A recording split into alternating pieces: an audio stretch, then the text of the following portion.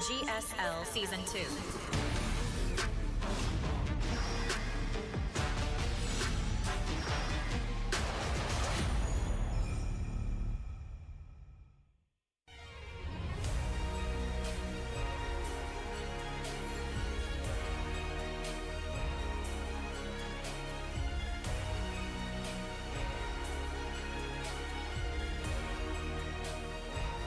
And welcome back, everyone. Welcome back to another season here to the playoffs of the GSL 2026 Season 2 playoffs. The final day here of GSL of 2026. We are here, we are back, we are live. I'm of course just live VIP with you. I'm joined by State Tasteless in the background. I believe Maru should also be should also be translating in Korean for the English viewers. Of course, should be translating. Maru will also be at the venue. Otherwise, we are back. And who is casting Korean? Ryung is back there. Last season they had Ryung and Solar. Do they have Ryung and Solar again, or do we have a different duo? We're censoring the co-catcher's face. I don't know who that is. Is that Solar? I don't know. I know it's Ryung. It's Ryung and someone. Regardless, we are here. We are back. And again, it's been an intense season of StarCraft. Intense season of GSL, and now we have our top four. We have our top four players here. We have a live event as well. Shout out to all the fans that have come into the studio. Of course, this is an offline event over in South Korea. This event, of course, was open to foreigners, and we did have Clem competing, but Clem, he got knocked out in the earlier rounds. And instead, we have four players here. We have two Terran, one Protoss, one Zerg. We have Maru, Cure, herO, and Rogue. We have our top four players, and we're about to crown our champion this season. Now, I say the final GSL of the year because we do have a Patreon. We do have some crowdfunding available to fund a Season 3, but so far, we have not reached that goal. We have not reached the goal for a third season of GSL. We're almost there, almost, but not quite. And I don't know what the cutoff period is exactly for that. So we might still be able to fund a Season 3. That's a maybe. That's a maybe. It comes down to the supporters of StarCraft. It comes down to the fans, of course, to be able to fund a third season this year. Otherwise, 2 seasons and GSL CK is what we are going to be working with. Speaking of crowdfunding, there it is. We have our crowdfunding here. We do have on Soup, you can be a Code A or Code S supporter over on Soup as well on a monthly basis. Otherwise, there is the Patreon, patreon.com/GSL. That is a way to support GSL, to support and fund Korean StarCraft. As you can see, we did reach the first goal of having 2 GSL CKs a month. That was at $6,000. Meanwhile, at $10,000 is for a GSL Season 3 to be made a reality. And I believe the last we checked in, we had around just under $8,000 funded per month. So not quite making it to a third season, but it's also been 2 weeks since that last check-in, so it's possible. There it is. We have exceeded $8,420 a month combined support here on Patreon and Soup. And again, that does confirm multiple GSL CKs, but it does not confirm a third season of GSL. Not yet, at least. We're still making our way there. And we're still going to be able to promote the Patreon and promote Soup during the GSL CK broadcast at least. But for the time being, this is the last season of GSL this year, unless we do reach that goal later on. True. Oh, there we go. Here we go. And again, we do have our top 4 players. And again, if you want to help support, you can do so via Soup or via Patreon. You can help support GSL. You can help support StarCraft. Big shout out to our supporters, to our patrons and Soup supporters, of course. Here we have them. I still see Kronos, of course. I see Paradista as well. True. I see some known Korean StarCraft fans out there. Clément. So big shout out to our supporters, of course, over on Soup. Again, different platform than Patreon. 2 different platforms, 2 different ways to support. Soup being a little more Korean friendly, of course. And there are the patron supporters. We have those with NSC Awards and GSL Champion tier patrons as well. Of course, a big shout out to Manifesting Good Posture. Let's go. The best supporter out there. Manifesting all the good posture. We have a G5L champion supporter as well. Oh, I think for the first time we didn't have those earlier. True. Unless I missed them. So big shout out to all our supporters as we delve into our big offline event, the semifinals ahead of us here. Vamonos, Pap. Vamonos. There's a lot to get into, of course. I know that there's a lot of noise and there's a lot of hype and there's a lot of discussion regarding the PTR. That is true. Obviously, this event is not taking place in the PTR. That is not happening. But a future season maybe on the new live version of the game, of course. That would be a GSL Season 3. For now, though, again, players have been fixating and focusing purely on the live version of the game because of GSL, because of Masters of the Game, because of Homestead Cup on the horizon as well. There's still a lot of big premiere events that are focusing on the live version, so not as many people have been able to indulge in said PTR. But I'm sure there are going to be some people asking, like, yo, is this going to be in the PTR? Then no. It's not going to be in the PTR. It is in the live version of the game instead. Meanwhile, it looks like it looks like we do have a bit of a raffle. I say a raffle, like a bit of a giveaway here with some mice from one of our sponsors over at the Soup Studio. You can see the casters will handpick the wittiest cheer sign among the on-site fans and will gift a prize. Okay, so we're looking for the wittiest cheerful. Interesting. So it's like, get your puns going, Pap. You get for the weird cheerfuls out there, it looks like top 3 will be earning a mouse pad. Will be earning mice.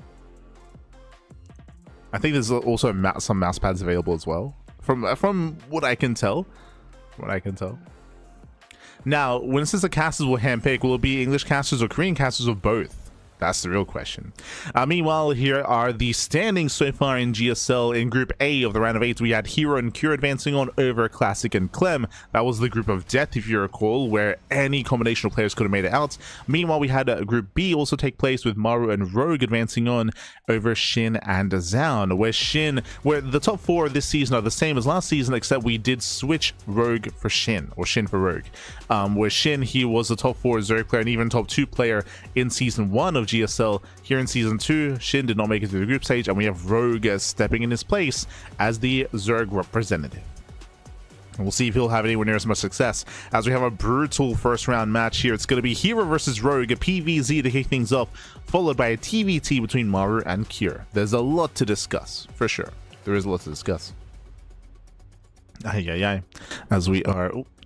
As we are soon to jump on in. There we go. We just have our schedule here, as we were mentioning. We're going to be getting to semifinals number 1, into semifinals number 2, into the grand finals. The semi is going to be best of 5s, best of 5 matchups, of course, and we'll soon get our vetoes underway. We're going to be having player introductions, and I'm pretty sure we're going to have some interviews on stage as well as we introduce the players, followed by the best of 7 grand finals. Oh boy, we have our 3 matches ahead of us here.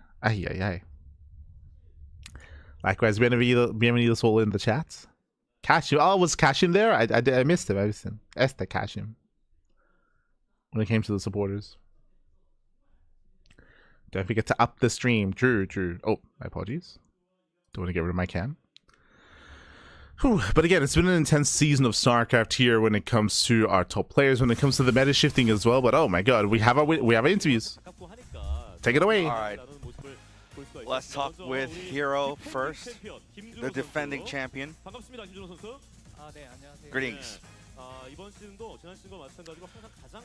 Well, you're the first one coming, like last season, always coming first and having a practice. So how do you feel? Well, I'm feeling really great right now. My form is really on top, like very sharp. So yeah, if I don't get nervous, then I'll be fine. Well, you have took yourself that the last game has actually helped you boost your win rate 20%.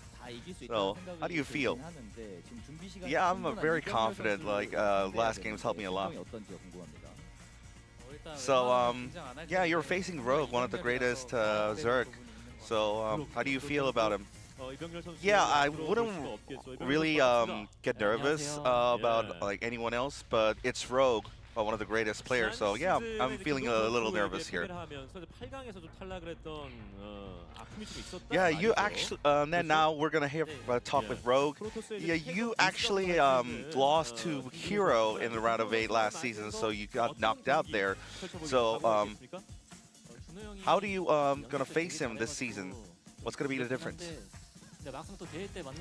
Well, in practices, he's so scary, but in tournaments, I think I perform better than him. So yeah, I think I have a standing chance here. So he has a stage fright. That means. Yeah, I think so.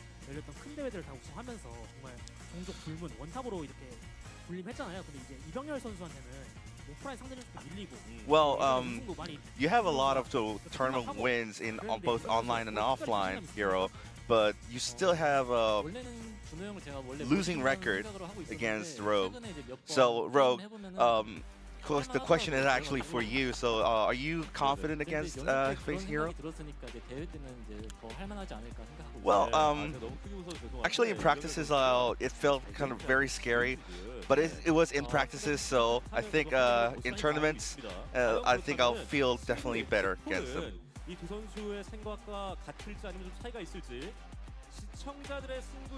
So let's check about the predictions for our viewers. Well, 80 versus 20 towards herO. Well, Rogue, you look a little shaken. How do you feel? Well, you know, it's just a number. It's just a number, you know? The odds are actually warming.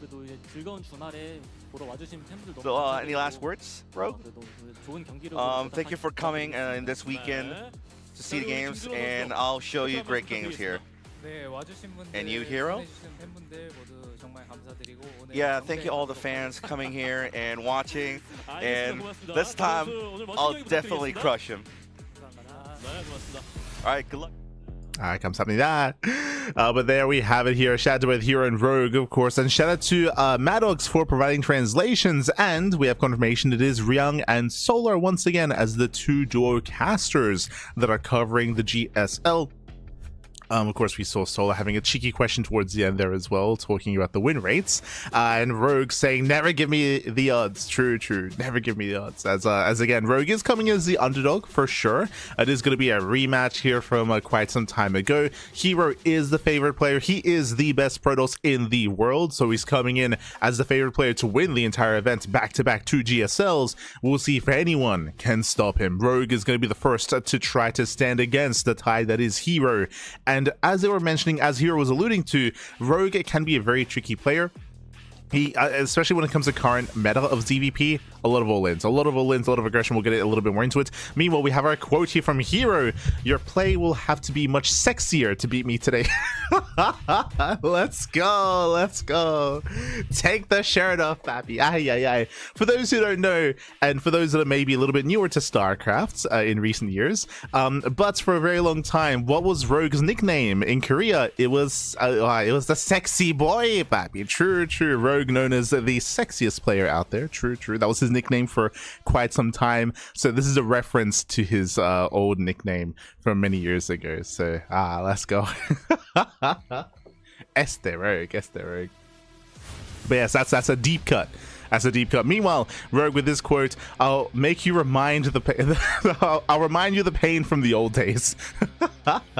I did restructure that a little bit, but there we go. So again, Rogue back in the day, he was he's a reigning world champion, right? Like back in the day, referring to pre-military service and pre-EPT era of StarCraft. And back then, Rogue did have a better record over herO. That's kind of the era that they're referring to. But you know, that was then. This is now, and now is when herO is the best Protoss in the world. Where herO, he is the favorite player. So Rogue, we gotta bring it back. We gotta take it old school, Pappy. True. Take it old school. Now, what we were discussing when it comes to ZVP is that currently the ZVP matchup does revolve around the early to mid game, specifically the mid game. There's a lot of mid game all-ins, 2-base all-ins, 3-base all-ins, a lot of 3-base play in general to avoid the late game. That is kind of what ZVP is all about nowadays. Meanwhile, we have our vetoes. Rogue gets rid of Tourmaline and 10,000 feet. Interesting. Meanwhile, herO gets rid of the Mothership and White Rabbit. herO's vetoes make sense. Mothership, there's an RNG factor when it comes to spawn location. White Rabbit is a very large map, but also the bases are very spread out. It's very difficult to be defensive on White Rabbit. So herO's vetoes make sense in my mind. Rogues are interesting because 10,000 feet is defensive, that is true. But Tourmaline, I would have expected Rogue to be favored, but they were making reference to something earlier, talking about practice, how they were practicing together. And herO, he does like to be aggressive. So we'll get into it this morning. In the right corner of the Old Republic, we have the South Korean Protoss player representing SKT. It is herO. And spawning in the bottom left-hand corner, we have his opponent. We have the red Zerg player. It is Rogue. Let's go. Let us go. So they were talking about practice earlier, and I did want to touch on Tourmaline because herO, he's not like other Protoss players. He's not like a Classic or a Max Pax, who are the other top Protoss players in the world. But Classic and Max Pax, they traditionally are more defensive. They do like to mix things up at Classic a little bit more so than Max Pax when it comes to mixing in some aggressive builds. But herO, he's a lot more dynamic in his play. And if you throw herO into Tourmaline, he's not going to be the defending player. He's going to be aggressive himself. And it looks like Rogue wants to avoid that situation. So I feel like Tourmaline is a very specific like anti like herO veto to try to like stifle that kind of play as well. So interesting veto process. With that, we're loading into the Old Republic. Old Republic is a larger map of the map pool, a little bit longer by a longer distance by ground, that is true, but what is open on this map, what is exposed on this map, specifically the 3rd and 4th base locations. We have seen many a player struggle to defend the 3rd and 4th locations on this map. This map typically favors Zerg players in ZVP because Zerg players, they often gain map control first. They build up to their 3 to 4 base economy, and then they're hyper aggressive on that, typically going into a Ling Hydra based all-in to break the 3rd and 4th location. And Protoss players do have a harder time being defensive on this map. But I just mentioned that herO, he's known for being aggressive on maps that allow for that to happen, to try to beat the Zerg player at their own game. That's what sets herO apart from some of these other Protoss players. So we're expecting to see herO fight for map control and fight for aggression and maybe even out-aggress Rogue. We'll see.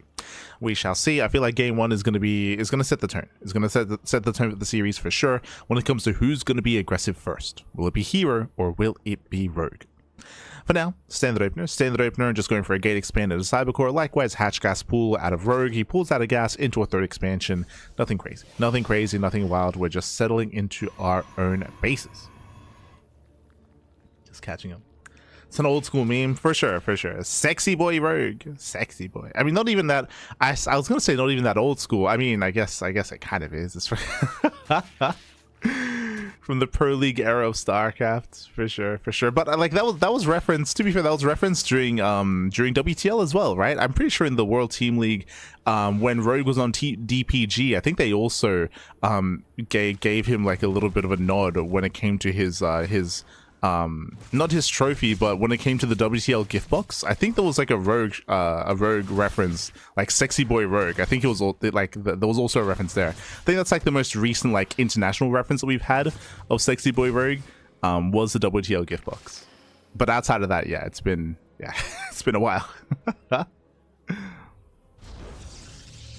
For now, herO claiming his 3rd, going for a Stargate opening into Oracle. Everything's looking normal, everything's looking standard so far.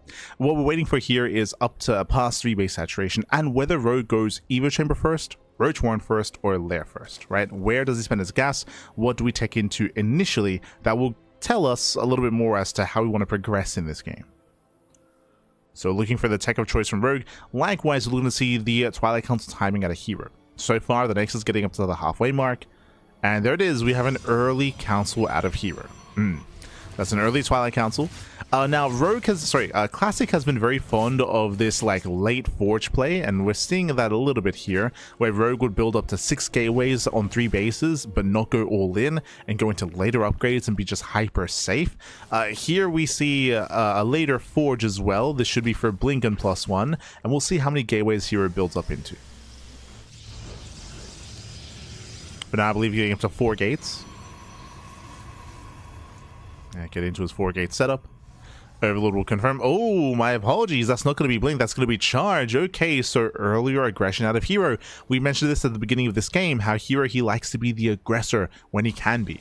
Meanwhile, Rogue is going Lair first. Okay, so we're already getting a lot of information here. herO, he wants to be aggressive. He wants to hit a charge-based early game timing. I say early game, charge-based mid-game timing. Meanwhile, Rogue did not open Evo Chamber first. He went Lair first. What does that mean? That means he's not going Ling Hydra. That means he's going for a more tech-heavy style instead. We see the Roach Horn as well. This is either going to be Roach into Hydra or Roach into Spire into Muta play. Typically, the reason why you go Mutas alongside Roaches is because in ZVP, ground-based counterattacks are very common, and you need a robust ground army to survive that. Ling Bane is not good enough, not in this matchup. So if you're going Mutas, Roaches come hand in hand. Typically, there's always exceptions to the rule, of course, but that's kind of like the typical fashion. Lair is almost done. Schultz, what you got? Is it the Spire or is it the Hydra Den? Things they do collapse on the initial adepts, taking away some harassment opportunities here out of herO. The Roaches are massing. I should also emphasize that Roaches are going to be more ideal against a charge heavy style. It's a very safe way here to open up for Rogue. Very, very safe. If Rogue was going Ling Hydra, I'd be concerned for him, but he's not. And it is going to be Roach Hydra. There's a take of choice. As we were mentioning, we're waiting for either a Spire or Hydra Den. It is going to be the Hydra Den. It is going to be Roach Hydra out of Rogue into a very kind of robust composition.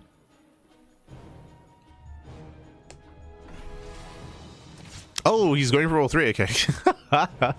Remember earlier we were talking about how like Roaches typically lead, I mean that's how you want to go into Spire tech, and we see both. We have the Hydra Den back at home, and we have a hidden Spire in the corner of the map with the drop Lord, or with the Overlord dropping creep. Okay, bold move by Rogue. It's very, very greedy. It's very, very risky. It's greedy in the sense that he's throwing down 2 tech structures, and the Spire is going to be a little bit delayed as a result. There's a higher chance to get scouted because that's going to be hitting later, but it is hidden and so far unscouted. And again, unscouted mutas can end the game, 100%. They can just straight up end the game. herO, he scouts the Hydra Den. He sees it researching as well. He's being told it's Hydras, but it's anything but. herO doesn't know. And remember, herO, he has no Blink Stalkers. There's no Blink. There's no Phoenixes, not currently, of course. Limited anti-air. Mutas can straight up just win Rogue the game here. So let's go. herO is starting his move out. Now, this is why Roaches are important when you're going to Mutas, because you need that buffer here for this kind of army to survive. As here comes herO is pushing. Muta production has begun. And so far, I mean, it's still going to be a very tight hold here for Rogue, but Rogue, if he can get the Mutas on top of the High Templar, if he can force out the Storms, focus them down ahead of time, then he can clean this up. That's all the collapse on the base. 10 mutas are now arriving. Storm in the Lings. Nice Storms. That's 2 Storms so far. And we're going for the dive. Yeah, we're going for the dive. The mutas are revealed. He reveals the mutas. Oh, does force out every single Storm. This is what, 2 Storms left. Oh, the Roaches get cleaned up. Do we have one more Storm? No. Yeah, 0 Storms remaining. There's no anti-air. Archons are morphing in. Zelta they need to do more damage. They need more damage here. They kill 1 base. They need more than that. The Archons, they hold their own. Zelta busts into the mineral lines. Roaches are trickling in. But again, can we break the economy? It's still close, and it looks like herO is. Wow, herO, he breaks through the Roaches. He breaks through the Roaches. Cleans up the mutas. GG gets called, and herO, he barely overwhelms in time. herO takes game number 1. Whew. GG, well played. herO, he did push with a very crisp timing there of charge with an Archon, with Storm as well. And we spoke about at the start of the series, again, herO, when it comes to these aggressive maps, he will be the aggressor. He did not scout the mutas, but he was still going for his own push. He was still going for his own timing attack. He still hit with Storm. He still hit with his mass charges, of course. And he was able to break Rogue ahead of time, cutting Rogue off from his own build. Ideally, what did Rogue want? If herO was defensive and more passive, then Rogue the muta spawn, he gets into the mineral lines, kills probes. herO has a hard time keeping up and defending. herO is maybe forced into a base trade, into an all-in, and then Rogue has plenty of time to deal with it. But herO, he was proactive, right? He was proactive when it comes to aggression, proactive when it comes to his push, and Rogue was barely unable to deal with that. GG. GG, well played. With that, we're getting into game number 2. Going to be loading into Titor Citadel. Here we go, as herO does take a lead in the series. And I mentioned this earlier here, that Old Republic does kind of set the tone for the series, and it has, right? It has. That herO, again, when it comes to these maps that do favor aggression, he will be in your face, he will be looking to knock you down, and trying to cut corners against herO and be greedy and rush into higher tech like meter play is going to be punished. And here we go, spawning in the top left-hand corner of Title Citadel, we have herO for T1. And spawning in the bottom right-hand corner, we have the South Korean Zerg player, the red Zerg, it is Rogue. Again, herO didn't even know that Rogue was going to mutas. Like, he had no idea. He thought it was going to be Roach into Hydra. Regardless, his goal was to kill Rogue, and he did it. Killed it. As mutas struggle defensively. Now we're leading into Title Citadel. Now, I don't think that's the last time we see mutas in this series. I'm pretty sure we'll see it again at some point, but 2 games in a row, less likely. Welcome to Title Citadel. Title Citadel is a larger map in the map pool. Does have very spread out bases, so defending your 3rd, your 4th, your 5th base can be very difficult here on Title Citadel, depending on how you expand. From Brazil, long-time fan, stay until 5 AM to get a ticket. Love my girlfriend, Yanka. Fala galera, obrigado, papi. Let's go. Meanwhile, GSL, I can't understand that Korean. If you remember, we're looking for the wittiest of cheerfuls, and it was wholesome for sure. I wouldn't call that witty, but a big shout out to the Brazilian fan in the chat. Big shout out. Fala galera. Fala galera. Let's go. Love to see it. As from here, we are still going to be opening up. Standard opener so far. And once again, we'll see who's able to be active on the map first. Now, when it comes to Title Citadel, depending on expansion locations here, I do think that especially if herO were to take the triangular 3rd and then expand into the map or on the top side, like these bases are a little bit closer together, but you are still spread far apart from your own natural base, so it's still a difficult position to maintain. So yeah, we'll see how herO will approach this. Title is one of the more vetoed maps as well. The problem is that if herO is forced into a longer and later game, there's a gold expansion that's just free for Rogue to take as well, so that's also another factor to bring in and to bring up. There is that gold expansion. So we'll see if we go for an earlier blink timing this time. We shall see.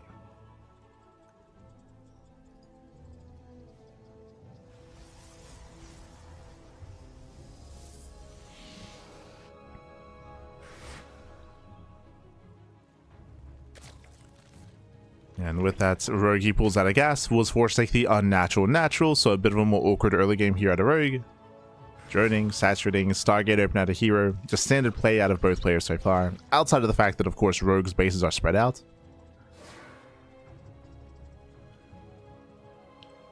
It will make it a little bit more difficult here to defend these mineral lines and defend these bases, as we do get one. Oh, it does force out one of the spores. Takes care of one and soon to be 2 Zerglings. So not a bad trade so far. And here, does he get a drone? Oh, he does not. Does force out 2 Spore Crawlers. Will force the cancels as well. And that does get out. Not bad. This is good damage from herO. Nothing critical, nothing major, but damage nonetheless. Killing 2 Zerglings and forcing 2 Spores. Retains the first Adept. Here comes the second. Oracle's also on the way, and the aggression will continue. And herO just looking for damage. This is mainly for scouting information, but hey, if he gets a couple of drone kills, that is a bit of a bonus for herO. There's no queen in the main. There's no queen. Oracle moves in. I believe the Spore should finish in time to defend the main base. Yep, the Spore is done.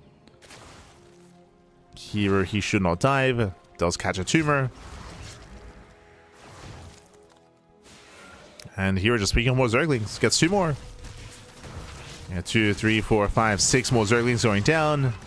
Adept shades in towards the mineral line. Does almost get a drone, forcing under the Spore. And final, it gets one. Gets 1 drone barely towards the end. Good trades from herO, killing 9 drones and 9 lings and 1 drone, alongside 3 cancelled Spore Crawlers. Behind this, second Oracle has arrived, and we have the follow-up here. This time, it's a later Twilight Council and later Forge. This is a later timing compared to last game. There's a higher chance this is Blink, not Charge.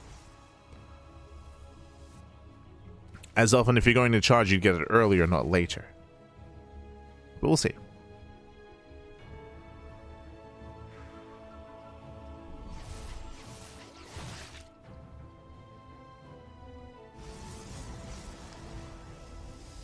Oh, meanwhile, sorry, I did miss this, but Rogue, this game did go Eva Chamber first, not Lair. Remember, last game was Lair first into Roach Horn into Hydrogen and Spire. This time, Eva Chamber first, Screams +1 melee into Ling Hydra.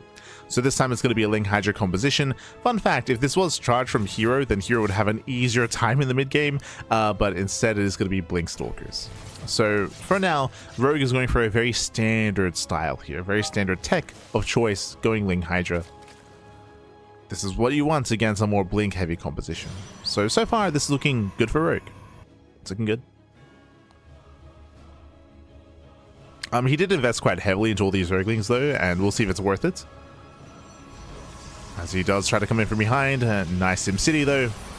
Ooh, locks in some of the Zerglings. And herO trades well.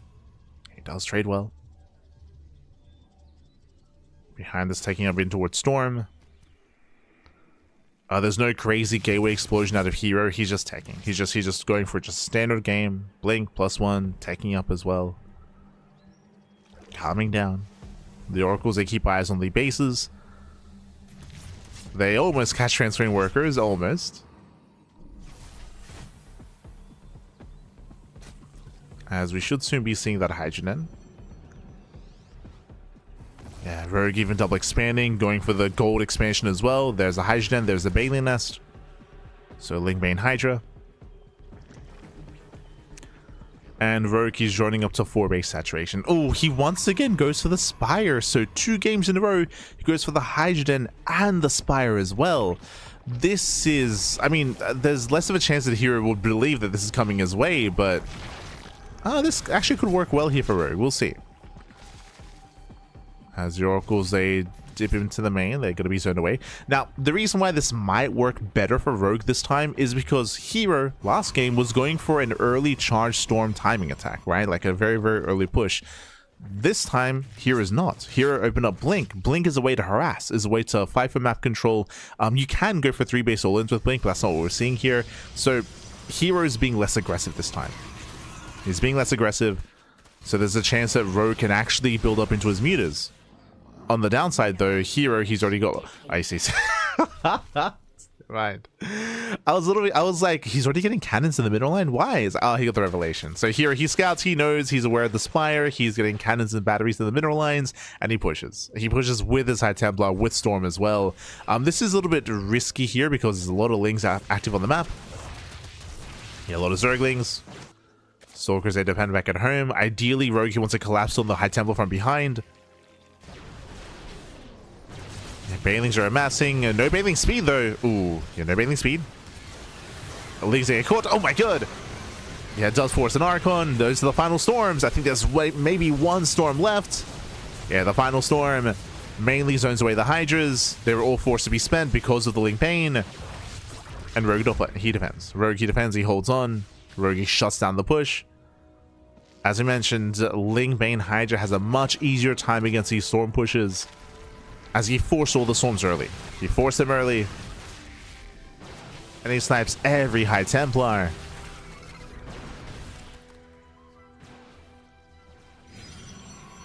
And with that, herO is deflected.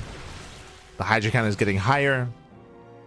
And herO, he'll soon have to respect it. He'll soon have to back off, as there's 28 Lings in production.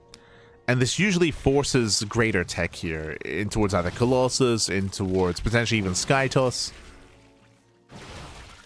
But these Stalkers aren't really achieving much. I say that. We just morph in a wave of High Templar. High Templar getting ready. And can herO break through before there are lurkers? Nice aces. Premature Storm. Storm was a little bit premature. Lurker Den is halfway done. Again, there's still a window in time here where herO can try to break through the army pre-lurker. Once again, a little bit premature with the second storm. Yeah, he's running out of storms. He's got 2 left. Only 2 left. We can see Rogue getting ready for a surround. He's once again coming in from behind. There's another storm. Again, we are running out. Nice Aces once again. Very nice Aces trap. We come in from behind. We collapse on the High Templar, and that's every Templar going down. Some wasted storms, and hero's army is plummeting. Lurker Den is done. A Hive is on the way. rogue, he's almost there. He's almost at Hive Tech Lurkers, but we do have some reinforcing at Templar. And there's still Templar warping in. There's still a couple of storms. It's still quite close. Oh, Templar exposed. Yeah, they're exposed once again. Those are the only storms you had left, but there's only one bailing. He can do it. Wow, he can do it. herO, there's only one bailing. There's a second bailing now rolling in. Zelze trade very well without bailings. Oh, they do connect. Some brutal connections. First lurker has arrived. 8 lurkers in production, and now he forced out the fleet beacon. Yeah, rogue, he's forcing Sky Toss. But this is still a very, very messy defense here from rogue. It's been very messy. It's been very clutch. herO, he's been so quick to reinforce with High Templar. Like, he almost doesn't run out of storms. Like, he runs out, but then he just reinforces with like 3, 4, or 5 more Templar. The wave of storms, they continue. And herO, he isn't doing any critical damage to rogue, but he's forcing these trades, and it's making sure that rogue doesn't outscale. Like, rogue, his army supply is quite low because he just keeps fighting. He just keeps fighting, keeps trading. He hasn't been able to really build up. Not the way he wants to. Lurkers, they rotate over. Stasis traps on the way. Ooh, catching out one of the lurkers. The gold base is cut off. He cuts off the gold expansion. Massive storm on the lurkers as well. 1 lurker goes down. 2 lurkers go down. And the gold base is forfeit. Ay, ay, ay.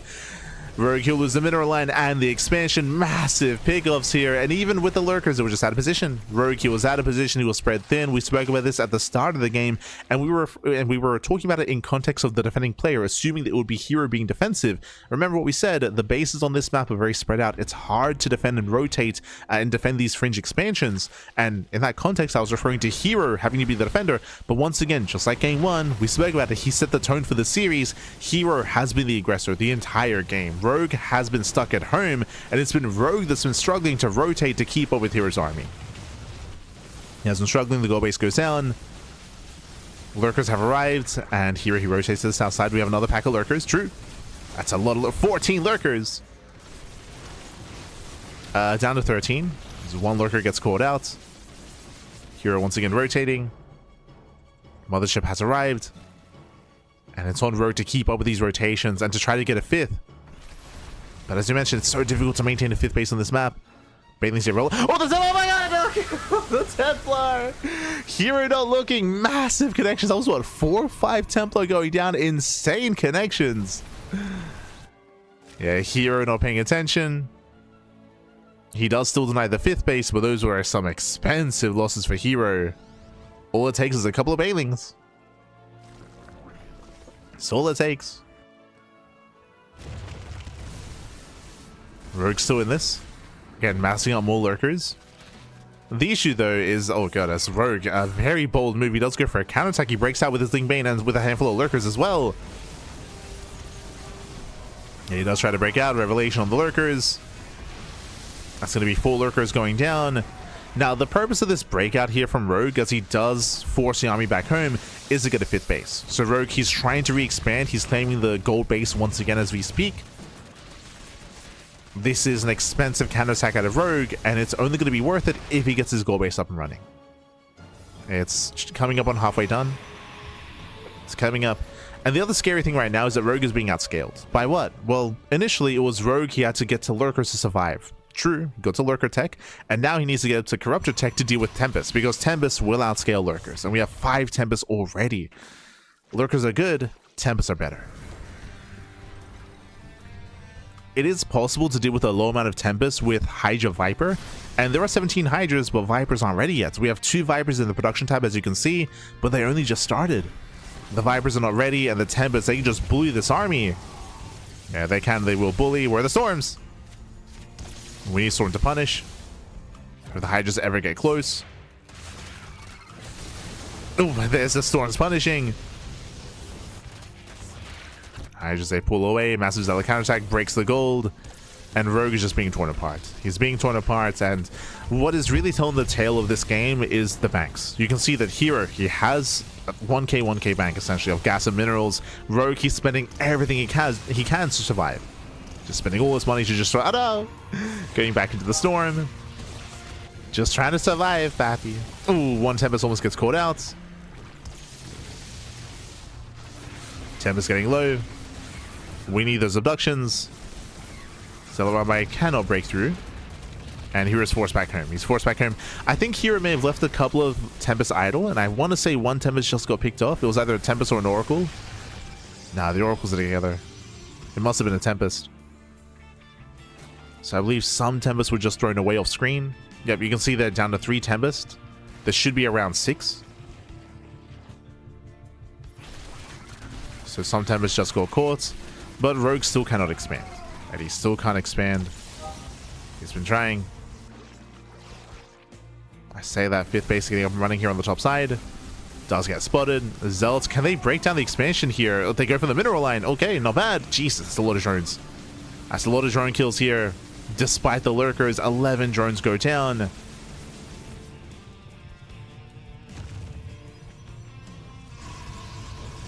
Here he had to burn through his bank. As I mentioned, he did lose a lot of Tempest there. Now back up to 6. Here perfecting his army. Now with Rogue establishing a 5th base, now we can start to afford some of these trades. Now he can start to try to tech up. This would be the time to get a Spire. I mean, he already has a Spire, but to work towards Spire upgrades.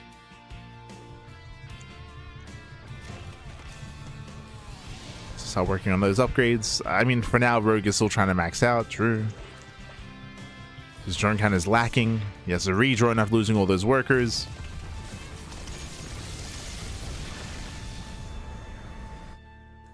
But here is stuck at home, and Rogue taking full advantage, double expands. Gets his 5th and his 6th base. So Rogue taking all the bases.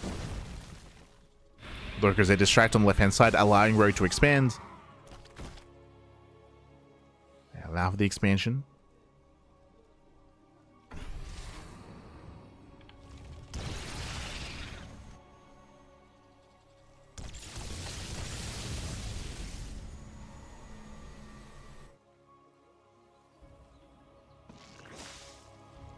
You can see the observer pointing out there's only 1 Viper so far. We have 2 more on the way. And we are building up a critical mass amount of Archons. 7 Archons, 5 Immortals. That'll be ideal against Lurkers and potentially Ultras as well.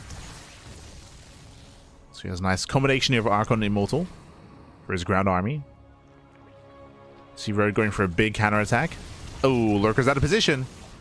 Yeah, here is tempted. The temptation's too strong. Here he will get a base. At the same time, here comes a counterattack, and here does he recall? Does he turn around? Does he commit? Does he keep going? The answer is he does. Yeah, Mass Revelation. There's only 4 lurkers to defend. We have more coming in. Okay, that's a lot of lurkers. Archons, they try to break through. That's a lot of Archons going down. High Templar exposed. Messy fight here from herO. Yeah, very messy. As here, he will finally lose that base. Ooh, but here he's breaking through. Not many Hydras left. There's just not much anti-air. We spoke about this earlier, but you need that switch into Corruptors against a massive amount of Tempest. And without it, Hydras, they struggle so much. They're not good enough. As detection's not available, herO turns around. It does turn back around. We'll clean this up eventually once he gets detection. There's the Revelation. And herO did lose a base on a full mineral line. That's 32 probes going down. herO, one thing that's killing him this game is his lack of economy. He's running out of workers. Like, herO has a better army, that is true. But if given time, Rogue will be able to build up a greater army himself. If given time. And hero's pushing. Hero's moving out once again.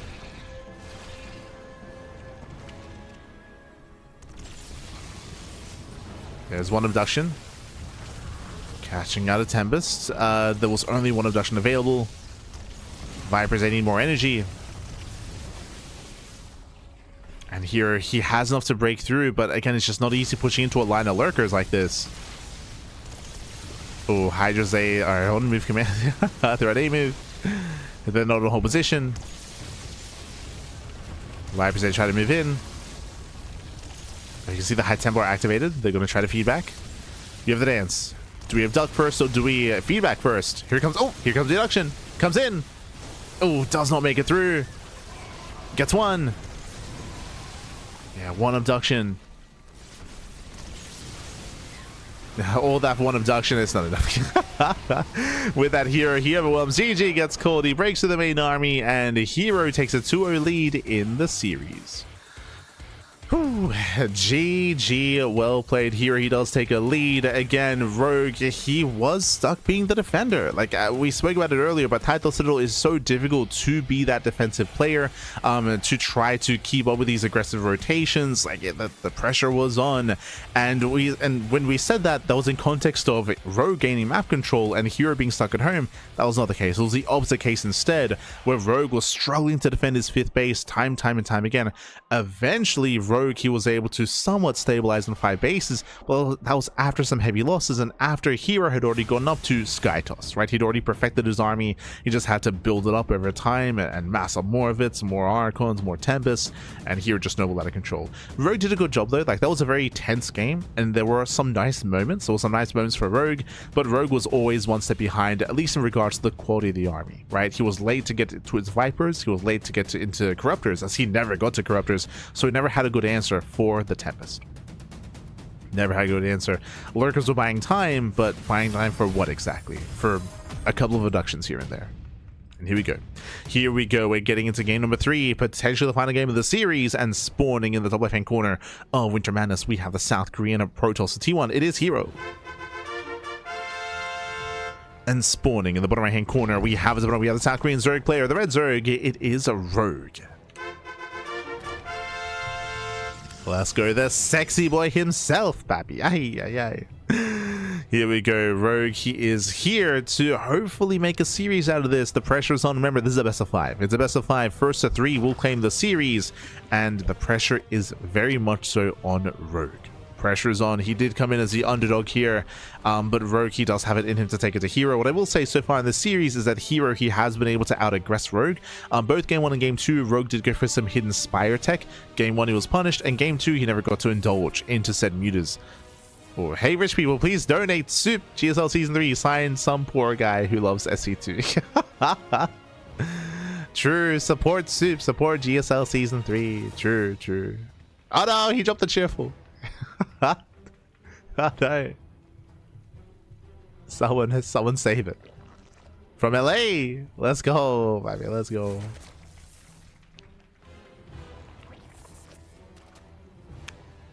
Honestly, it was well drawn. Well drawn. Do appreciate it. But sorry, I glossed over it, but that soup cheerful requesting for support from the chat and from the people out there did have some sunglasses for the 00 for soup, which I appreciate. It's got the vibes of taping a tuna can to the cheerful, you know. See, what we really should have, especially because Ryung is casting, we should have someone out there, you know, repping the tuna and giving him a shout out in some way. I'm just saying, we just need some tuna cans out there, okay? Where's the dong one, Pappy? Where's the dong one? Ay, ay, ay.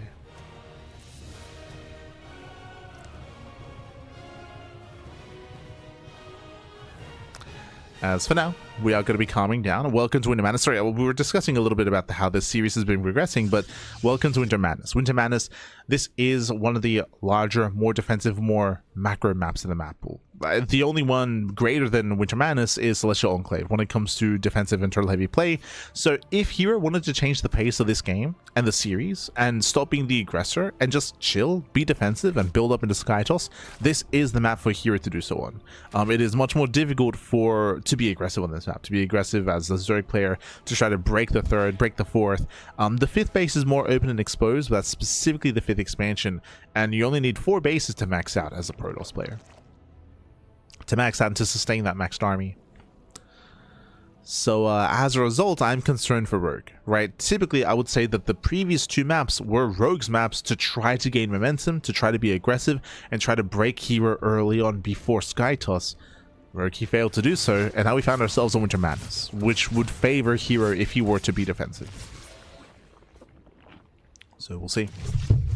Show us what you got.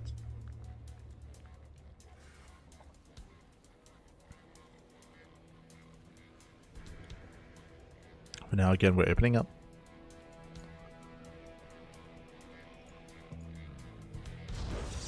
We have our Stargate open out of herO, opening up Oracle. So far, everything is standard. So far, so good. Again, when it comes to early game EVP, like, there's not really much variation. Just, you know, gate expand into Cybercore, into Stargate, into Oracle, into third base for herO. Likewise, hatch gas pool out of Rogue into a third base as well, into droning. Early games EVP, like, again, there's just very little variation. Sometimes you have the Protoss player going for an early, like, Twilight Council based opener. Sometimes. Or like an attempted hatch block out of the Zerg, which we would see from Machine. Meanwhile, do you see what I see? I don't see a Forge. I don't see a Forge. Gateway Explosion into Twilight Council. Do we go into Glaive Depths? On the defensive map, on the map where you're supposed to be defensive and you're supposed to build up? No, Blink. Early Blink. But that is a heavy Gateway count. I'm curious, does herO want to 8-gate? The answer is no. Late Forge. Late Forge, a very early Blink. This looks like the classic build, actually. If I'm not mistaken, I believe Classic would get up to 6 gateways. Right now we have 4. We'll see if we throw down 2 more. Eyes are on herO.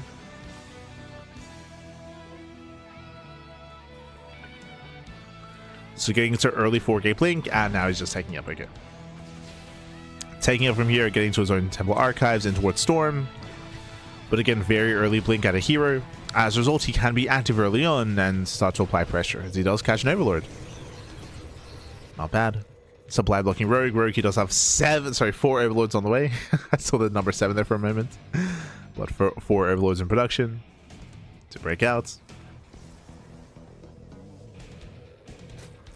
And once again, Eva Chamber first out of Rogue, going to plus on melee into a more Ling Hydra heavy composition. I did see a safety Roach Warren out of Rogue, but that should just be for safety.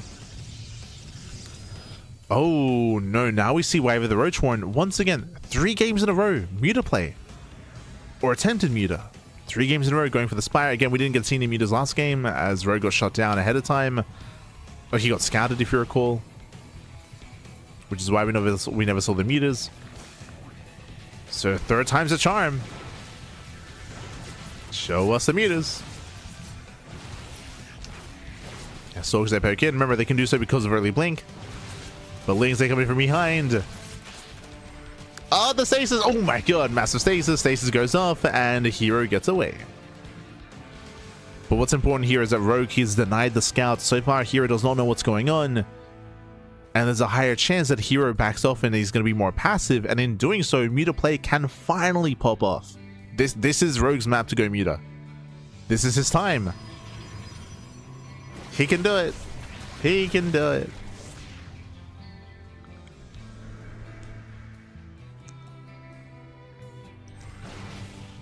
Stalkers, they get eyes on the 5th. And apply some pressure here. We have 6 Mutas on the way. Stalkers will help defensively. There is going to be some site defense at the 3rd location, but I believe no site defense in the main or natural. As here he has to make his way back home. He's making his way back to a lot of Zerglings. Storm, I believe, is done. And Mutas have arrived. Okay, and they're making their way towards the natural. And again, the natural's open, so is the main, as they're pointing out.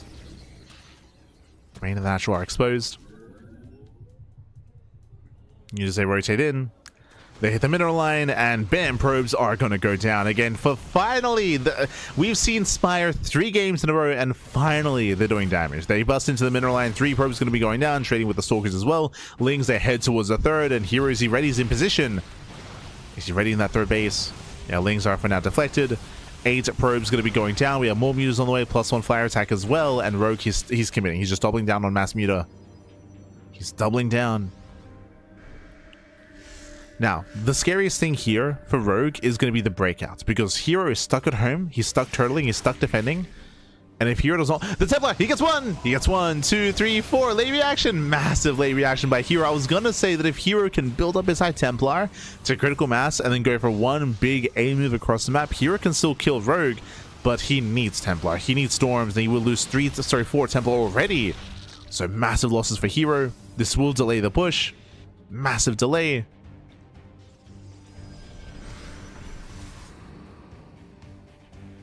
As Rogue, he's once again rotating over, looking for a way in. Lings, they do move out towards the left-hand side. Rogue is about to max out.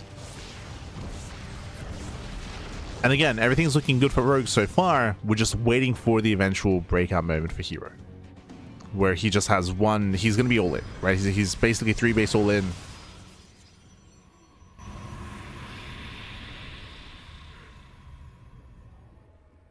He's stuck at home. He has to pass on more Archons. Now, what I appreciate out of Rogue is that he's getting ready for that breakout moments, because we do have an insane amount of Archons right now. We're building up into even more. We have Hydras amassing. I believe ideally we would have Lurker Tech, though. There goes 16 Banelings on the way. So again, if Rogue was going pure Muta, he'd be in trouble, but he is focusing on that ground army as well. As herO moves out, Banelings are ready. 18 Banelings. Rogue should be fine. If there were storms, different story, but there we go. Now he sees he scouts. Yeah, here he does. Oh, we have one storm. Only grazing the army. Only does graze. One Archon goes down. There's 4 Archons left. Down to 4 Archons. And there's still more Banelings behind this. And again, if herO had 4 High Templar with this army, I would say that herO could break through. Without them, it's going to be... He blinks in. He's crazy.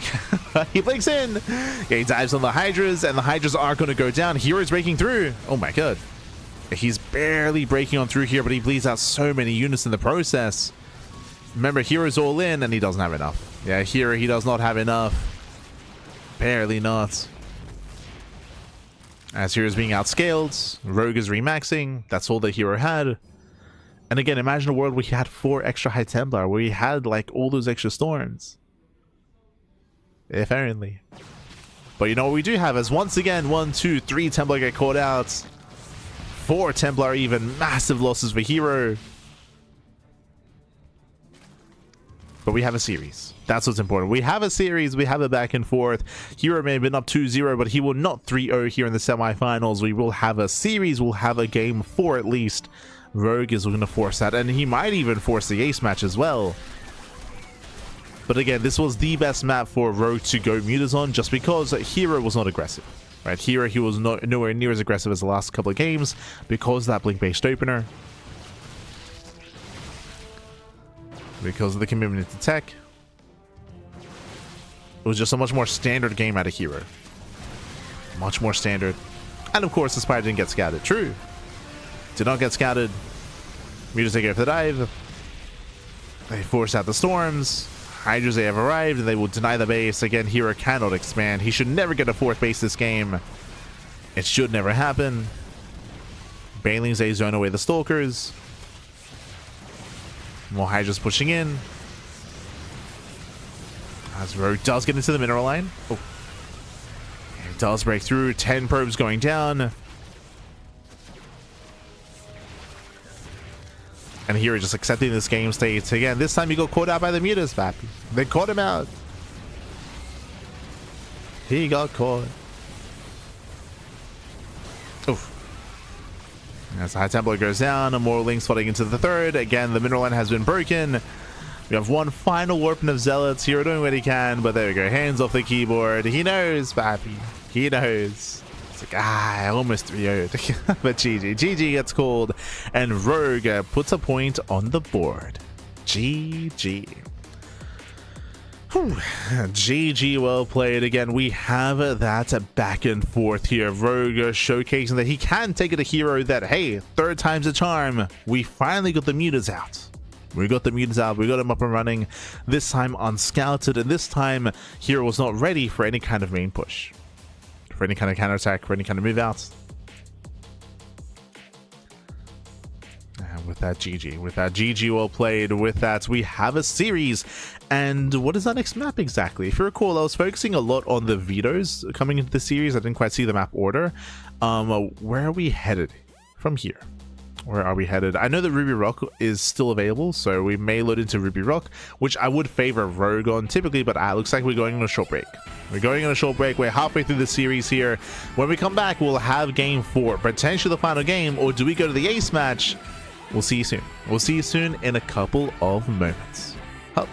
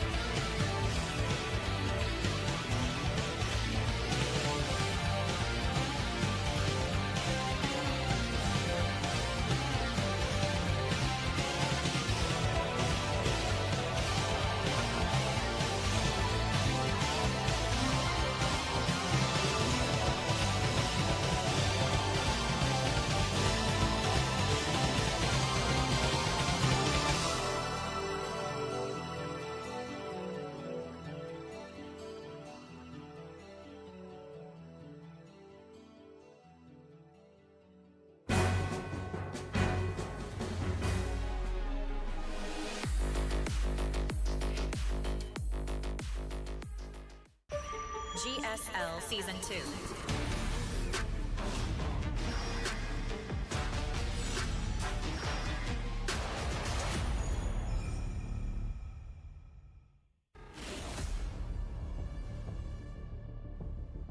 And welcome back, everyone. Welcome back. Ooh, you have returned here. We have returned with the 2026 GSL Season 2 semifinals, the playoffs.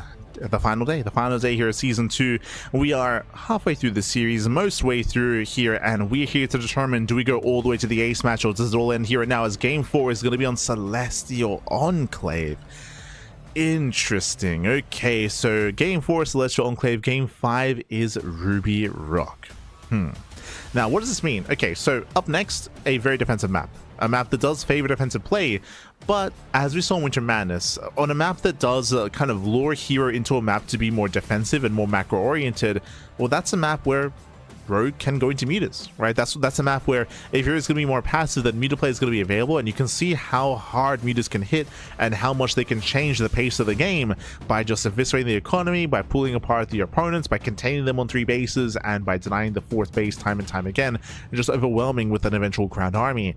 So is this a map where Rogue tries going mutas again 4 games in a row, or do we see something different? There are some niche all-ins you can go for on Celestial Enclave, but they are very niche, because again, it is easier to turtle up on 4 bases on this map. I said the same thing about Winter Madness though, and again, mutas are a way to bypass that. I'm still not too fond of the idea of going mutas 4 games in a row, but I mean, we'll see. We'll see, Pappy, we'll see. As spawning in the bottom hand corner of Celestial Enclave, we have the South Korean Protoss player representing T1. It is herO. And spawning in the top right hand corner, we have his opponent. We have the red Zerg player. The red Zerg player himself, it is Rogue.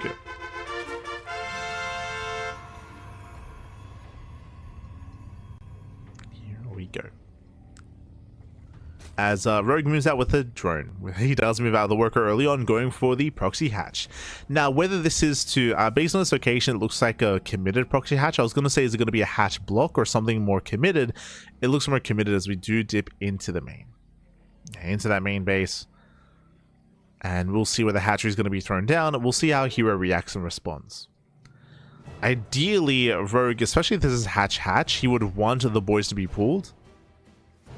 Oh, he's going to be hiding it. Okay, so specifically in this location, it is out of vision of the main worker going down as herO goes to the pocket base, as is natural. Oof. Okay, so because of herO's natural base location going for the pocket expansion, there's a less of a chance that he actually scouts this location on the low ground. On the flip side though, his base is safe. True, but it may not matter because Rogue is going for the early gas and early pull. Ah. Yo. I turned. Oh my god. Fighting. Yo, we got the player cards.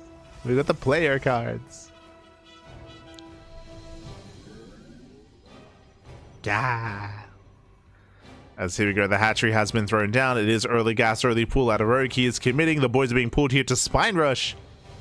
He's going for the Spine Rush. He's going for the all-in. herO does go for a 2-gate opener. True. Does go 2-gate, but herO has yet to scout anything. He sees nothing, Bappy. He sees nothing, he knows nothing, but he does have control of the ramp. That's the thing. That's the big X factor. herO doesn't know what's going on, but at the same time, because of his expansion location, it's just hyper safe. So if herO can hold the ramp, he can win the game. If he can hold the ramp. The goal here is to spread creep to get the spine cores within range of the ramp. Creep is spreading. Spines are on the way. herO finally scouts. He sees. Yeah, he sees. He knows. He sees all the creep. Again, a delayed realization, which means, just delayed response. I'm going for the Stargates. Going for the battery.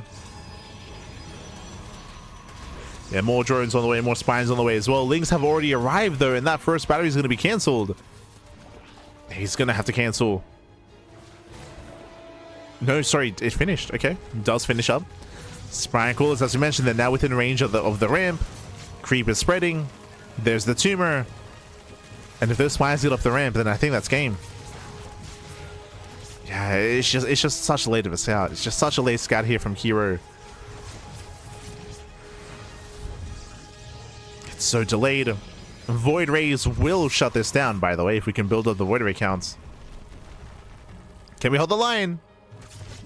Oh, the body blocking. Does try to body block here, but Spine Crawlers, they get up the ramp. He gets up. Ay, ay, ay. Yeah, it does get up. A Spore Crawler as well. That will help against the Void Ray. And the Spines are not getting within range of the batteries. Oof. Batteries under fire. Lings, they head towards the natural. The first Void Ray, based on the angle, can take down one of the Spine Crawlers, but we'll see. As we have another Spore on the way. Void Ray, where are we going? Ooh. Okay, does pull back. Going for the Queens. Queens are low. There's soon to be one Transfuse. There it is. Yeah, Transfuse here does connect. Or does save the Queen. Second Void Ray's on the way. Now going for the Spore, actually. Spore's getting low. No Transfuse. Oh no, the Spore. The one Transfuse available. The Spore survives. Now we have a second Spore. Battery's out of energy. And with 2 Spore Crawlers and with 3 Queens now, I don't know if we can do this. Yeah, there's the energy overcharge as well. 1 Spore Crawler goes down. Adept gets surrounded. And Rogue is doing it. Rogue is doing it. There's 1 Spore remaining. Pushing further in. I mean, hero's still maintaining his economy at least. And he does have 2 batteries on the top side. Okay. Yeah, God, as we have more Spores on the way. We got more Spores coming. They're coming, Bappy. The Spores are attempting to reposition. Yeah, Void Rays, they get 1, they get 2 Spine Crawlers. Okay, they're working through this slowly but surely. Third Void Ray has arrived. Queens are low. Gets 1. Oh my god. Yeah, barely gets the 1 Queen, down to 3. Gateways are going down, no Warpins. Yeah, no more Warpins, things they get a full surround as well. The boy, no, the probes aren't pulled. Oh, panic, oh god, panic out of hero. No, he panics. Yeah, the panic recall. Void Ray goes down because of the panic recall as well. And again, Rogue has broken the main. With that, we're going to the ace match. We're going to game 5. Again, just a late scout out of hero, a late realization of what was going on. Proxy caught him off guard. Caught him out. I will say that there was a chance where he could have maybe held on, like if we had tightened up the defense, but GG gets called, and with that, we're going to game 5. GG. Whew. GG, well played. As I mentioned, there are some niche all-ins you can go for here on a Celestial Enclave, and that was a very niche all-in. Rogue was able to pop off. So game 3, we saw Rogue pop off with the Hidden Spire into Mass Muta. Game 4, pop off here with the early Cheese, with the early Spine Rush. Game 5, what is it going to be? We're getting ready here for the ace match. Going to be on Ruby Rock. Ruby Rock also favors aggression, by the way. Also favors aggression, so we're expecting more aggression and more all-ins. But now the pressure's on hero. Hero, he was about to 3-0, by the way. He was about to 3-0. Now the pressure is on. As Rogue, he has momentum, and he's forced for game 5 on Ruby Rock. Again, Ruby Rock has a very difficult to defend 3rd and 4th base. The expansions on this map, it's similar to Old Republic in that sense, where it has more exposed bases, except it also has a shorter rush distance by ground. So this makes it even more aggressive. As a result here, we'll see what hero goes for. We're expecting would charge. Would we go into charge? Is that too obvious? Do we go into early charge again? Do we go into early blink? I feel like early blink is the safest way to play this out, to go for the classic builds, but we'll see. We shall see us spawning in the top left-hand corner of Ruby Rock. We have representing T1. It is herO. And spawning in the bottom right-hand corner, we have his opponent. We have the red Zerg player. We have the South Korean Zerg. It is Rogue.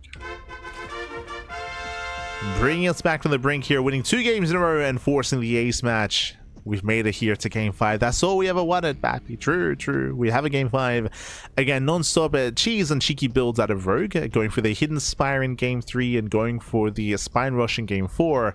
Here in game 5, what is it going to be? Hydra all-ins can work very well in this map. True, we could see German Taxi, Drop Lord based all-ins as well with Roach Queen. Suddenly, a lot more is on the table. A lot more is available here on Ruby Rock, for sure. A lot more is available.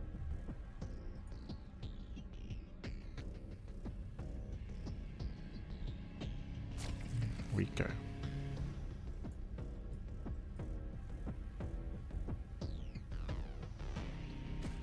That's good. We found ourselves in said ace match.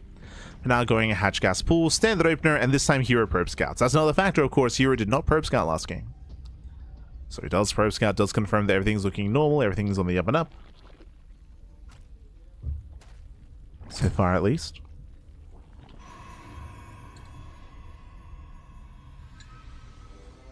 So standard openers into a standard early game. It's the early to mid game that I'm curious about.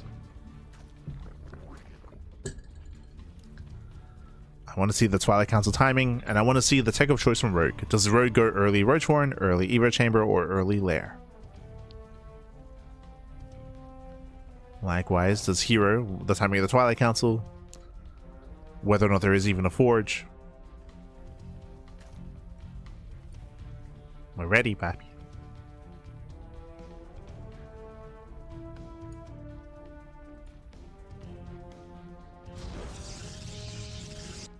But now, again, it's just Stargate opener. Everything's looking normal so far, which we're expecting. Just Stargate opener here out of herO. Likewise, Rogue getting to link speed, pulling out of gas, droning up, soon taking his third base.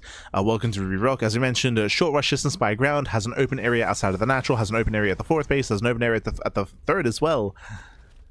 Just a lot of avenues of attack, and that shorter rush distance does mean that attacks do hit very hard and really, very fast.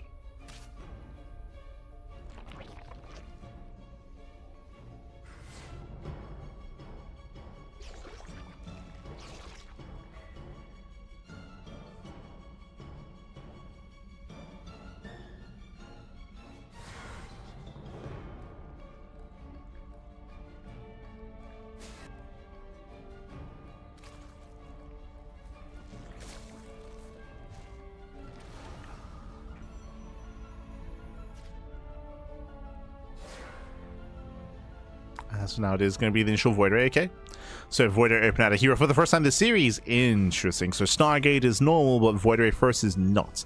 Now going for an early Void Ray like this is designed to hunt down Overlords, deny vision, deny scouting, and we can hide something cheeky behind this. We can go for a fast Fleet Beacon, a faster second Stargate. We can go into Charge behind this as well, or early Tech. So far, Void Ray first into Oracle. Now this tells me that herO, he will deny vision, deny scouting, but it also means that herO has a delayed scout himself and limited scouting potential. That's the power of Oracles. Oracles do an amazing job at defending, at getting across the map, at poking in, getting into mineral lines. Meanwhile, that's a very early Twilight Council. Are we feeling Glaive Adepts? No, that's a Forge. So Glaives do not coincide with an early Forge. Are we going into early Charge, like game one? Are we going to early Charge? We're just waiting for the Twilight Council to finish up.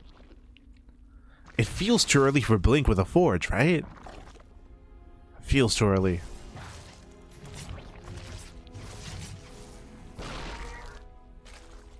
The Spore is denied. Yep, there it is, early Charge. As you mentioned, the Twilight Council was too fast for Blink. So +1 in Charge on the way. So very similar to game one. We're going for an early Charge timing. Again, in game one, this hit with Storm. So we're imagining that to be the case here. We'll see if we go with, if we hit with Storm, if we go for an earlier push. But again, this is going to hit hard. Now, thankfully for Rogue, he does not go Ling Hydra. He does not go Evo Chamber first, he goes at Roach Warren first. A very safe play out of Rogue, he's opening up Roaches. Meanwhile, we can see this is hitting with Storm. So Roaches are ideal in this position, like they are more robust. They can tank some Storms, right? Like they're built to tank. But it just depends on whether or not Rogue recognizes how much danger he's in. Oh, there, let's go, he's going for the taxi. Now, who do we favor in this position? So Overlord Speed is on the way. You never get Overlord Speed unless you're going for a German taxi, unless you're going for Job Lords. You can see the Queen's moving in, so we're going for a Roach Queen all in to move out across the map. Ideally, Blink is ideal defensively, Charge is not. So this early Charge build out of herO would be amazing if he's the aggressor, but he's not the aggressor. Rogue hits first. And because Rogue is hitting first, Zealots are not efficient units defensively back at home. They're not efficient units. So I do favor herO here. Not saying that herO can't defend, but it's going to be a much more difficult defense from herO, especially because he's teching, right? He's waiting for Storm. He techs into Templar Archives and a High Templar into Storm. Those are all resources that will not help in the defense. High Templar are not going to help here. Storm isn't going to help here either. Storm is halfway done. And here comes the all-in. Here comes the German tax. Again, this is one of the more common all-ins on Ruby Rock. That's why we mentioned at the start of the game, at the start of game 5. Dropper Lord is hunted down. Nice pick off. Takes down the Dropper Lord. More roaches are amassing. Rogue is not done. But Rogue is delayed.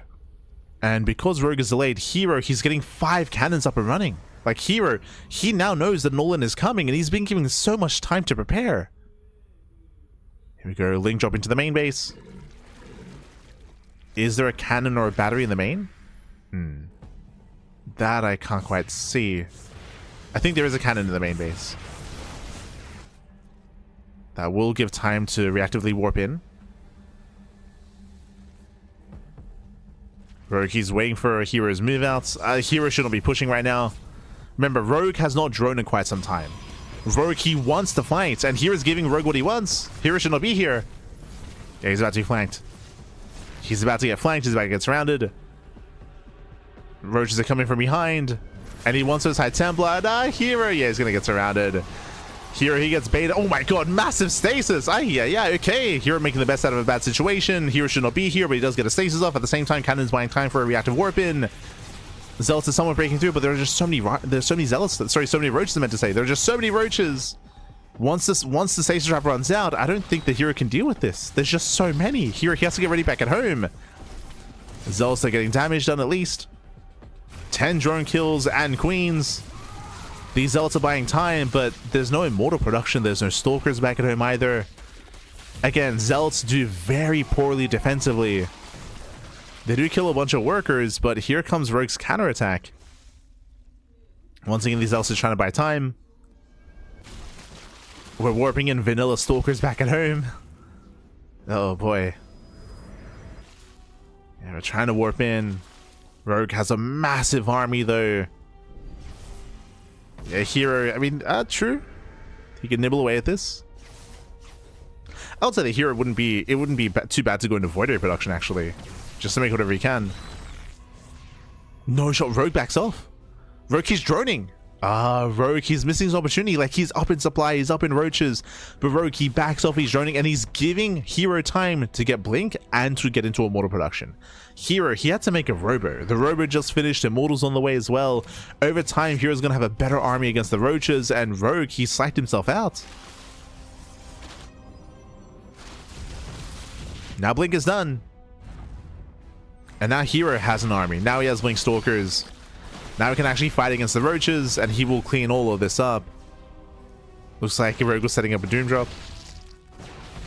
herO can now expand. That's a lot of roaches getting picked away at. Again, a very tense game. Very tense game.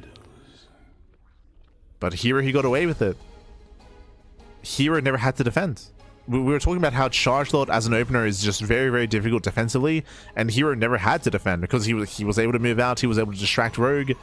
Big distraction, big aggression by herO, big stasis trap, of course. That was maybe the game-winning moment, actually, was hero's stasis trap. If it wasn't for that trap, Rogue would have gotten a surround, come in from behind, collapse on all the High Templar, and just killed everything, then just counterattack from there. Like that would have been game. That would have been game, but meanwhile, storms are connected. Oh my, so many storms connect. He keeps going through the storms. He keeps going. Oh, the Immortal's abandoned, so massive pick off. The Immortal will still go down. There's still a lot of roaches available for Rogue. So a lot of roaches. So far, herO, he kites back. The Archon's a tank. One Archon goes down, and more Zealots coming in, and herO, he breaks through. He breaks through, he overwhelms. Again, herO, he got what hero's build against an all-in was illegal, by the way. Like herO, he was so exposed and so vulnerable, but GG gets called, and herO, he will claim the series 3-2. Whew, he will advance on to the grand finals. GG. Aye. GG, well played. Game 5 was Rogue's game, by the way. That was Rogue's game to take. herO, when it came to the build orders themselves, Rogue had the build order advantage. Rogue had a massive army. And as I mentioned, the game-winning move for herO was the stasis trap. For, was it like 70% of the roaches? The majority of the roaches were caught in the stasis trap as Rogue came in for the flank. And you can see herO even telling him, like, yo, you won that game. It's like, let's look at that stasis trap together, Pappy. He's like, yeah, let's look together. But again, Rogue had a massive army. He got stasis trapped. Not just that, but Rogue, he didn't push afterwards. If you remember, we were surprised. We were like, whoa, he started droning. Rogue started droning. Rogue started taking the Hydras instead of committing to his roaches. Again, here he had no Blink. He had no Immortals. He had minimal Zealots. He had Storm and barely any as well. herO was in a very, very rough position there. But Rogue, he second-guessed himself. He did not attack. And likewise, again, that stasis trap was brutal. GG. GG, well played. With that, congratulations. herO, he will advance on to the Grand Finals. His 5th GSL Finals appearance after 2026 to GSL Season 2 consecutive finals as well. Okay, so 5th time in the GSL Finals. Meanwhile, when it comes to GSL, the historical Protoss players, he has the most finals in the history of Protoss, above Zest, above MC, above Trap, above others. GG. GG, well played. With that, I believe we're going to have a winner's interview. I believe we'll have a winner's interview. So a big shout out to Maddox. Maddox, of course, providing translations. And we should be having an interview momentarily with herO, hearing his thoughts about said series. Let's go. I can't wait. As a reminder, of course, the Korean commentators will be asking questions. We'll see what Ryung asks and Solar as well. What do they got cooked up for us? What do they got? Aye. I'm assuming we get a winner's interview, but we might just go straight to the next series, and we might have like a pre-game interview instead. We'll see. We'll see what the schedule's looking like. I'm not too certain. Looks like they're cutting to a break. Break? Yeah. Okay, we're cutting to a break. No winner's interview. We're going to be back next with Maru versus herO. See you soon after the break.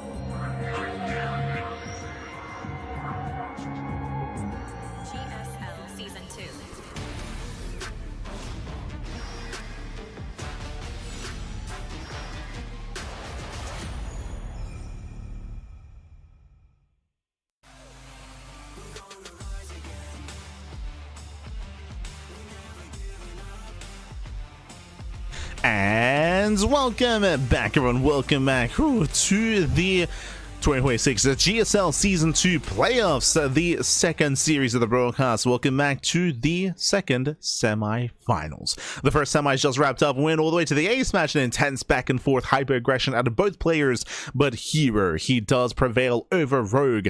Zerg is out of GSL and Protoss is in. herO, he does advance on to the grand finals, looking to reclaim his throne and win 2 GSLs in a row.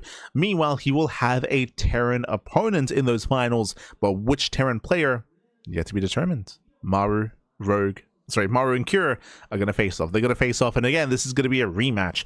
Now, for those that are unaware, Maru, he is, one of the best Terran players in the world. That is true. He's one of the best. He's top 2 alongside Clem, and he's the best in Korea. But when it comes to TVT specifically, herO and Maru have a history. If you remember, herO did defeat Maru in EWC last year in the Esports World Cup. In that TVT, herO, he did surpass Maru. herO had the better TVT at the time. He was favored. And fun fact, they recently had a rematch. herO and Maru, they faced off again this year, not too long ago, where herO once again defeated Maru. So herO, he has a recent winning record over Maru, has had that recent record, to the point where I would even lean towards herO here. I would say that Maru has better TVP and better TVZ than herO, but specifically in this matchup, this is where herO pops off. This is where herO, he is at his best, and this is where I'm more concerned for Maru. We'll see though, bearing in mind that of course Maru does have ryung to coach him. ryung has the best TVT in the world, so ryung, he's teammates and good friends with Maru, and he's there with him. He's there to coach him. I mean, I say he's there to coach him. Right now he's casting, ryung is, so he won't be able to coach Maru. But he has that added advantage, and that will help, of course, but is that going to be enough? Now, very quickly, when it comes to that recent series that herO had, it was in last GSL, in GSL Season 1. GSL Season 1, herO, he beat Maru 2-1. In EWC last year, herO beat Maru 3-1. Like, those are the two most recent series, is herO 2-0 over Maru, winning that best of 5 and the best of 3 as well. So I would say that herO, he does have the edge. He is favored coming into this, but we'll see if Maru can finally get his revenge and actually take a series off of herO for the first time in quite some time. We'll see if he can. We'll see if he can. Would it be the first time in over a year? As our players are getting ready, and we will soon have our pre-game interview, I think. We had a pre-game interview earlier for the previous series, so I imagine we'll have one for this one as well. You can see them in the background actually there. Yeah, it looks like they're coming forward. They're getting onto the casting couch. They're getting ready. Este herO, este Maru. Meanwhile, shout out to Maddox. Maddox, of course, is going to be providing translations for said pre-game interview, where we're soon to jump in. Oh boy. And I'm sure that they're going to ask regarding the recent record that herO's had over Maru. I'm sure that's going to be some of the questions that are going to be posed here. We'll see. We shall see. As again, at least they both know that they have to fixate purely on TVT and TVP. They don't have to worry about the TVZ matchup, as Rogue is no longer going to be a factor here. True. Is not going to be a factor.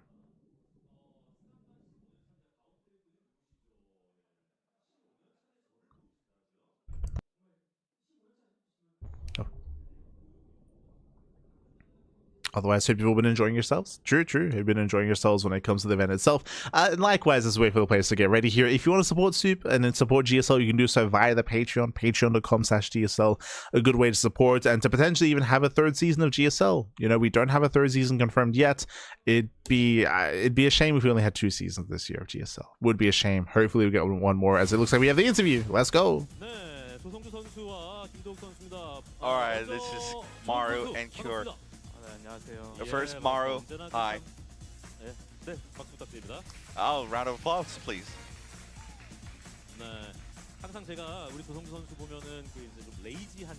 I always see you, Maru. Every time I see you, you always have that appeal, that lazy-ish attract. You lazy-ish charm.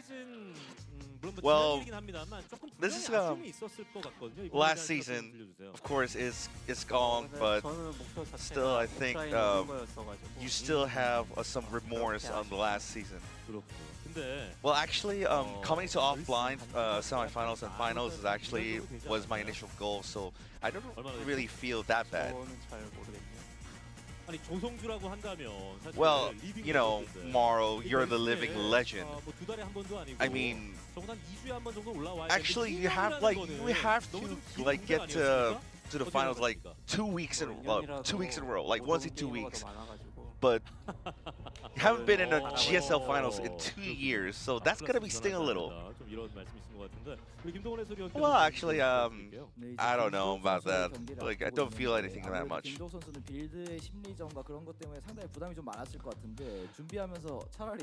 Well, Young, you have a question? Yeah, actually, I do. I mean, Cure has a lot of builds, and there's a lot of like strategies in his sleeve, so it wasn't that bother you much. So, well, yeah. So think he has a lot of builds in TVT. So I've considered about playing Protoss, but if that happens, I might end up being a Gumiho. So yeah, so I'd rather not.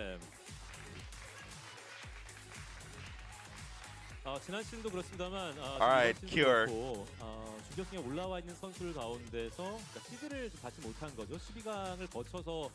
So you're the only one among in the semifinals that you have to go through the round of 12. So you had to go through a lot of TVT. So are you confident? I mean, yeah, I'm always confident, but well, I'm always confident, but actually Maru did a lot of, you know, a lot of unorthodox builds. So yeah, I think I have to be aware about that. Well, you have a lot of struggle against Maru in the offline BO5s. So what's the reason behind that?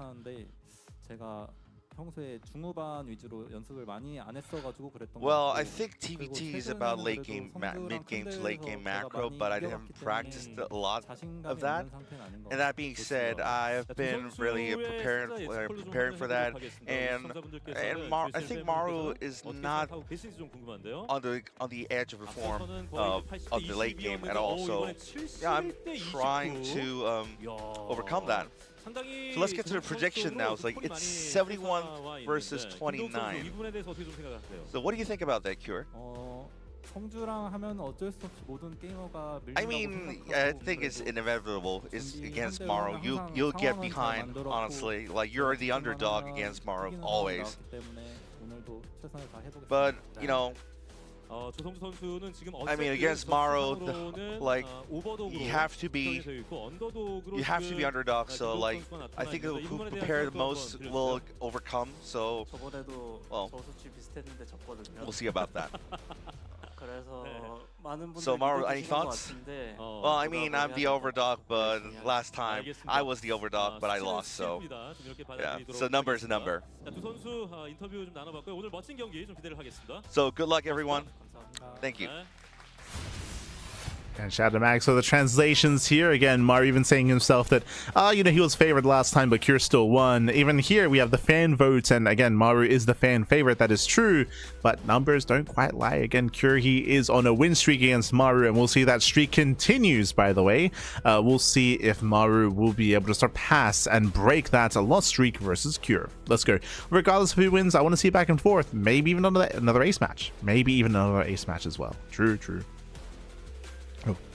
This is a 2023 GSL Season 1 rematch here, which did go in favor of Maru. We have some fun facts. We have Maru, I guess, attempting to reach the GSL Finals 13 times. What was I think that's meant to be like 13 times in the playoffs, maybe. Meanwhile, we do see Cure 5 times in the playoffs. Because again, Maru's won a lot of GSLs, like especially in recent years. So interesting stats. But here we go. And they are the fallen semifinalists of last season. True, you're not wrong. Like that is the funner stat. Is that both Cure and Maru failed to make it to the finals last season. True. One of them will. And here's the quote. It was a TVT, so I was thinking of playing as Protoss, but I'm gonna stick to Terran. Do you think of the Maru? I mean, I know they're teasing it, but I wonder if Maru is taking into consideration the Clem maneuver, which is to abandon TVT and play Protoss instead. I'm sure the temptation is there, I'm sure. But here we go. We have confirmation he is sticking to Terran, of course. Sticking to Terran. We have our recent results, of course. Champion 8 times in GSL, runner-up 4 times. 8-time GSL champion. Crazy. Round of 8 stats. Taking down both Zhao and Shin, but to go to the ace match both times. Meanwhile, Cure, we have his quote here. Hey, Maru, I'm going to leave really late, so take the night off. Exactly. Cure is looking to make it all the way to the finals, so just take the night off, papi. Get out of here. Let me in. As he is a previous GSL champion, just the one-time champion, and runner-up 3 times as well. We have, of course, our recent records as Cure to make his way through the round of 8. Round of 12. I'm taking down SOS, Shin, classic herO, did fall to herO, but did take down Clem to, of course, make it this far. I had to take down his teammate, the foreigner in Clem. But here we go. We have our vetoes done. We have Maru, he vetoes Taito and 10,000 feet. Meanwhile, Cure vetoes Celestial Enclave and Mothership. Oh, interesting. So we've gone rid of some of the more extreme maps out there, but I say that we have left some of the more aggressive maps. Tourmaline and Ruby Rock are the first 2 maps. A hyper aggression is favored there, so we expect shorter games on that. And then into White Rabbit, Old Republic, and Winter Madness. The later half of the series, we could embrace some longer macro games, but the first half is going to be all about that aggression. And let's go. We're jumping into game 1 of our fresh semi-finals. And spawning in the right-hand corner of Tourmaline, we have the South Korean Terran player. We have the blue Terran representing onside. It is Maru. Give it up. And spawning in the left-hand corner, we have the South Korean Terran player. We have the red Terran for Team Liquid. It is Cure.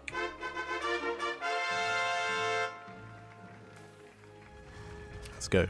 Let us go. As we have the rematch here again, Cure, he already took down Maru in GSL Season 1. He took him down at EWC as well. We'll see if Maru can get his revenge as we load into Tourmaline. Tourmaline is a smaller map of the map pool. Smaller map, shorter rush distance by ground. Hyper aggression is favored here on Tourmaline, and we'll see how aggressive our players are going to be. Again, we do expect to see some shorter games in this series. Proxies abound throughout the course of the series as well. I do expect to see some longer games later on, say on Winter Madness, for example. Maybe even White Rabbits and Old Republic. Maybe on that one, but we'll see. We shall see. Yo, Chicago loves Maru. Let's go. Yo, we got some of the fresh on-side cheerfuls as well, outside of the standard ones. Yo, we got some German representation in the crowd as well. To see the German flag. Let's go. And we have our recent head-to-head record as well. We have Maru with the 23/15 of Cure in offline events, and Maru with the 36/18 from Cure in online events. But again, I will say that recent record matters more than historical record. That's why I was bringing up the recent matches that we've had, but we'll see. For now, single gas open out of both players. Okay, and both players going for CC on the high ground as well. So both players being much more economic, but having a bit of a safe flair to that. So safe economic openers here by both Maru and Cure. Mirrored builds so far. Mirrored builds. We expect to see aggression in the mid game. Bear that in mind. That's kind of when things typically pop off in TVT. Outside of proxies, of course. True. True. Calling Maru lazy. Maru does have a lazy demeanor. 100%. 100%. Like, he's always like, you know, slashed over, laissez-faire. You know, he's got his hoodie and stuff. He's that is Maru's demeanor. 100% for sure. He also talks about how, like, you know, he doesn't play in as many tournaments or does like his vacations. I always remember the interview that we had with Björn, that we had specifically, where we were asking about, I'm pretty sure we were asking about potentially getting Maru to play StarCraft Evolution, and Björn was like, no, Maru, he likes his vacations. Like, he likes his time off, he likes his vacations. So, yeah, fair enough, Björn, fair enough.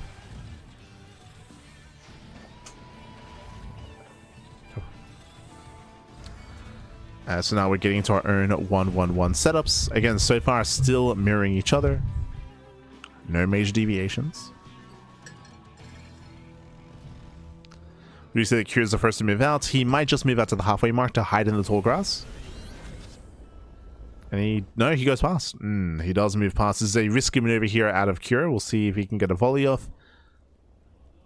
As he does get a shot off on the Reaper. Nicely done. Then he backs off. You can see he just pokes in, pulls the hell away, because if he waits too long, then he'll be overwhelmed by the defender's advantage of Maru. By defender's advantage, earlier reinforcements as the production is closer to the fight. So Curie pokes in and has to get out. He also was able to get eyes on the CC timing and the army of choice, so he's aware that it was a mirrored build. You see Maru, he's hiding in the tall grass, so this does mean that without a scan ahead of time or any high ground vision or anything in the air, it means that Maru will shoot first if they engage in the center. So he's hiding in the tall grass. You see Maru making an extra wave of Hellions behind this, so does Cure. See Maru trying to fit inside the tall grass.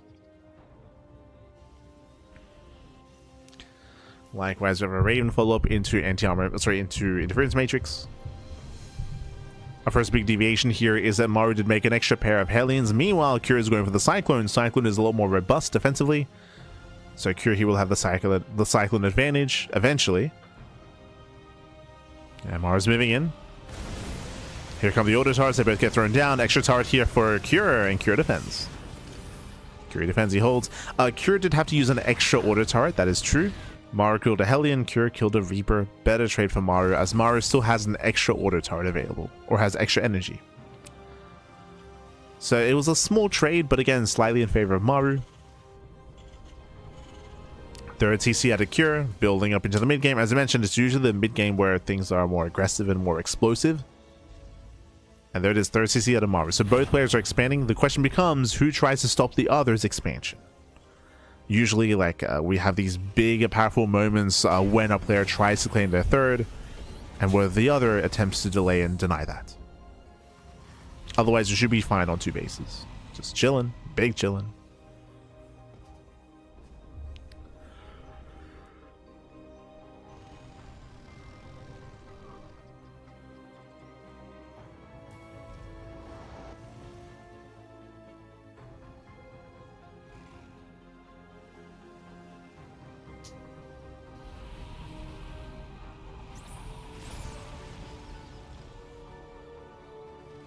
Behind this, Maru looking for a way in. Does look for a way in. Mass auto starts here to hold the line. Oof. And with that, Cure, he will be able to hold on. He does not get until the tank, though. Okay, the tank is pushing through. The tank does allow Maru to actually wedge himself forward. And this can end here and now. This can end here and now. Here's the tank does siege. Auto starts out of energy. The Ravens, I should say. And Cure is being broken. Cure is being broken early on here. Again, he's losing far too much. The tank has arrived. It's still a very tough hold for Cure. He just did not have enough energy. Yeah, massive tank shots going off. Cure cannot get on top of the tank. He's trying. Oh my god. He barely breaks out. He barely gets on top of the tank. No, not even. Yeah, he does not break on through. With that, Maru, he does. Maru, he breaks through the main army, pushing in within range of the CC. Heavy losses there for Cure. Again, all those earlier auto towers did add up. He needed that energy. And likewise, sure, he had more Cyclones, but lower tank counts. And with that one final push here, Vikings, they land. They trade well against the SCVs. Tanks will be cleaned up, but again, heavy losses for Cure, losing 9 SCVs. Ay, ay, ay. And Cure needs to counterattack. Cure, he needs to be sure that he can claim his third, and he needs to delay the third base of Maru. Both players looking to expand. Cure now floating over his own third base. Now, Cure does have a tank advantage. That is true. He has a slight tank lead. Both players, they lost all their Ravens. True. Oh, and Maru gets his third. Yeah, Maru gets his third base. Now, because Maru gets his third, this means that Maru, he has the greater economy, and he maintains the greater economy as well. So Maru is getting further ahead. Right now, deceptively, the supplies are close, but as the game progresses, it's going to get further in favor of Maru. Maru's just getting further ahead. There's going to be a greater army supply disparity, so the soup is lying to you. Right now, Cure is going for a Doom Drop. This is a desperation move, but he has to be... he is desperate, right? He's desperate for damage. He needs to find something across the map. As he is moving out. Does go for the boost. Yeah, does boost in. Does siege within the mineral line. And there is still one tank within range. Liberator as well. Yeah, Marine's going to be going down. And this is not good enough. Yeah, Cure is being cornered. He's being cornered. Liberators, they just keep waddling in. They siege up. They leave her forward. And with that, sure, Curie kills 10 SCVs, but he will lose all 3 tanks. Every tank goes down. So heavy losses there for Cure. And he still needs more damage. He's still behind economically. Like, that was not good enough. That was not good enough. If there were no Liberators, that would have been a much cleaner kind of aggressive move out of Cure, but Liberators did just shut him down.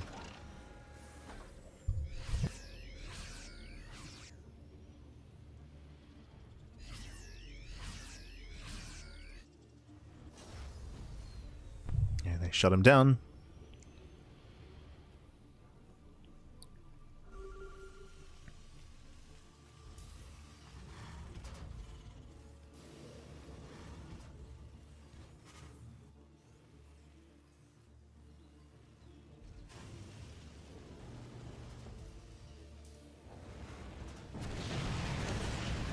Alright, boosting to the main. Does go for the boost. Cure trying to come in from behind. Once again, Curie's just extra damage. He should not break through. Tanks are in position. Maru has that defensive line. If there were Ravens, then maybe, but again, Curie has no Ravens and Maru has air control. Once again deflected. Now, with all this aggression, Cure, he has been slowly catching up in workers. He's been catching up, he's been recovering economically. But the pressure is still very much so on Cure. As Maru has the faster force CC. He also has air control with the Vikings and Liberators. Yeah, Curie tries to catch out Maru, unable to.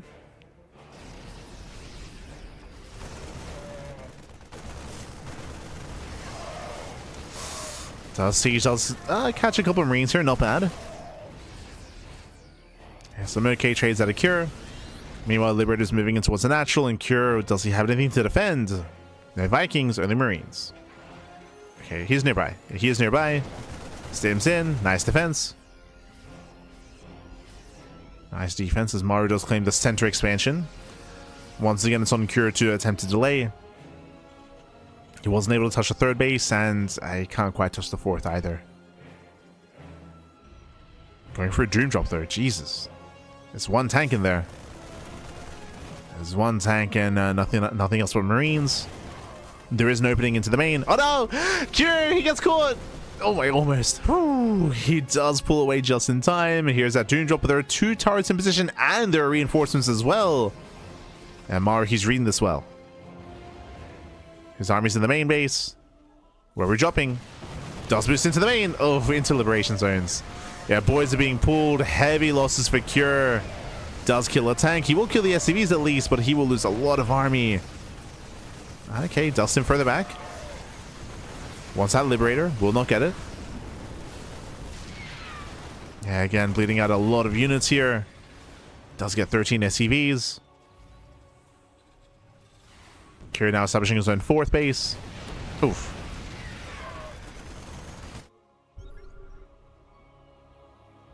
Cure still being active.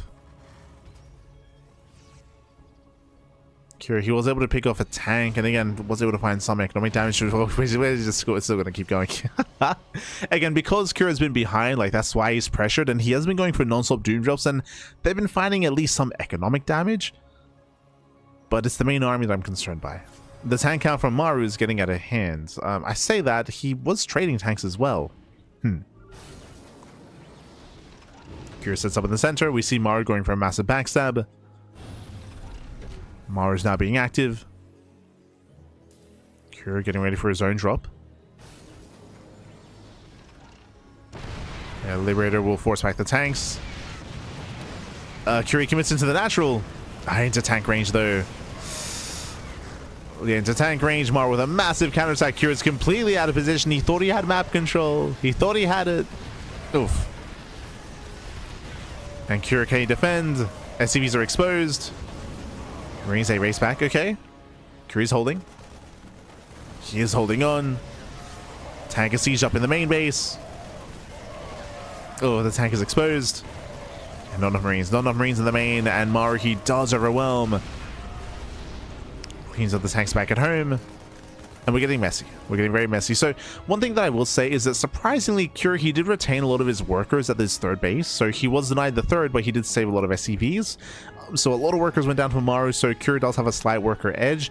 But the main army, that is where Cure is struggling. He has been throwing away a lot of medevacs and a lot of tanks. These have been expensive losses for Cure. And you can see him plummeted down in army supply. And I worry just because here on Tourmaline, the counterattacks, they don't take long to move out across the map at all.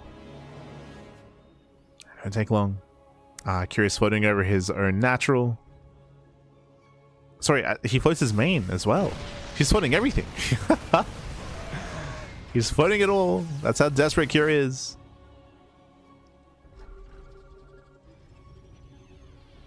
Floating to expand. More turrets. Maru ready for more doom drops. Oh, nice catch though. Curie does find 2 tanks. Very nice. Takes down 2 tanks. Does threaten the mineral end as well. Very nice double drop. Very the first like efficient drop here where Curie doesn't really lose much of his army. So very, very nice. 2 tanks and 5 SCVs, assuming he gets away. Oh no! I spoke too soon. He has to get out of here. At the same time, you can see Cure double expanding. Or re-expanding. Oh, bold move by Cure. He does move in. Mass disables though. The Ravens attack the army here of Maru just superior. Disables every single tank. And with that, Maru just snowballing out of control. Again, Maru, he just has that greater army with 5 Ravens. And a head-on fight. Cure cannot touch this. Cannot touch the main army.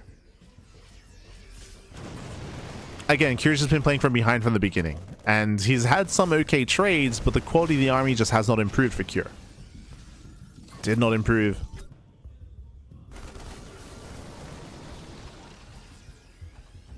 As Maru moves out.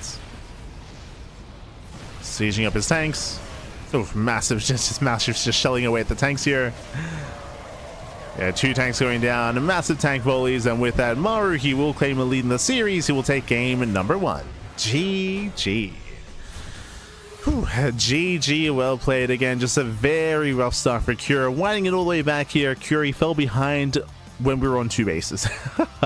When we were on 2 bases, Cure had a very, very rough fight, a very rough start. As a result, he was behind when it came to the 3rd base timing, the 3rd base economy, into the 4th base economy as well, into the quality of the army. We saw that Cure, because he was behind, he was desperate for damage. He was going for massive doom drops, quadruple drops into the main, into the natural, into the 3rd base, time and time again. And they were doing some damage, but these were still losses that Cure couldn't quite afford, to the point where he was even floating and landing his main base to try to keep up with Maru. Wasn't quite able to though. Wasn't quite able to. GG well played. With that, Maru, he was able to perfect his army, getting into Liberators earlier on, getting into Ravens earlier on as well. And with that, Maru does claim the first game. And now we're loading into Ruby Rock. But again, Tourmaline is one of the most aggressive maps of the map pool, and in that aggression, Maru does excel. That's where he does surpass Cure. On these larger maps, we'll see if Cure can stabilize and actually get a handle on the game himself. As I say that, up next, Ruby Rock. We mentioned it at the start of the series. The first 2 games here, Tourmaline and Ruby Rock, they both favor aggression. And that is how Maru got ahead early on. We'll see if he can do it again. We shall see a spawning in the top left-hand corner of Ruby Rock. We have the blue Terran player. We have the South Korean Terran for onside. It is Maru.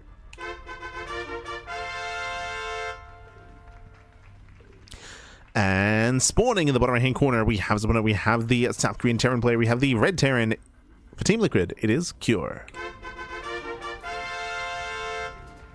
Let's go. Well, let us go.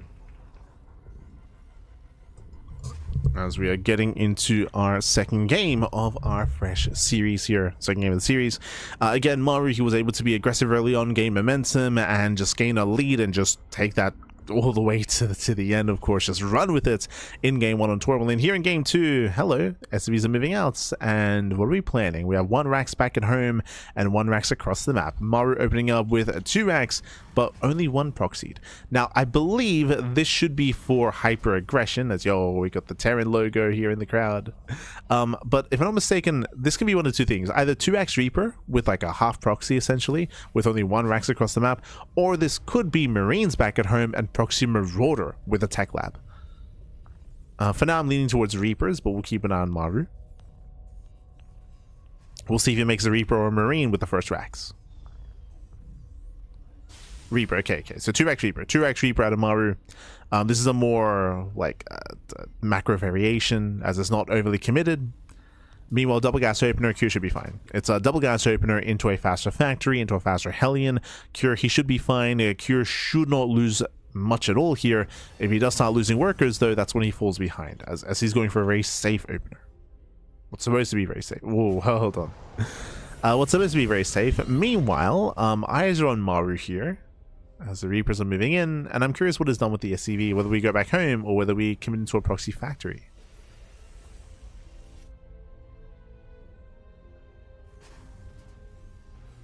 I feel like if we were going to double down into an all-in, then it just would have been a proxy 2 racks, I feel. No, he's going for it. He's going for the 1-base all-in, proxy factory. Yeah, it's all or nothing with Maru, but again, Cure, he went for the safe opener. Like, he already has the factory done. Hellion is on the way. Maru's on a timer. He's on a timer here. The longer this goes on, the better it's going to be for Cure. As there it is. That's why that patrolling SCV was looking very suspicious. And it is a 1-base all-in. Ooh, Cure expands.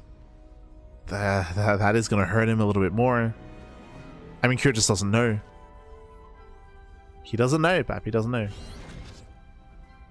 Now, as Cure builds up his Hellions, he should be okay, but this all comes down to the reaction.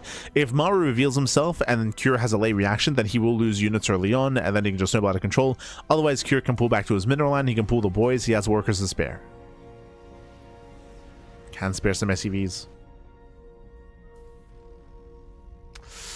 Uh-oh. Cure, he's moving out. In a base trade, I do favor... I mean, it's going to get messy. It's going to get very, very messy here.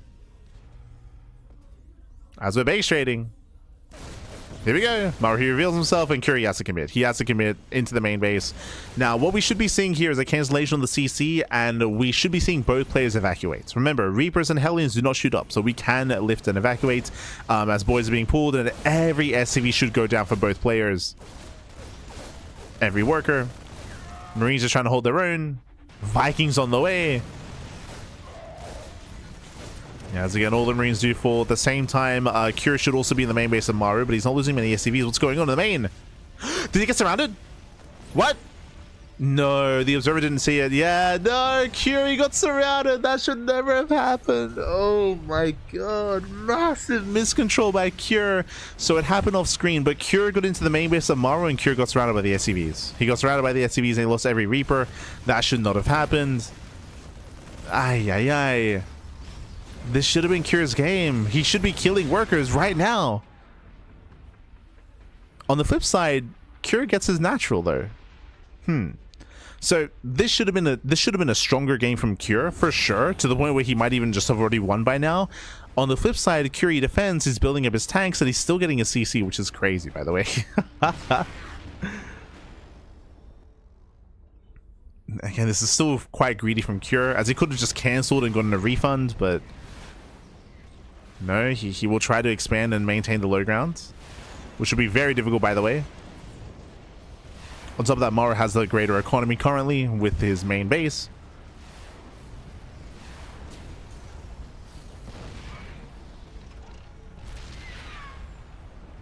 That's going to be a kill in the ranks. Massive pickoff. Oh, no, never mind. As Maru does pull away. But Maru's all in. Like, Maru, he expands? His CC is so late. What is happening this game? On the one hand, Cure miscontrols across the map. On the other hand, Maru, he tries to expand. I mean, he will kill more CVs, and Maru is ahead worker-wise. That is true. He's killing a lot, actually. 4, 5, 6 SCV kills. Ay. Not quite 7.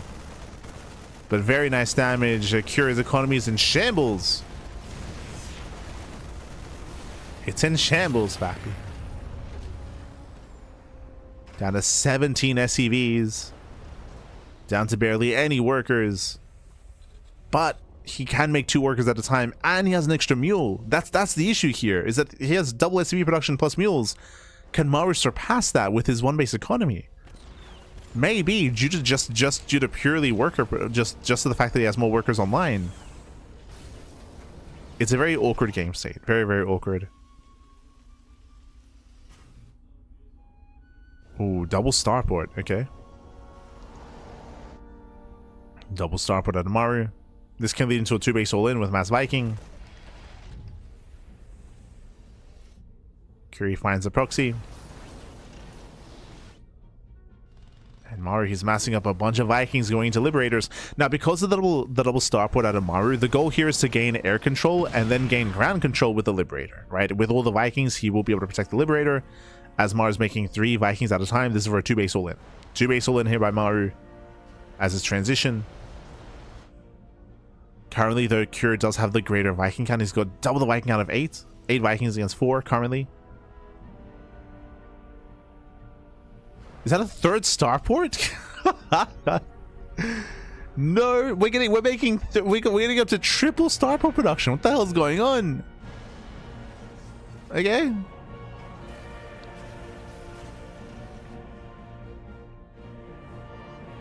This I haven't seen before. I think Maru's just assuming he's gonna lose 1. I think he's just made that assumption. But okay.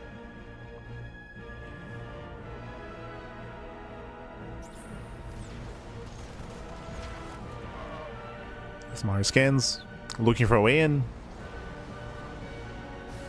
Tanks it within range of the starports. Ooh, will force a lift.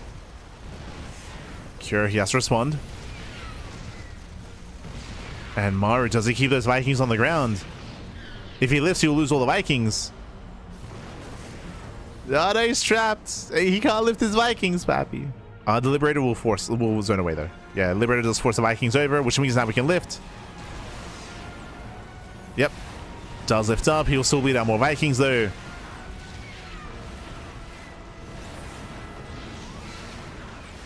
Yeah, bit of a trade, bit of a back and forth. Maru's still up in workers, still up in economy actually on 2 bases. True. Due to that higher worker count to begin with. Has a greater economy. Maru, he lands, has 4 tanks on the ground. And Maru, he's breaking through. He's breaking on through here. Massive tank shots going off. Maru now getting a Viking lead. And again, in this early game aggression, Maru, he's coming out on top. We see 2 more starports on the way for Cure, but it's too late. It's too late. He can't afford it. He can't afford it. And again, this game would have been so much different if Cure was paying attention in the early game to the Reapers. It all began with Cure getting surrounded. That should never have happened. That's why Maru had the greater worker count to begin with, because he surrounded the Reapers with workers of all things, with SCVs. And Maru's going for the kill. He's going for the kill. He's going for the throats. With that, Maru, he will catch out the rest of the tanks within range of the CC, and Cure's being overwhelmed. Cure cannot deal with this. He cannot break out. Cure can't do it, pappy. He can't do it.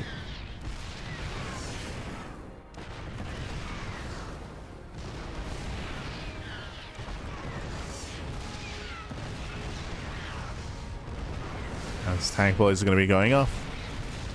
Boys being pulled. The final desperation move here by Cure. The Vikings land. All the SCVs go down.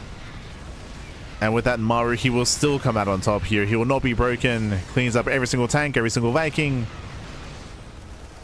Did go down to 2 tanks, but still has them. GG gets called. GG gets called, and Maru takes a 2-0 lead in the series. Ooh, GG, well played. A very messy game. A very messy game here from both players. But again, the biggest blunder here was Cure. With those 3 Reapers across the map.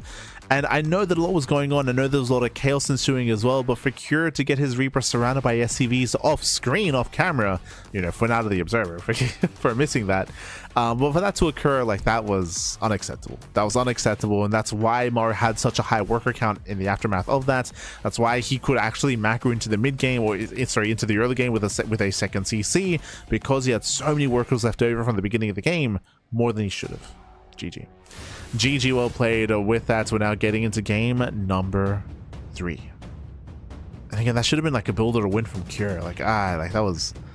Game 2 is like a mind-breaking game, just because like it should have been a builder to win. Like Cure, he had the defender's advantage. He had the greater tech back at home as well. He went for the counterattack. There was nothing at home to defend for Maru. Like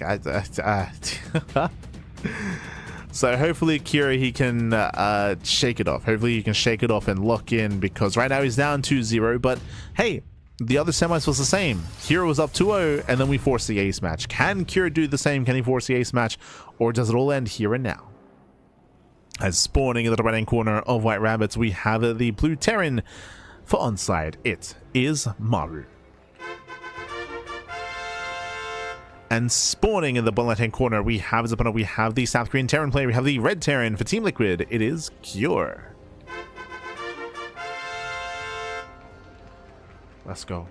Let us go. We're getting into game number 3 here. It could all be over here and now. Now, welcome to White Rabbits. If you remember, as we're going for a 2-rank Reaper, so 2-rank Reaper, it's going to be Cure's turn to proxy. If you remember, when it comes to the beginning of the series, we did assume that both Game 1 and Game 2, Ruby Rock and Tourmaline would be aggressive, and we saw hyper-aggression out of Maru. With that, he gains a 2-0 lead in the series. Now we're getting into larger maps. White Rabbits, Old Republic, Winter Madness. Up next, we have larger maps in the map pool, and despite the size of the map, Cure, he does begin the comeback with a proxy. Now, thankfully for Maru, double gas. Double gas open out of Maru. This is a very safe way of opening up. Maru, he has the tools to defend. Even if Maru doesn't scout, he has, as long as he has the reaction, then the reaction time to pull away his Reaper, to save the first Reaper, to pull the boys as well, then Maru should be fine. He should defend. So this is a very risky move here by Cure. He's gambling a lot. For those that are curious, because of the double gas opener, that means that Maru should be going for a faster factory. That means that he has faster Hellion production, and that means that the window of time where Cure can kill Maru and do damage has been shortened, because he only has until the Hellion spawns. Now, until the Hellion spawns, Maru, he will have to pull the boys. He has to pull the SCVs to protect his Reaper, to defend, to buy time for the Hellion. In doing so, it's on Maru to micro his workers and to preserve them. When a worker starts getting low on HP, to pull it away, and to save as many workers as he can while pulling the boys to defend against these Reapers. Now, Maru does open a reactor first as well, which will delay his Reaper production. True. He has delayed Reaper production. That will slow Maru down, as Maru has 0 units at the moment. Again, that reactor was greedy.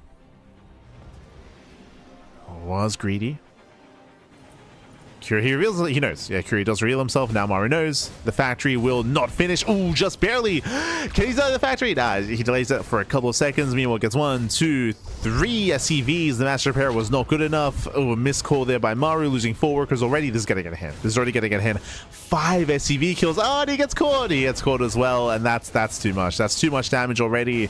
5 SCVs and a Reaper as well. We spoke about it. If Maru had good enough reaction times, then he should be able to defend, but this was a poor defense. 7 SCV kills and a Reaper.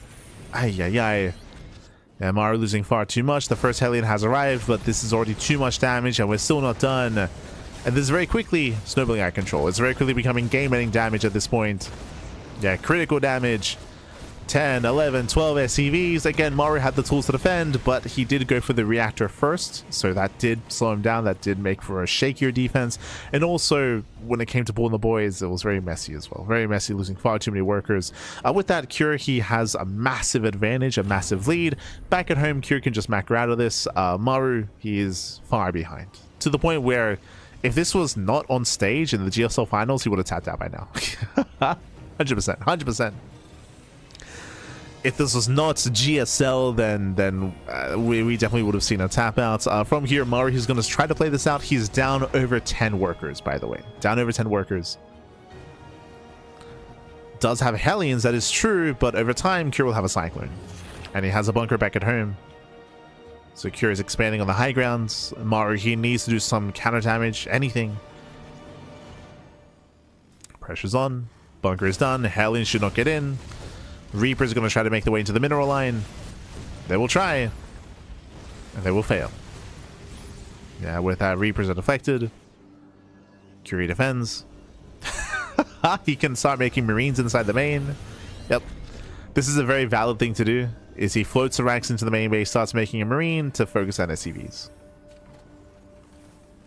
Good positioning out of Maru. Good positioning with his own Marine. He's going to try to save that SCV. Cure, can he get it? Ooh, he cannot. Nice control by Maru. Oh, still loses 1. Yeah, one SCV still goes down. GG gets called, and with that cure, he does put a point on the board. He's begun the comeback. The comeback has begun here, and again, this time it was Maru's turn to blunder the defense. Again, it was greedy for him to go for the reactor first, that is true, but also he was lacking worker micro when it came to pulling the boys, pulling back weakened workers. He tried to repair for a moment there as well, and he just lost too many SCVs, and very quickly, it all snowballed out of control. GG, well played. With that, I believe we're going to a break. We did so last time, so we might just cut to a break here to give our players some time. So we're going to cut to a break, and we're going to be back soon with the remainder of the series. See you soon after the break.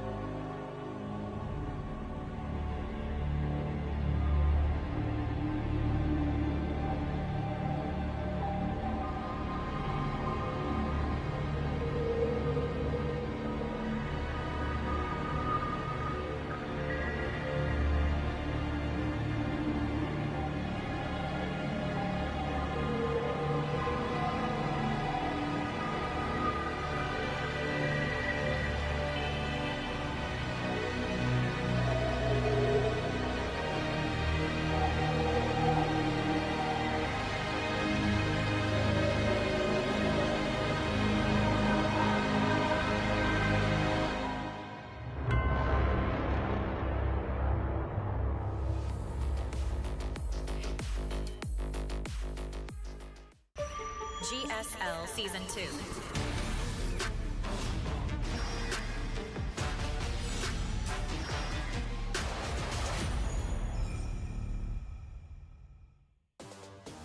And welcome back, everyone. Welcome back to the GSL 2026 Season 2 playoffs. We're here in the second semifinals match. herO is waiting for a Terran opponent. Which Terran opponent, though, we have yet to determine, as we are currently mid-series. Currently, Maru is up 2-1 over Cure, and now we're going to be loading into the Old Republic. Maru, he did begin the series off with a 2-0 lead. Momentum was in favor of Maru. That momentum has been stripped away here in game 3, as Cure, he does put 1 point on the board. And can we force the ace match, or will Maru close it out here and now? Let's go. Let us go. The pressure is on. The pressure is on as we're getting ready here for our next game. Once again, last game we had Cure going for the proxy 2-racks, and Maru does have some room to work with here, some room to breathe, so we may go for another proxy, by the way. Maybe time to proxy as well. We shall see. As up next, going to be loading into the Old Republic. The Old Republic is one of the larger maps of the map pool. Larger map of the map pool, longer rush distance by ground, has an open and more exposed 3rd and 4th base location, but we'll see if we even get that far. As again, aggression is what we expect out of our TVTs. I will say that on these larger maps, there's a higher chance that we embrace a longer and later game, but so far that is not yet to be the case. We'll see if we eventually get into some mid-game play. We shall see. As the jacket is off, Maru, he's locking in. Yeah, the studio is heating up, as spawning in the right-hand corner of the Old Republic, we have the South Korean Terran player. We have the blue Terran representing onside. It is Maru. And spawning in the left-hand corner of the Old Republic, we have the red Terran player. We have the South Korean Terran representing Team Liquid. It is Cure. Let's go. Let us go, as we are going to be settling into our game 4. And again, Maru, he is still 1 game away from claiming the series and advancing on to the grand finals. We'll see if he can make it to those finals. Let's go. Let us go. As for now, no SCV across the map. The workers are back at home. Racks back at home for Maru. Racks back at home for Cure as well. So far, standard openers, no proxies, not this time, not in game 4.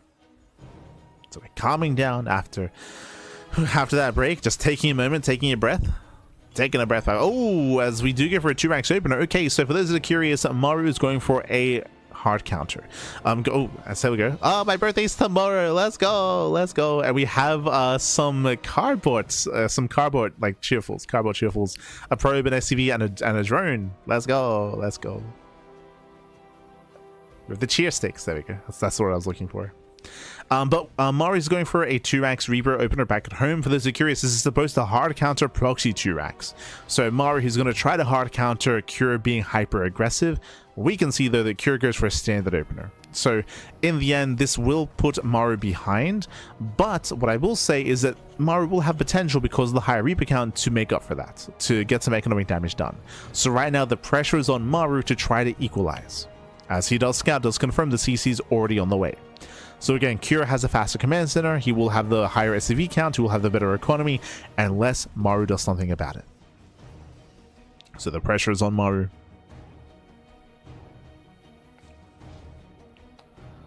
As he is amassing Reapers, he's moving out. Oh, Cure, he's being greedy. Yeah, Cure, he will get the first shot off, 2 shots off even. Yeah, late reaction by Maru, better trade here for, oh, as Cure, he does take extra volleys towards the end actually. Yeah, did miss shots himself, so miscontrol there by Cure. Marine does help defend, bunker is on the way.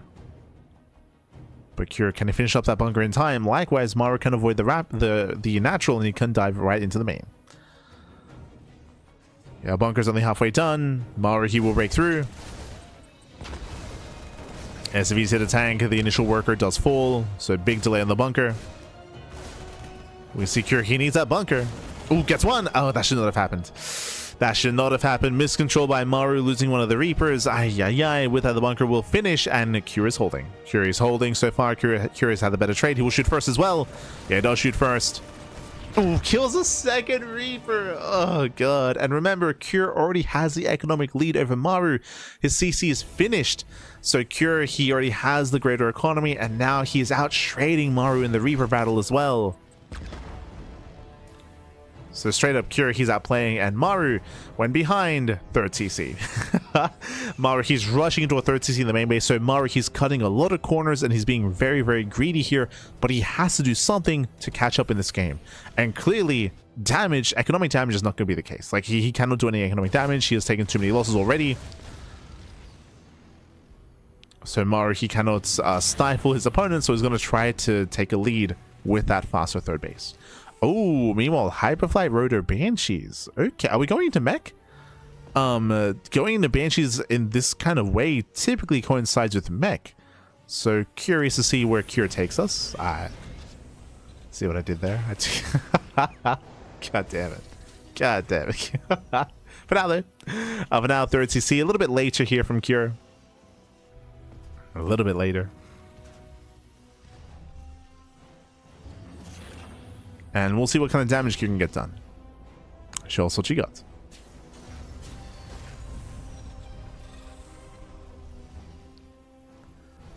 As the initial Reapers are moving out. Sorry, the Banshees are moving out. Kept saying Reaper. Meanwhile, we can see that it's not going to be mech.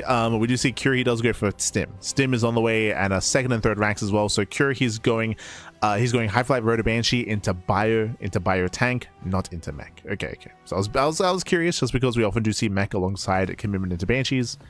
Not happening here though, still Bio. Now the downside, of course, is this will eat into the Raven counts, so Maru will have the Raven advantage. This will be worth of a cure though if he can kill some SCVs. If he can deal economic damage, this will make up for it. Banshee's still amassing, getting up to 2 Banshees. You can see the observer point out that Stim is on the way.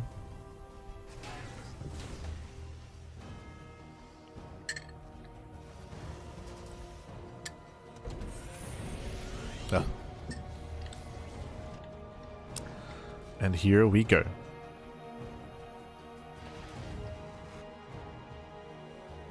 As Banshees, they make their way into the main base.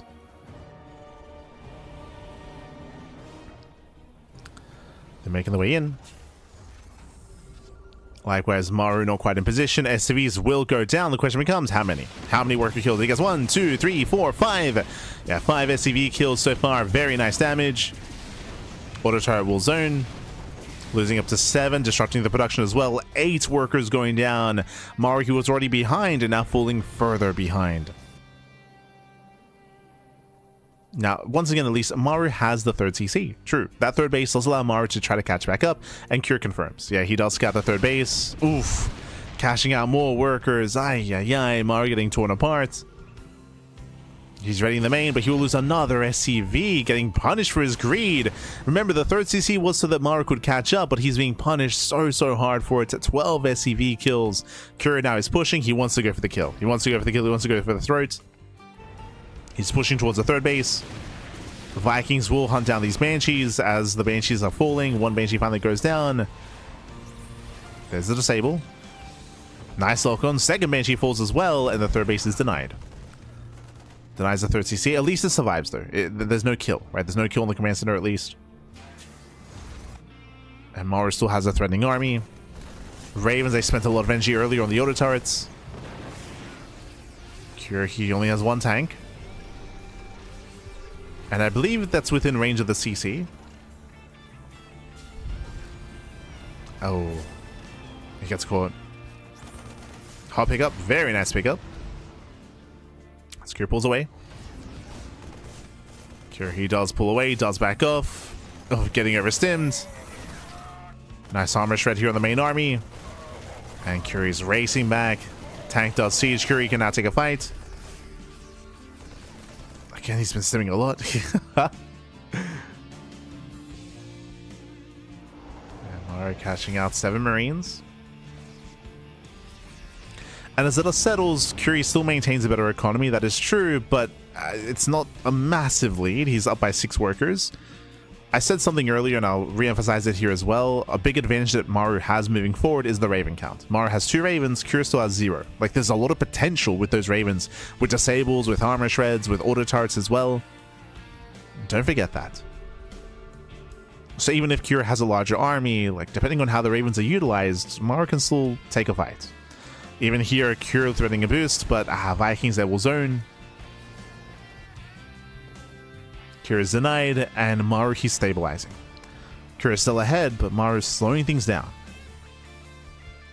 Slowing the game down.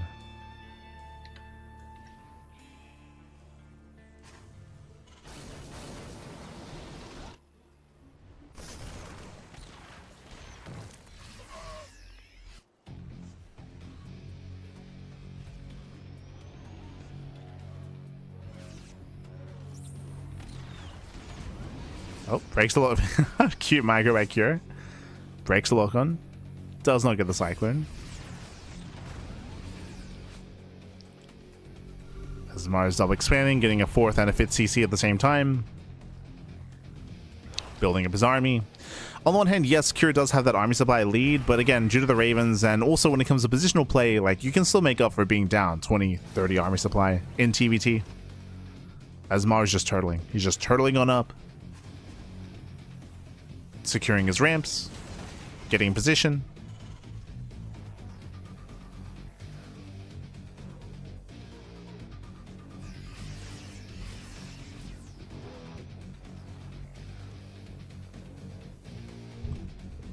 Does secure.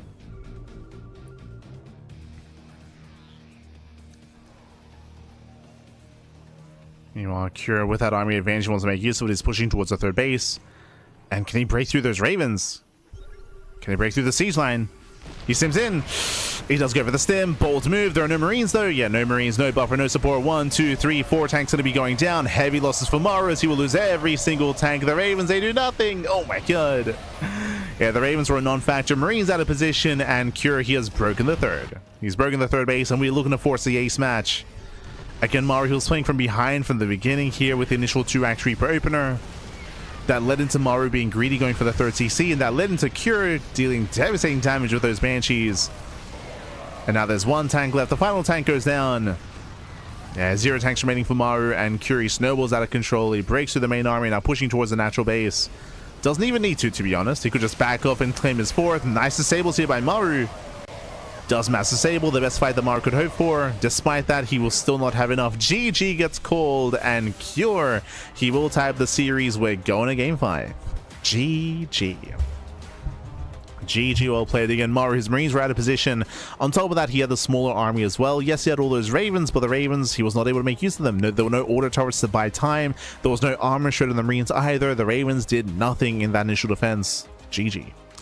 GG, well played. And with that, we're going to game 5. Cure has momentum, but never count Maru out. Never count him out. Even if Cure was favored coming into this, like, Maru is still a very strong player, and he can get very scrappy as well. That is where he thrives. We saw that in the first 2 games, right? We saw the early game hyper aggression.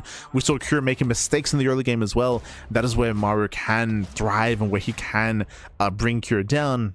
We'll see how this all ends, though. We'll see how this ends as we load into game number 5. The ace match. Going to be on Winter Madness.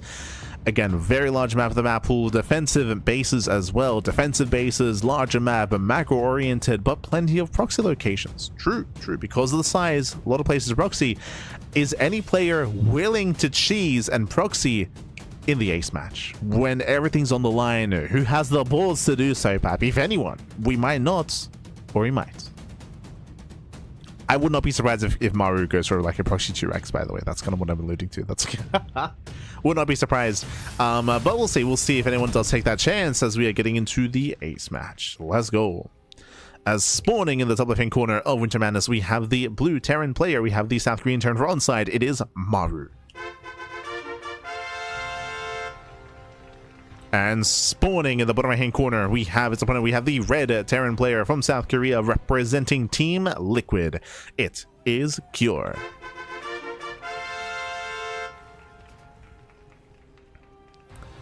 Here we go. We've made it all the way to the ace match, all the way to game 5. That is the last. That is what we wanted, at least. That's the least that we wanted. Is the ace match. We made it to game 5, and here come the SCVs. Now, as I mentioned, I would not be surprised if Maru were to proxy this game, and interestingly enough, Maru he does go for 1 Rax at home and 1 across the map. Now, the last time we saw this, as we do have Chicago Loves Maru, we have, just kidding, I live here. Oh, that's Gemini. Hey, that's Gemini. Gemini on the right. It's GG. Oh, sorry, I misspoke. I missaid his name. It's old mate GGE Mini. True. E Mini's in the chat, so in the crowd, in the audience. But if you remember, we did see this last on Ruby Rock, right? We saw Maru go for the proxy Churax previously on Ruby Rock, so we'll see if he can do it again, assuming he does go for a 1 base all-in into a proxy factory as well. But as opposed to Ruby Rock, this time Cure SCV Scouts. Okay. He's going for the SCV. I mean, he won't see anything because there should be a full wall on top of the ramp. Should be. Even if there isn't, he will see all the gases. You can see Maru faking an expand. Does fake the expand. Curie's here to delay a base that is not coming. Oof. Back at home, double gas, faster factory, safe build here by Cure. Once again, Cure should be fine. He has the tools to defend, but it comes down to the execution, just like last time. Meanwhile, I believe Maru, he does not have an SCV in position for the factory, so this is a 2-max Reaper opener, but this is not turning into a 1-base all-in like we saw previously. We can see Cure is checking for the proxy, checking the standard locations. Has to be careful. The SCV is going to be hidden on the right-hand side. He's going for it. He's going for the same build. He's going for the all-in. And Curie finds one Rax, but he does not find the other. He does not find the factory specifically. But this is the same build that we saw in Ruby Rock. 1-base all-in out of Maru. Boys are being pulled. Again, it's on Cure to minimize worker losses, to minimize damage. So far, he's holding on. CC on the high ground. Hellion is on the way.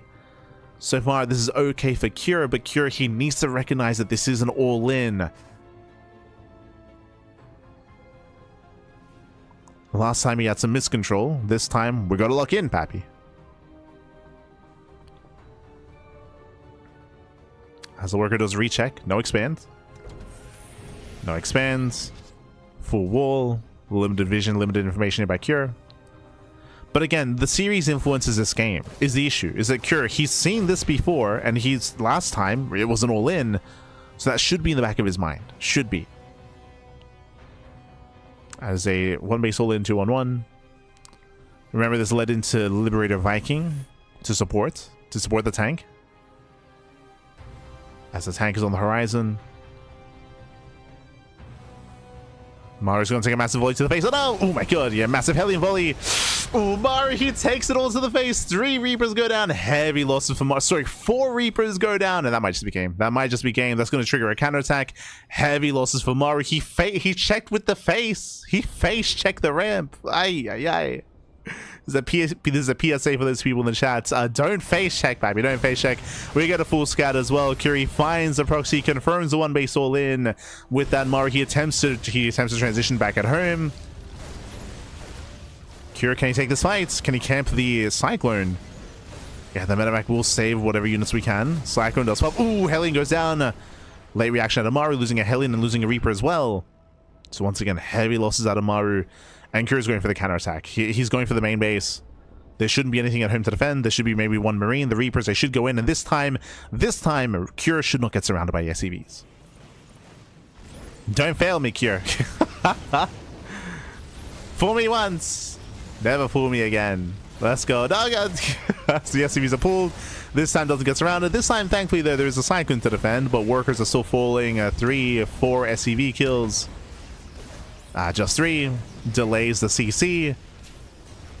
And with that, Cure has a massive lead. He's up a base, he's up in workers, he's up in tech, he's up in production.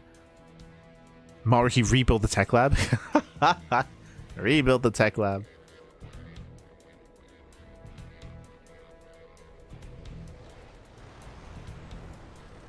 Takes a little to the face, wrong game, I guess. Nah, that's StarCraft as well. We camp the production.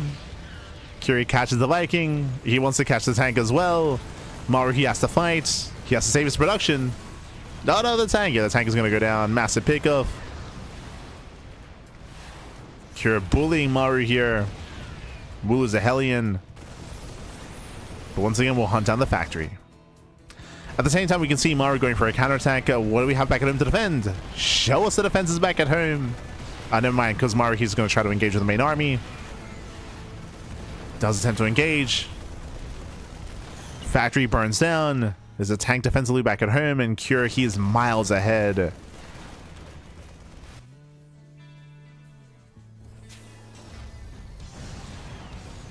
He's miles ahead back.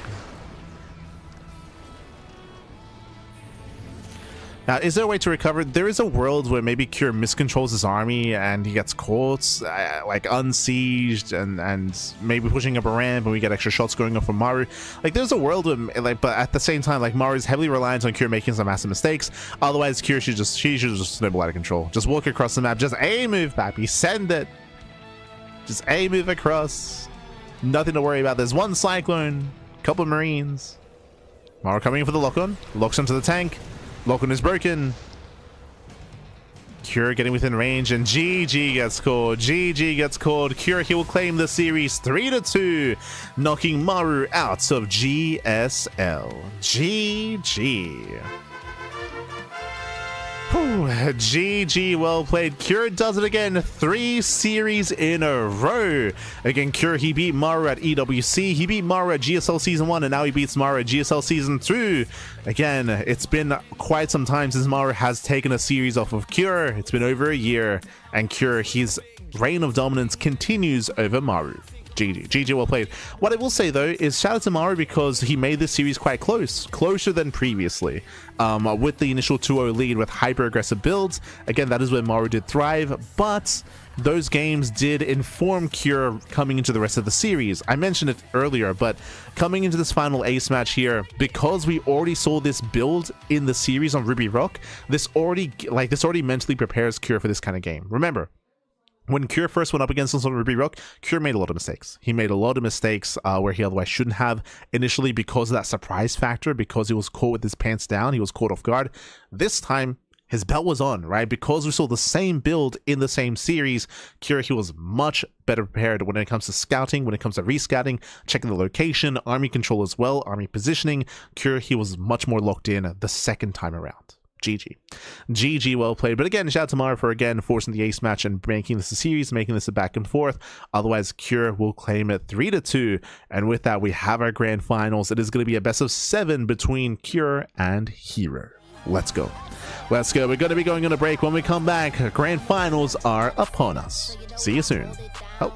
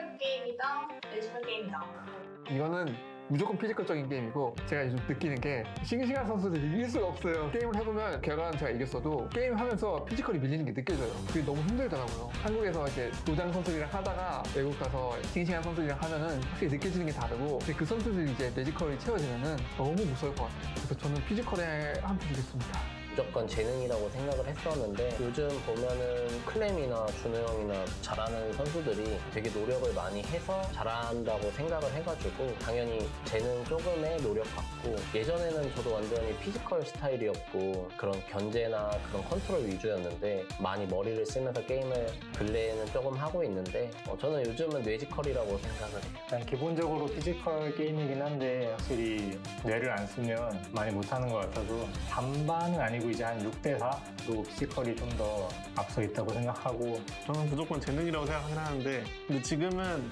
재능 있는 선수들도 노력을 그렇게 많이 하지 않는 시즌이라서 지금 현재로는 노력만 하면 충분히 우승할 수 있다고 생각합니다. 원래는 뇌지컬이라고 생각 많이 했었는데요. 요새 게임들 보면 피지컬이 훨씬 더 압도적으로 중요한 부분 찾지 않나 싶은 게 워낙 컨트롤이 선수들 발전이 너무 많이 돼가지고 진짜 컨트롤이 한 번만이라도 좀 실수하면 쉽게 경기가 끝나는 상황이 많아서 요새는 그냥 피지컬이 거의 90% 정도 되는 것 같습니다. 재능이 기본인데 노력이 플러스인 것 같은데요, 저는? 예를 들어서 탑을 노린다면은 재능이 무조건 1순위긴 한데 근데 노력을 뺄 수가 없을 것 같아요. 굳이 더 둘 중 하나에 뭘 더 높게 치냐면 그래도 재능을 더 높게 치긴 합니다. 한 6대4? I wasn't expecting that question. I think they both matter to some extent, but I think usually effort is like the most important. But I know a lot of people say like you need like some talent, and once like you have like talent, then it's the effort that makes a difference. I think that might be true. Among the people that are like able to get like GM plus pretty much, I think it's mostly like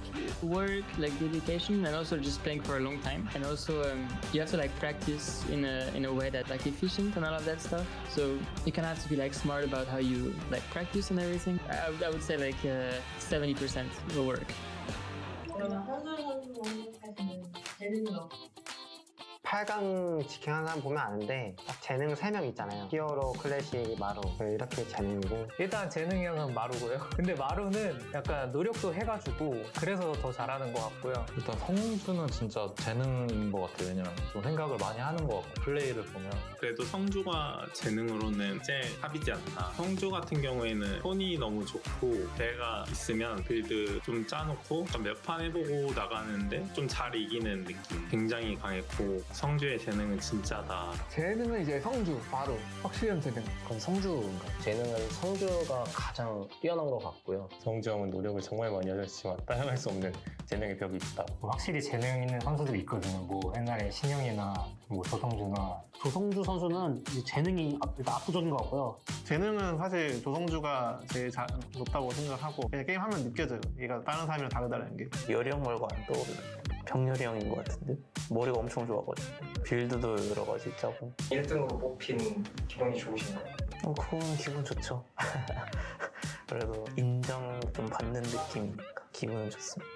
재능에 있어서는 진짜 세랄 선수는 진짜 예외적인 케이스라고 생각하거든요. 왜냐면은 세랄 선수는 그 유럽에서 갑자기 어나더 클래스가 나온 느낌이라서 세랄 선수의 등장으로 인해서 거의 그냥 유럽 선수들이 다 전체적으로 잘해줬다고 생각하기 때문에 재능 쪽으로는 약간 세랄 선수가 이제 원탑이지 않을까 이렇게 생각합니다. If I had to say who's like the most talented, it's very hard to say, but I think you could say like maybe Rainer, because he really doesn't play like super consistently, but he always does very well. So maybe him. 압도적으로 노력을 많이 한다. 노력을 많이 한다고 생각하는 선수는 지금 올라온 선수 중에서는 아마 정재영 선수 같은 경우는 물론 재능도 있지만 노력을 좀 많이 하는 것 같아요. 희범이 형이 노력하지 않을까. 왜냐면 커리어적인 부분도 있어서 그렇게 생각하고 있습니다. 그 도욱이도 이제 저랑 비슷한 시기에 게임을 준비했던 친구인데 그때는 좀 많이 아쉬웠는데 엄청 열심히 하고 리플레이도 되게 많이 보고 게임 공부도 되게 많이 하고. 노력은 도욱이, 김도욱인 것 같아요. 너무 오래되긴 했는데 프로리그 같은 날 당일은 다 쉬는 분위기라서 밖에 나가서 놀려고 하는데 혼자 남아서 연습을 하더라고요. 새벽까지 연습을 하다가 들어오는 경우를 많이 봤기 때문에. 지표를 보면 알다시피 전화 변인데 변현우가 좀 더 노력하는 것 같습니다. 예전엔 도우기 형이었는데 요즘에는 변현우 형과 게임 엄청 열심히 하더라고요. 요즘 열심히 하기 쉽지 않은데 엄청 열심히 하더라고요. 아무래도 변현우 선수가 저는 그나마 꼽자면 제일 노력하는 것 같고, 왜냐면 이 선수는 GSL 2010년 때부터 16년 동안 게임만 하면서 16년 동안 살아온 사람이기 때문에 그나마 제일 노력형인 것 같습니다. 김준호 선수가 꽤나 꾸준히 열심히 노력하는 것 같다는 느낌을 많이 받았고요. I think for like hard work, the one that comes to my mind is actually herO, because I have him on the like added on the ladder these days. Like I have him in my friend list on like EU. I think like herO, Max Specs, they grind, and I think they're like very hard working. 엠버 있을 때 재선이 형이 그런 느낌이었던 것 같아요. 게임을 진짜 많이 해가지고 재능보다 노력을 엄청 많이 해가지고 재능이 어떤지를 몰라도 일단 노력이 더 많을 수밖에 없는 그런 느낌이었던 것 같아요. 비슷한 탤런트 같아요. 근데 hard work, persever, 게임 많이 해요. 노력은 진짜로 준호 형을 인정하거든요. 준호 형이 당연히 재능이 있지만 노력으로 더 이렇게 빛을 보는 선수인 것 같아서 준호 형을 굉장히 존경하고 리스펙합니다.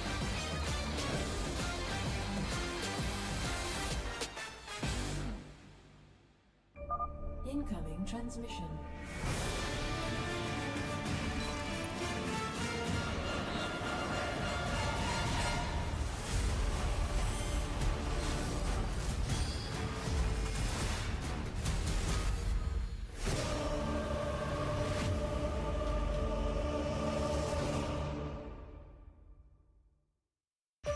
GSL Season 2.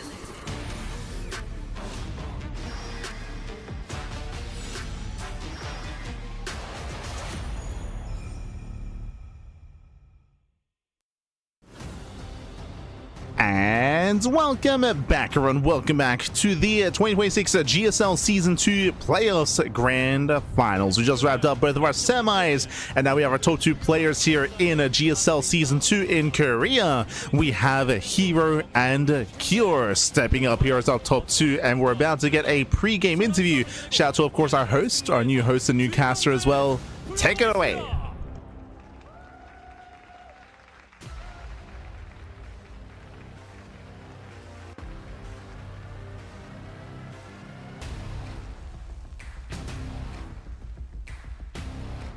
프로토스의 역사를 바치며 공허의 유산을 넘어 역대 GSL 최고의 프로토스로 올라선 영웅 T1 히어로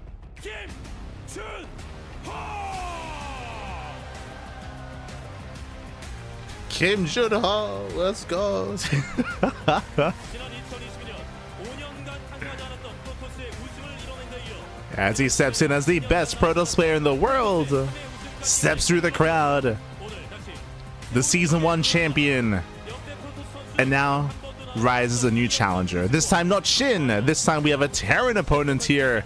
It is going to be Cure. Oh. But he's going to do the intro, he's going to do it. Send that, Pappy, send it.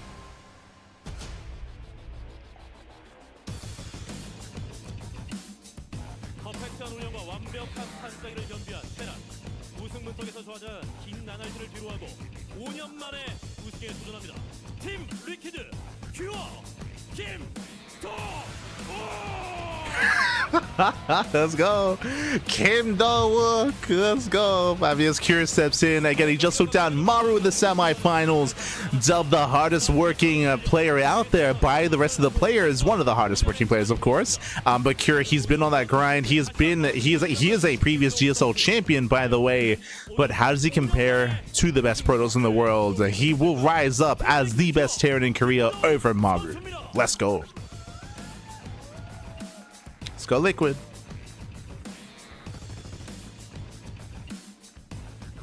네, GSL 팬 여러분, 3주 만에 다시 이곳에서 인사를 드리게 됐습니다. 준결승 경기 두 경기 상당히 뜨거운 경기를 펼치고 이 두 선수가 Now we're back to GSL finals. Oh, we have our after interview. 3 weeks for another season. 네, 3주전과 마찬가지로 정말 많은 분들이 이곳 프리업 스튜디오를 A lot of people gathered and came here like the last season. 제가 I saw the semifinals, and you guys didn't really disappoint.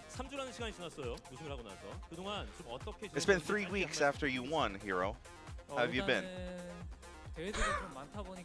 Well, there were a lot of tournaments, so it was really hectic.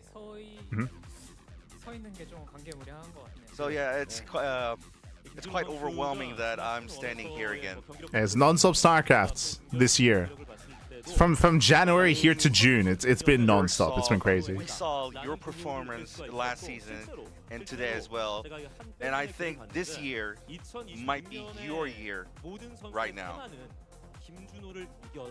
I think everyone's theme this year was beat herO. What do you think? Well, starting off the season, my games have been really well, so I think that's why people are saying that. But that being said, I have a really good feeling that I can have a really good end here. Yeah, you have a lot of fans cheering for you and your wife and your team as well. So, how do you feel? I mean, it's not that easy to come here and see a watch every time. So, yeah, I'm really grateful for all the fans who are coming here. Last Shout time out. I won, I kind of forgot the important part. Actually, I forgot to mention about my team T1. So, yeah, I think I gotta like. Well, I'm gonna save it until the last time because I'm gonna win it and I'm gonna say it again here properly after I win. Round of applause, please, for Cure as well. Well, your semifinals wasn't easy. I mean, the first 2 games was very hard for you. So I think that might have been going 3-0 for Maru, but you turned it around. So how did you feel before that game? I just thought myself, just stick to my plays, don't be shaken. So I think that worked really well, and I think I turned around because of that. Now, your last win was 5 years ago. I mean, even though you have been in the finals 5 times, but you're gonna be yearning for the victory. So how do you feel? Can't believe it's been 5 years. That's crazy. I always gave my all to the victory. So even though I didn't get the championship or the title for the 5 years, but I don't have any regrets. Well, you were undefeated against Protoss this season, but your only loss here was herO. And this is like kind of a jinx for you. So what do you think about it? 저번 4강에서도 확실히 준호 형한테 본진 플레이를 처음 당했어요. 프로토스한테. 그래서 Actually, in the last season, I never thought of him playing one base plays. So yeah, definitely I'll have to be prepared for a lot of unorthodox plays. So I have to be prepared for anything. So you do feel that for like all the like strategically, mentally, or for a lot of things that different than other Protoss? Yeah, I think he does because he knows how to annoy the opponent. So yeah, in that sense, he's really a picky opponent. Yeah, I know you're gonna be yearning for revenge. So did that loss actually help you? Yeah, so it always I think it always depends on the mentality, how do you stick to your plays, 리벤지를 like 준비하고 있습니다. 김도욱 선수. 그리고 how to not to get distracted. 리벤지는 없다라고 So I think, 생각을 하고 계실 텐데 이 yeah. 자리에서 어떤 So I think that in that sense, I think I'll have to be prepared more mentally, and I'll be sticking to my plays, not distracted at all. I mean, well. So herO, I mean, you said there's not gonna be revenge. So like, what are you gonna say to your opponent? Well, I'm gonna say I'm sorry. I'm sorry for you. Well, herO said he's gonna say a shout out to his team after he wins. So that's gonna mean something. What are you gonna say about that, Cure? Not today. 알겠습니다. Well, not today. This time is going to be different. 결승전 스코어 솔직하게. So not today. Okay. 저번에 저랑 4강을 치르면서 So what do you think about scores, herO? 승부 예상하고 I think that the loss he got last time it taught something. So I think maybe 42. So you're not gonna say you're not gonna go all the way to the 7. Okay. 김도욱 선수는 몇 대 몇으로 좀 예상을 하십니까? Yeah, I think if I go to all the way to the 7 games, I think it's gonna be dicey. So yeah. 42. How about you, Cure? Well, I think it's not gonna be easy. So like it's gonna be 4-3. 원했던 세트에서 경기가 끝나게 될지 아니면 조금 다른 의외의 경기 Well, 결과가 기다리고 있을지 we're gonna see what it's gonna be. I mean, if it's gonna be 42 or 43, or is it gonna be expected or not expected? Let's find out who's gonna be the champion of this season. Let's go, herO versus Cure. GSL Season 2. It's a decent Castle Park impression. It's okay.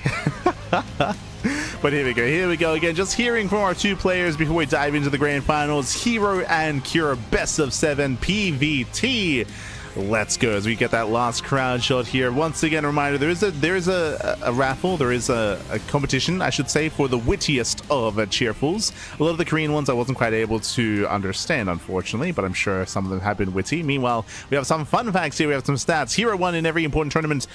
Cure looking for revenge and offline victory in 2 years. Recent scores here, we have 3-1 in favor of herO in GSL Season 1 of 2026, and then 2025 Season 1, herO 4-3, Cure in the finals. Head-to-head Layers of the Void matches, 9-6 offline, 88-43 online. Again, herO is favored coming into this.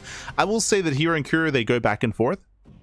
I always say this, but what matters most to me is recent record, not historical record. So this year, we do have basically like a 60-30 win rate in favor of herO. Around that. Or sorry, 60-30. Sorry, I'm going to say 70-30. 70-30 in favor of herO. Typically, like Cure, he has beaten herO before. This year, he has taken maps, he has taken series, and he's got to bring his A game if he wants to bring it to herO. Otherwise, herO's looking for a back-to-back win. Oh boy, we'll see if Cure can disrupt that. We'll see if he can make a series out of that. We'll see if he can bring herO down. Cure, he was renowned for his TVP for a long time, even to the point where he had the best TVP a couple of years ago. That was back, of course, when he was on top, back when he was our GSL champion as well. That was during his era. We'll see if he can bring us back to that era. As we have some more fun facts here, some more stats. We have potentially the 4th GSL title here for herO. Likewise, you can see the historical Protoss stats here, where MC, Zest, and Classic got to the finals twice. Meanwhile, herO has the most finals to his name in regards to Protoss.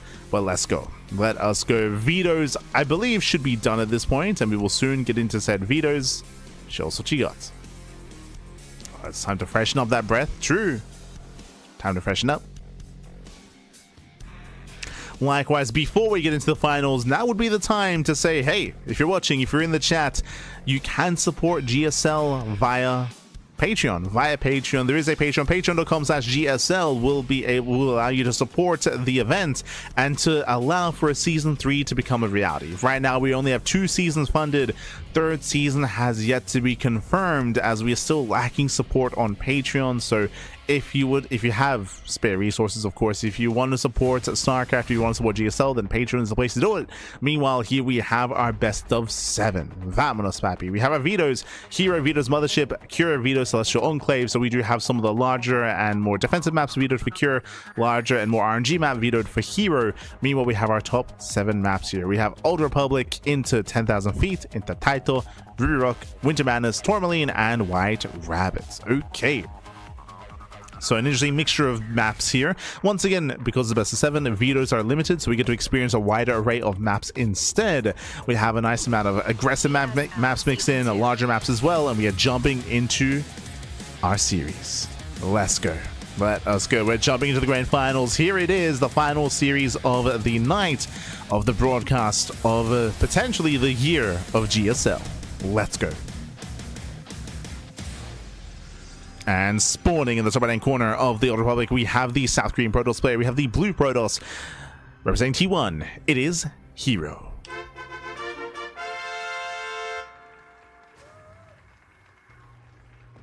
And spawning in the bottom left hand corner, we have his opponents. We have the South Korean Terran player. We have the red Terran representing Team Liquid. It is Cure. Vamonos, baby, vamonos. And here we go. We have made our way into the grand finals here. Game 1 is going to be on the Old Republic. The Old Republic is a bit of a larger map in the map pool, longer rush distance by ground, but again has a more open and exposed third and fourth bases. I will say that typically Protoss players are favored on a map like this. The reasoning and the rationale for that is because it is difficult for a Terran player to build up in towards the mid to late game. Much difficult. Meanwhile, I have some cheerfuls in the chat. We have some cheerfuls in the audience, I should say. Once again, in Korean, if we have any translations, would appreciate it. I do see a Cure supporter on the right, for sure. Cure supporter. Ah, thumbs up. T1 win. I understand that. Some T1 fans, some herO fans. Yo, he's duked out in the T1 jersey as well. Oh my god. Big T1 fan. This is when you find out he's like the T1 player manager. This is what But here we go. So far, economic opener, racks expand. But we're just getting into it. Again, on a larger map and a more open map like this, typically the Protoss players are favored in longer macro games. So we expect to see aggression out of Cure. We expect to see either 2 base all-ins, 3 base all-ins, early timings here. That's what we expect out of our Terran players, to try to end the game early, to try to stop herO from getting into that 3 and 4 base economy. That's usually what we expect here. The dynamic that we expect in current meta of TVP is Terran players ending it early. There are certain maps where it is easier to maintain a higher base count, like Winter Madness, for example, where we could see Cure take a more macro approach, but typically aggression is still, you still want to find some damage early on to give yourself a nice position coming into a longer mid game.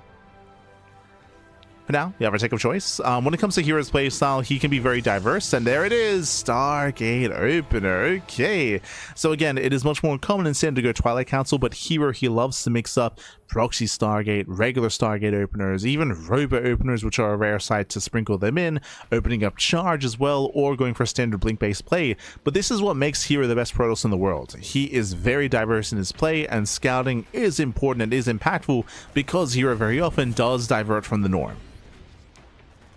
So again, Stargate openers are much more rare. This should lead into oracles, into early game damage. Meanwhile, we do see Cure just going for his own 1-1-1 into with a mine drop setup. He's going for the mine drop.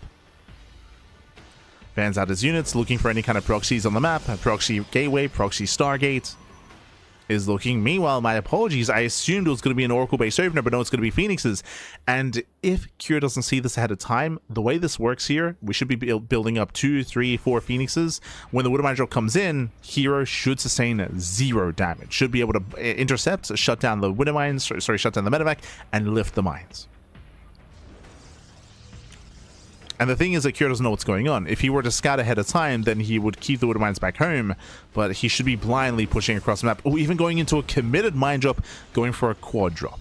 Forward mines. This is rare. So talking about rare builds, it's also a rare build from Cure. Going into a quad Wood Mine drop used to be a lot more common a couple of years ago before the Wood Mine nerf, but after the mine nerfs, this build did fall by the wayside, and it is very rare nowadays. Very rare.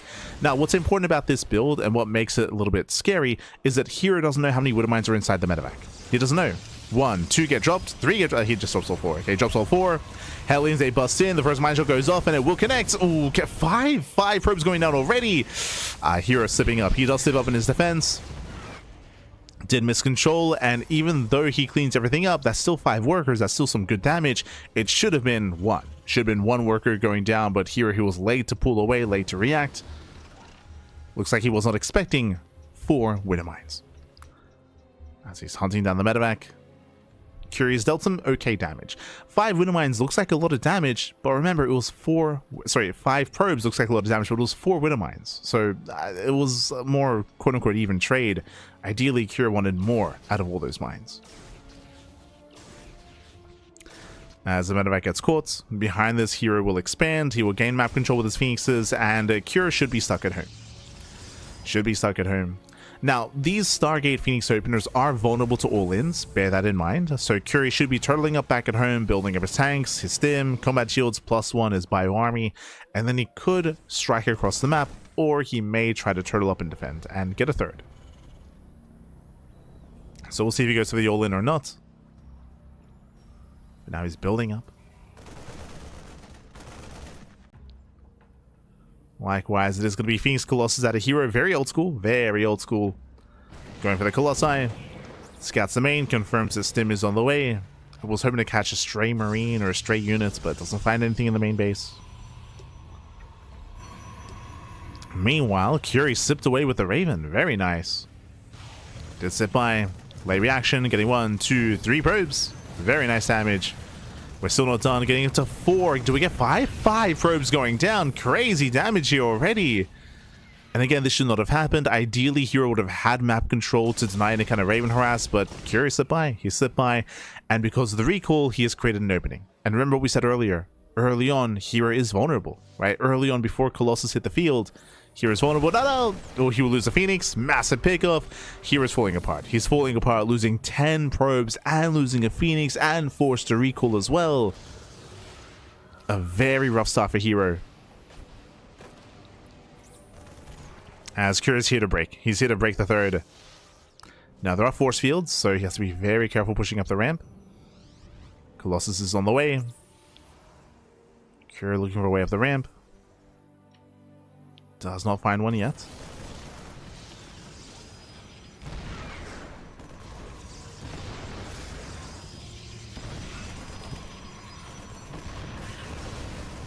As he does break through that battery. Nice force fields catching out some Marines. The Colossus has arrived. We're just buying time. There's no battery though. Yeah, there's no battery. Marines, they do try to step in, but the Colossus has arrived, and with that, herO should hold. He should and he will. Does hold on. The battery will finish. We can see herO still rallying across the map. We did mention earlier that ideally the Terran player wants to try to break the portals early on here on Old Republic. And has done some good damage. These have been better trades for herO. It's been a better start, but cannot break the 3rd. Cannot break the expansion.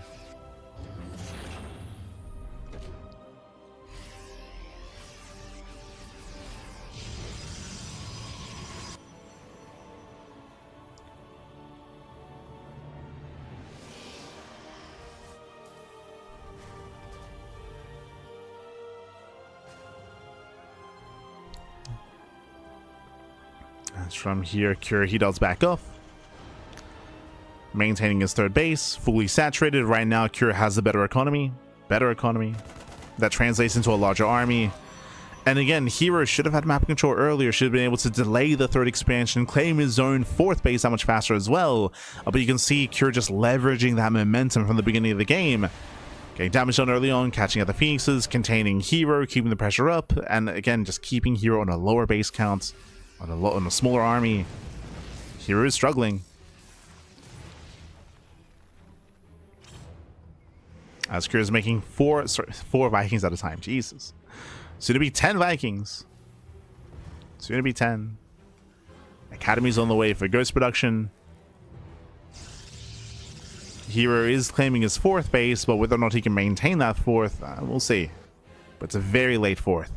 Ideally, you want to start the 4th Nexus as the 3rd base is being landed, or as it's even in production, the 3rd CC. That's how behind herO is. And soon, Cure, he can just aim it across the map. Like, there's going to be a time here. There's going to be a window where he can just push across the map, and I don't see him being stopped. Yeah, they're just comparing army sizes here. And here he comes.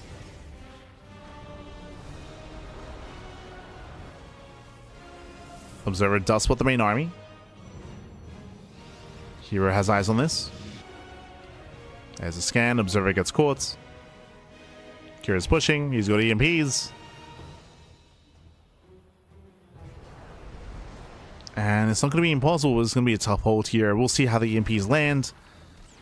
We'll see if herO can maybe force field, try to slice up the army. He doesn't have much anti-air, though, to help against the Vikings. He's mainly reliant on Archons. And that's not ideal.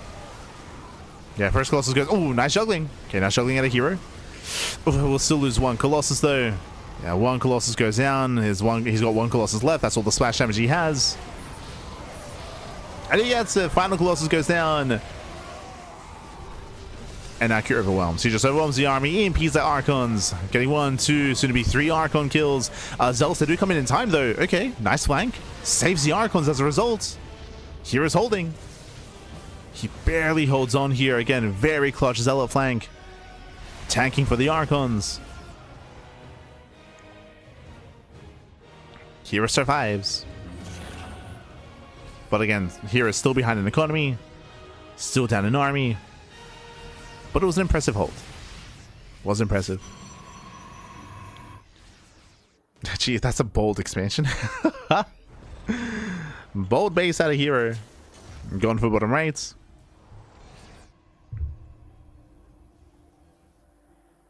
And from here, trying to backstab. This is a way for herO to recover in this game. To backstab Cure, bust into the main base, go for the warp in. Turrets are on the way, but there is an opening into the main. Yeah, there is an opening. herO drops in.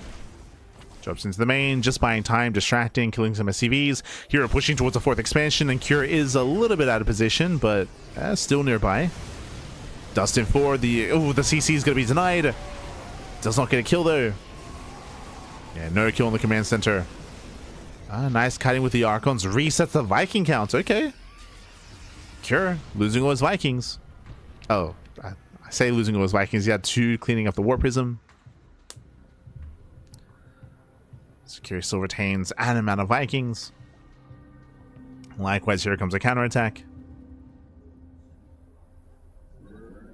And again, we'll see if herO can hold on. Oof. EMP lands. EMP lands at the same time. herO hoping for a counterattack, hoping to try to distract his opponents. Can he distract Cure? He's getting caught out in the open. Yeah, very open here. Colossus are exposed. 1 Colossus goes down. There's 2 left. Yeah, down to 2 and barely any buffer. There are just so many Marauders. They can just tank. They can just stim in, and they will. Yeah, he stims on 4. Takes down all the Colossus, and with that Cure, he has broken herO. He breaks on through. He overwhelms. At the same time, herO does pull off a Zealot counterattack, and it does get 15 SCVs.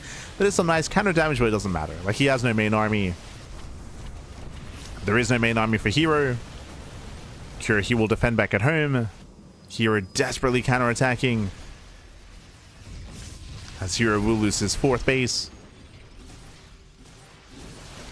With Zealot reinforcements, actually, Cure, he's not been able to reinforce himself. Okay. hero's holding on. Here he's holding. He does have a base bottom right. But again, and here he does retain his probe count. But he needs more army supply. As it all comes together. Here he scans bottom right. He finds the fresh mining base. Distracted by hero's main army though. Schultz Nova. Never goes off. Mainly zones. Does graze the army. Okay. An okay connection. Liberator denies mining. And Cure should shut that base down. Like, no shot herO maintains bottom right. Oh, he does. Okay. He fights for it. He recalls. herO, can he maintain this expansion? Again, he's got 81 probes. He did retain his worker counts.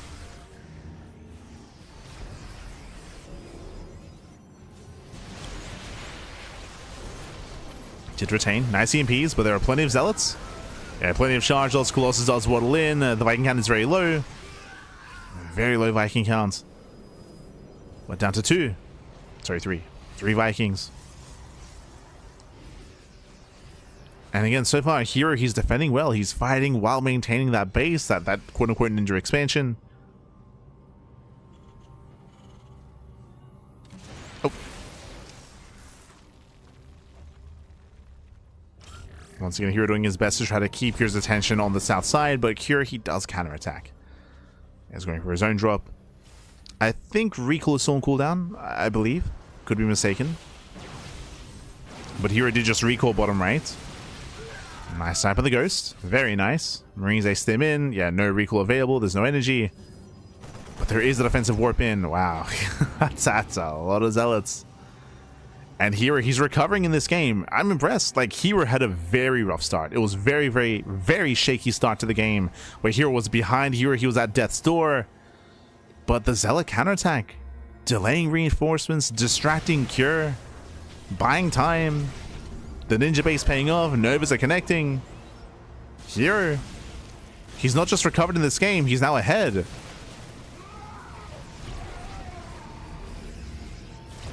The comeback map. He's got the Novas. He's got what, 5 disruptors. Massive zealot run base being set up. Forcing kyr to split up his own army as well. Does force the split. EMPs are landing. But again, we have plenty of Novas. The Novas go off and they will connect. Oof, grazing the army. Yeah, they graze the Marauders. Better connections here towards the end. Catching us some ghosts. A little bit messy here out of herO though. Yeah, a little bit messy. Losing Stalkers. Some expensive gas units here for herO. Losing 2 more Disruptors in the retreat. We're getting messy. Getting messy. Oh. kyr does catch another Disruptor. He gets 1, 2, 3.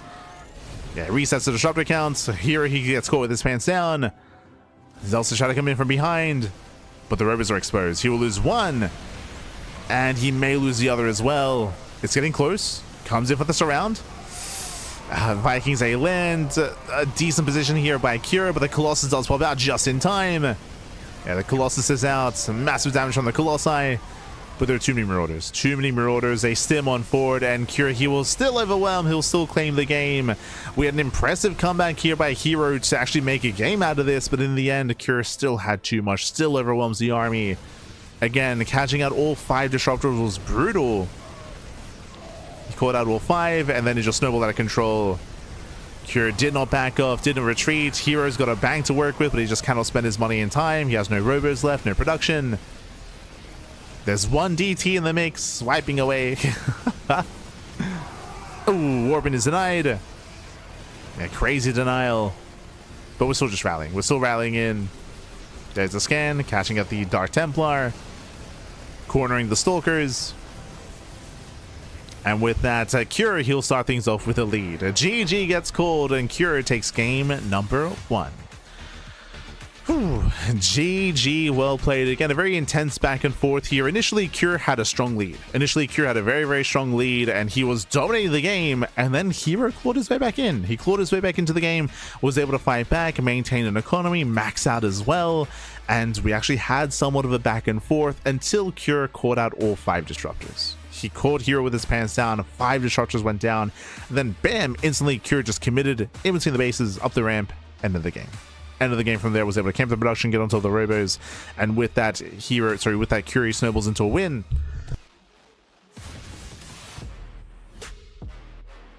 And kyr does take a lead in the series.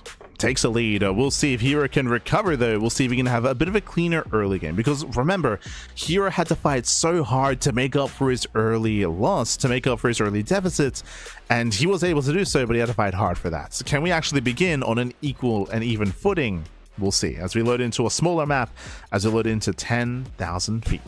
Let's go. Let us go. As that was merely only game 1. GSL Season 2.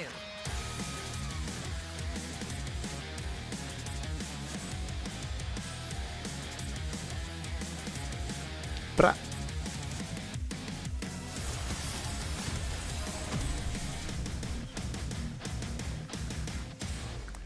and spawning in the bottom right hand corner of 10,000 feet, we have the South Green Protoss player. We have the blue Protoss for T1. It is herO as he opens up with a proxy.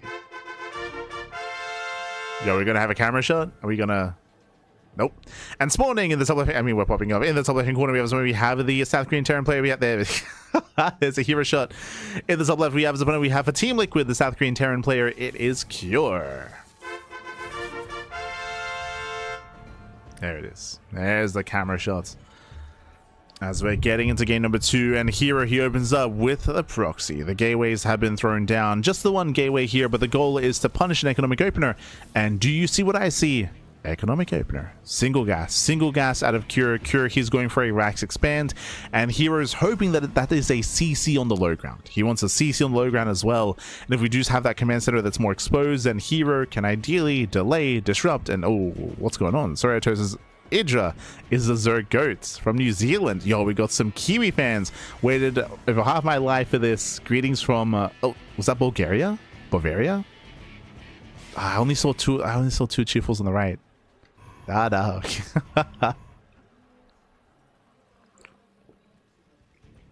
Yo, throwing shade at Artosis. He's not even in Korea. He's like... But regardless, here we go.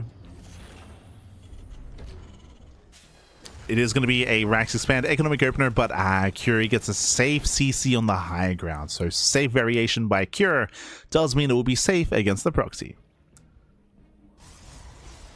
So that will help Cure when it comes to the game aggression. Meanwhile, Hero, can he break through that initial add-on? Can he break through that initial reactor? Zelta moving in. The probe does not have enough HP to block the ramp, to block the depot. And we're waiting for the Stalker. Remember, there's not an all-in. Hero is expanding, but Hero, like, this is a big commitment. Like, Hero, he needs to find some damage. And again, he should have at least delayed the CC, maybe even force a cancel, but so far has done nothing. So far, 0 damage. Okay, now going for the reactor as I mentioned. We'll see if he can bring it down. The boys are being pulled to repair. Bunker's on the way. And here he can try to focus on some of the Marines. Marines getting low. Gets one. One Marine goes down. He should get a second Marine as well. Nice pick of 1 Marine left. Get down to 1 Marine. Second Stalker has arrived. The bunker should finish. Oh, does he break through? He does. Yeah, he has enough DPS. He breaks through the reactor. Zelte busts in. SCV is going to be going down. 2 Marines left. Down to 1. 1 Marine left. The bunker will finish, and the Marine should be able to dive in, so the Marine will survive, but that's still critical economic damage. That's still 8, 9 SCV kills. Again, the reactor should not have gone down. Ay, ay, ay. Widowmine has arrived. Oh, Stalker does fall. 1 Stalker left. Just the 1, but still 11 SCV kills. Can we get 12? Can we get 12 workers? There's no weakened SCV in the main. There's 1 mining gas. Okay, going for the Marine. True. Does get a Marine kill. And we'll be cleaned up.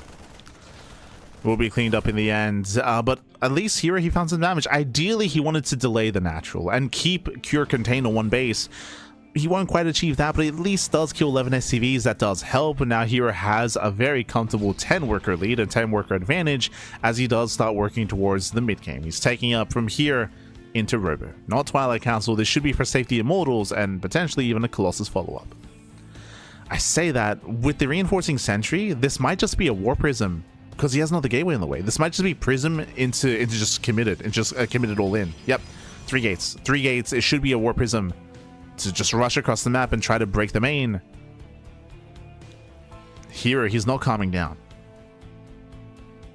He's not calming down. Here come the Warp Ins. Currently 2 gateways, soon to be 3, and that Robo is finishing. Show us that Prism. We're expecting a Warp. No, Observer first. Never mind. Does go Observer first. Hero does have high ground vision though, and he will pick away the Marines. Losing the Sentry. Yeah, Sentry goes down. That Depot though, taking a lot of hits, a lot of damage. And does fall. Not bad. Not bad. And now Hero takes. Hero takes up. So Observer into second Observer, into a Twilight Council in a blink, in towards the mid game. So Hero is not all in. He's saturating. He's building up from here.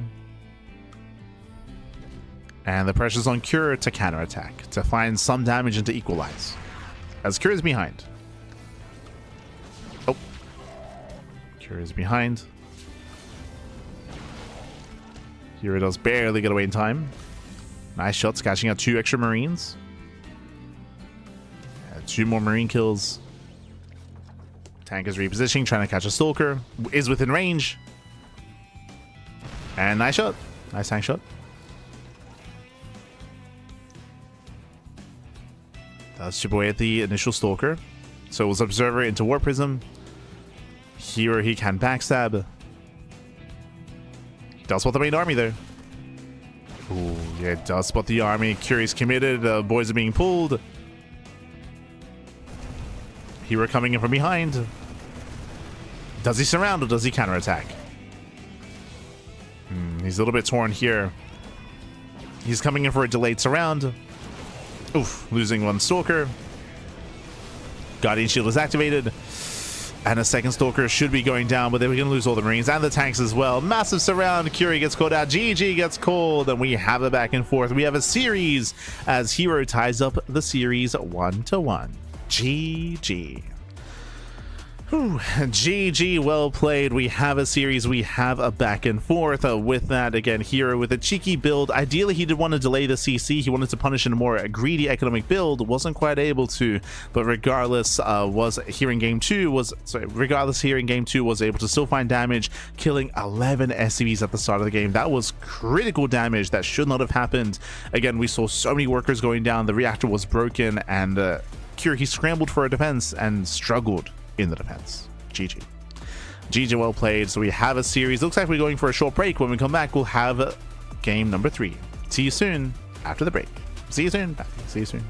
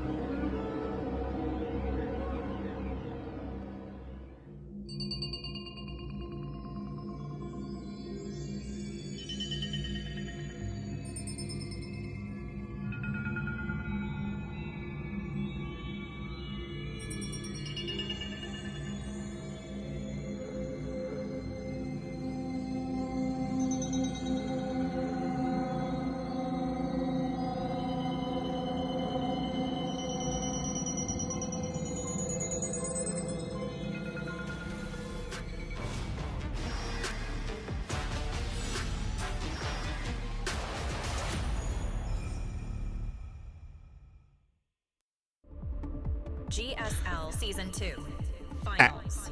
And welcome back, everyone. Welcome back. Hope you enjoyed that lovely break as we've returned here with the grand finals of the 2026 GSL Season 2. I mean, just repeating what the announcer just said. With the 2026 GSL Season 2 finals, we're here mid-series. We're currently tied up 1-1. herO and Cure, they've been duking it out. Cure able to get a nice early advantage in game 1 and snowball that into a win. It was still a little bit of a back and forth in game 1. Here in game 2, hyper aggression. herO opening up with a proxy gateway, hoping for a greedier build, and Cure did go Rax expand, did go for the CC on the high ground, which was safe, but the CC was safe, the wall was not. herO, he busted down that front door, he killed 11 SCVs and snowballed into a win. Now we're getting into game 3. We'll see who takes the lead in the series, who gains momentum between these two players as we load into Title Citadel. A bit of a larger map in the map pool. Once again, this map does, I would say, favor the player with map control as the goal base is available, but the bases are spread out. We'll see how our players will approach this. We'll see who's going to be the aggressor first. So far, that's who's been able to take and claim the game. Game 1, Cure was the aggressor. Game 2 was herO. Game 3, who's it going to be? GSL Season 2. Let's go. Let us go. As again, our players were locked in as they load into one of the larger maps in the map pool. Vamonos. Bra. And spawning in the top left-hand corner of Title Citadel as we move out with the early SCV, we have the South Green Protoss player. We have the Blue Protoss for representing T1. It is herO. As the SCV comes in for, I believe, an eBay block. I believe that's for the block. And meanwhile, bottom right-hand corner, we have the South Green Terran player. We have the Red Terran. It is Cure. Seems like my apologies, not an eBay block, but it's only one Rax. That was there we go. As there we go, there's a camera shots for both herO and Cure. But again, only one SCV, so not the most committed proxy here by Cure. I imagine just proxy Reaper into Bunker Rush. That would make the most sense in my mind. We'll see. We'll see if he can get this going. We'll see if he can disrupt the early game of herO. As herO does check the more standard proxy locations at the third location. Does check the third, does check just over and past the third base as well. Before going for the probe scouts. Meanwhile, gases have been taken. Are we going proxy? No shot, we're going Tech Lab into Marauder, right? Yeah, he's going Tech Lab into Marauder. Oh, that's... let's go! The Carbot charge on herO slicing through Cure and Rogue. Oh my god. Very well done. Very cute. But there it is. It is going to be proxy Tech Lab, proxy Marauder out of Cure. Very bold move, a very forward location. This is much more committed than initially thought. And herO, he will probe scout. He will confirm the Rax is missing. He knows that at least, but the Rax could be at home. It could be further back at home. herO again checking the third location. It's a little more standard to proxy at the third location instead, so he's checking the third base. He will miss the proxy. I am Katowice a deja vu, papi. Deja vu. I am Katowice. Not again, papi. Not again. 2024. As herO, he does find it. Yeah, does find the proxy. Is now aware. That's already 1, 2, 3 shots going off. The Zell taking more damage than it should already. Ooh, and a rough stop for herO. Rough stop here. The first Zelda is going to go down. Does kill the SCV. Okay. Kills the SCV. Denies the bunker. Does deny the bunker. Boys are being pulled. Can we catch out one of the Marauders? We each have to surround. At least there's no bunker to fall back to. And I think we do have a flanking Zealot. Ooh, as one Marauder goes down. Gets one. Gets one so far. Trades with the probes. And herO, who will chase down the remaining Marauders. Does chase them down. He should catch both, as they're both very low on HP. Behind this, we have a Cyclone follow-up at a Cure trying to transition, but again, he will lose all the Marauders. And herO holds. He doesn't just hold, he shuts this down, and he's expanding behind this. Yeah, he does expand. A Cure, he needed more damage with this. This was quite committed to kill a handful of probes and only a Zealot for the bunker not to complete. I mean, that's what it came down to. Lack of bunker. That bunker should not have gone down early on. Yeah, and with that, I mean, we had that face shot of Cure. He's not happy. He is behind. Here it does fall behind. Behind this is going for a second Rax. It's looking like a 2-base all-in follow-up. The reasoning for this is because it's a second Rax before Starport or third TC, so we're expecting a third Rax as well. So we're expecting like a 3-1 setup out of Cure. If we see that, that will confirm, yep, there it is. There's that third Rax as we had assumed. So 3 Rax follow-up here, 3-1-1 is going to be a 2-base all-in. Cure can pull the boys with this. We're going to be building up as many tanks as we can, as much buy as we can, then just sending it across the map. This isn't really built to get into a longer game. Ooh, Stargate follow-up? That's risky. Going for the Stargate here. Going for Phoenixes.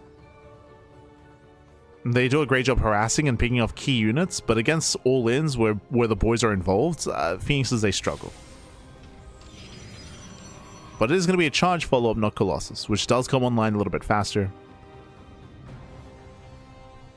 Hallucination moves out, and herO should get a full scout. He should confirm all 3 Raxes, which again tells us everything that we know as well. Yep, Hallucination confirms the 3-1 setup. No third CC, no starports, you're the eBay for +1. herO sees everything he needs to confirm the aggression from Cure. So herO, he knows. And with that, he has to repair back at home. Needs that 2-base saturation at least. Building up his third, getting into charge, setting up oracles. Thankfully, he does not make extra Phoenixes. If he had gone into additional Phoenixes, then he would struggle, but he does stop Phoenix production. The oracle helps with scouting, and we need zealots more than anything. We need those charge lots.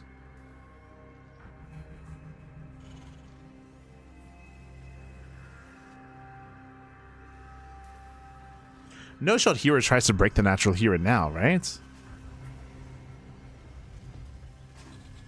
Does get a rescout. It does rescout. Almost losing the Phoenix. That means he cannot use it to lift and disable the tank.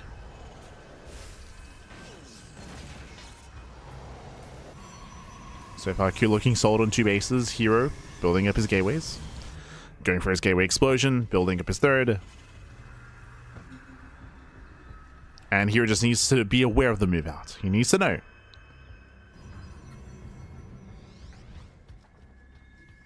Here he comes. Cure goes for the Unsiege. The Cyclones will zone away the Phoenix. Oracle into the main base. SCVs are going to go down. And Cure, he sends it. He sends it. He's all in. He's rushing across with everything he has. We'll catch out the Oracle. It doesn't pull the boys with this, which is surprising me, by the way. Does not pull the boys. But is committed. Here's what's the army. He knows. Setting up for a flank. And I believe herO should have enough. I believe he should have enough to deal with this. Especially with the surround. Tank will siege. herO, he does lure the army further in. Comes in from behind. He wants that tank. Yeah, let's keep it in. And the tank goes down. Like the tank goes down. That's the backbone of the army. Cure gets completely shut down. And herO cannot counterattack. He can now just keep it to a counterattack. Rush across the map as well. Cure's in danger. He's in trouble. It was all or nothing for Cure. And the push fails. The push does fail. This means that Cure will have a weaker defense now back at home. herO waiting for Storm. Oh my, he's not waiting for anyone. Storm is coming, and it'll finish up just as herO gets across the map. That's a little high temple already pre-warped in. herO just here to end the game. The mine does borrow. Cure does go for a singular drop across the map. Going for A Marines. Storm is ready. Show us the mine shots. We get some some decent wind mine shots, by the way. Decent shots go off. Storm is revealed. We got more wind mines setting up. There's a world where with the best connections, maybe we can hold on. Oh, as we have layered storms, we storm everything. Oh my god, massive storms on the army. The bio army crumbles, drop across the map, but there is a defensive warp in. Here he defends his third base. At the same time, storms the final army. And now he's here to end the game. He's here to end it. There's nothing left. plenty of weapons defensively as well. Here he defends back at home, he attacks across the map, he busts into the middle line, third CC is denied, and he gets into the natural. Does get in, GG gets called, and herO takes a 2-1 lead in the series. Whew. GG, well played. herO, he will take a lead. Again, a very rough start for Cure. For the initial proxy to fail as hard as it did, to lose all the Marauders, to lose the bunker, to lose the SCV, and to only kill, was it 2 to 3 probes? That's all he got. It was not worth it. So again, Cure fell behind from the beginning after the failed proxy, and herO just snowballed out of control. Just snowballed out of control. The one chance that the Cure would have is the 2-base all-in, but herO scattered. He saw everything. He saw the tech, he saw the production setup. He thankfully did not make excess and extra Phoenixes. Only made 1 Phoenix into Oracle, then into mass amount of charge lots, into Storm, and here he was ready for the push, and as soon as he shut it down, that was game. That was game then and there, and now we're going to be loading into game number 4. herO's up 2-1, but remember, it's a best of 7. Plenty of games available here, plenty to fall back on. Up next, Ruby Rock, another smaller map in the map pool. Smaller map, aggression here is favored, and once again, who's going to be the aggressor? Now, I will admit that Title Citadel, Cure was the initial aggressor, and it did fail. So we have kind of broken that mold of whoever kind of like dictates the pace of the game will take the lead and will take the game. Here he was able to shut it down, but now we're loading into game 4. Let's go.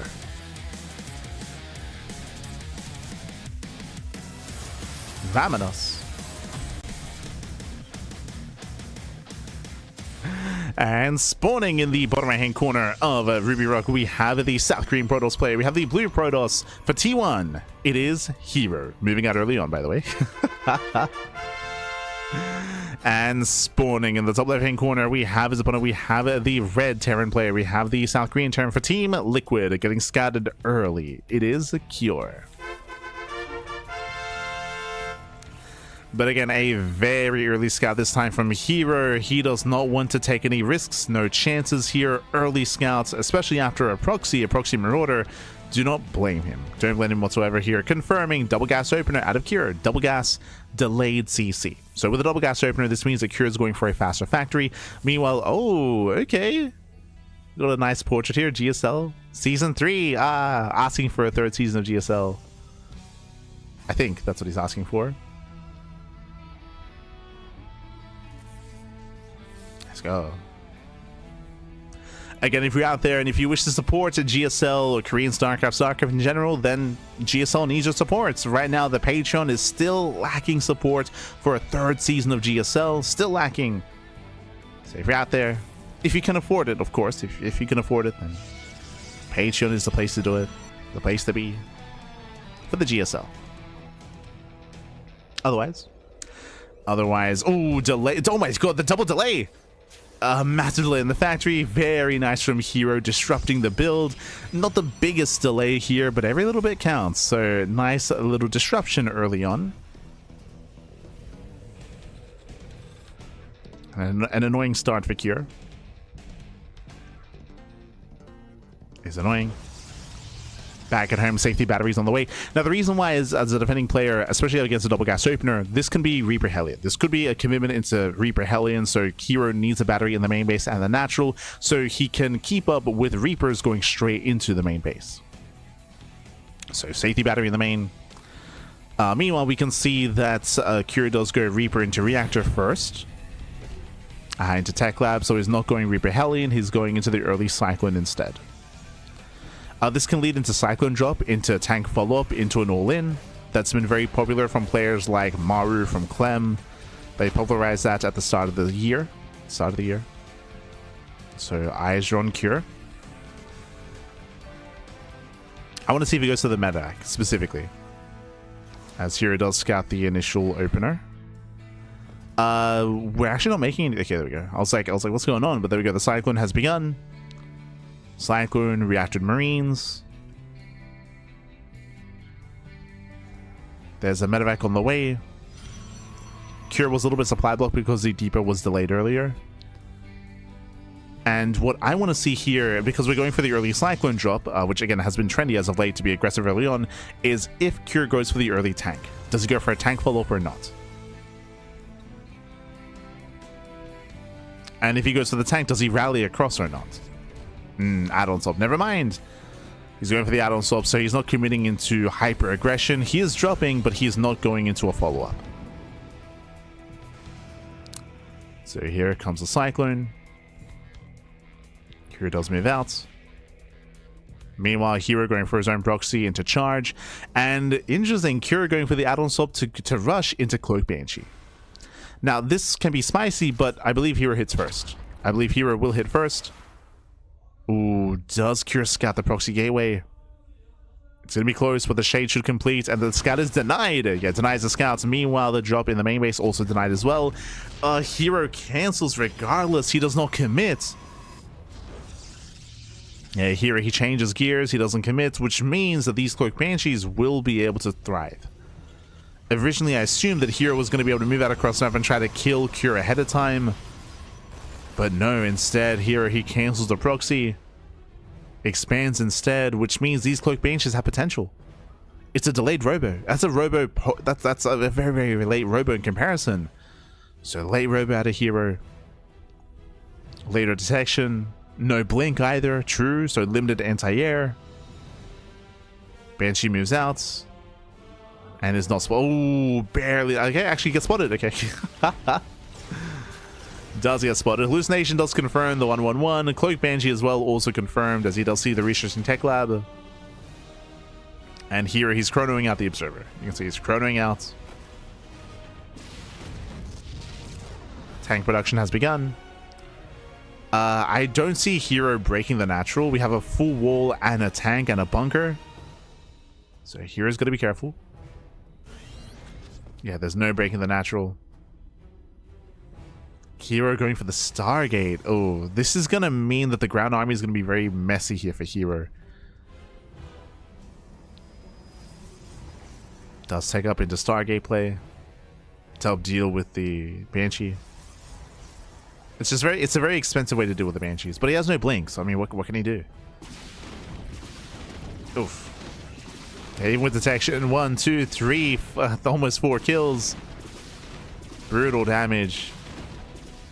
Again, herO, he can barely keep up. He's got slow stalkers. The vanilla stalkers back. It does get one. Okay, okay. That shouldn't have happened.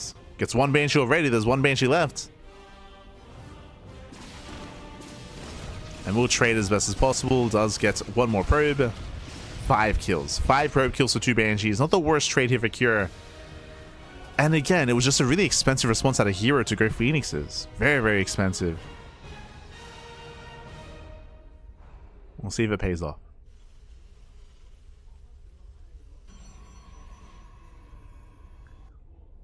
As herO still waiting for Sim. Combat shields +1. herO still waiting for his upgrades. herO's had a very mixed game here. It's been very mixed. As he does spot the push. Here we go. herO commits. He commits across the map. He gets spotted. Phoenixes, they can potentially lift the tanks, I suppose, but there's so many Marines. And Stim is done in time. Stim is ready.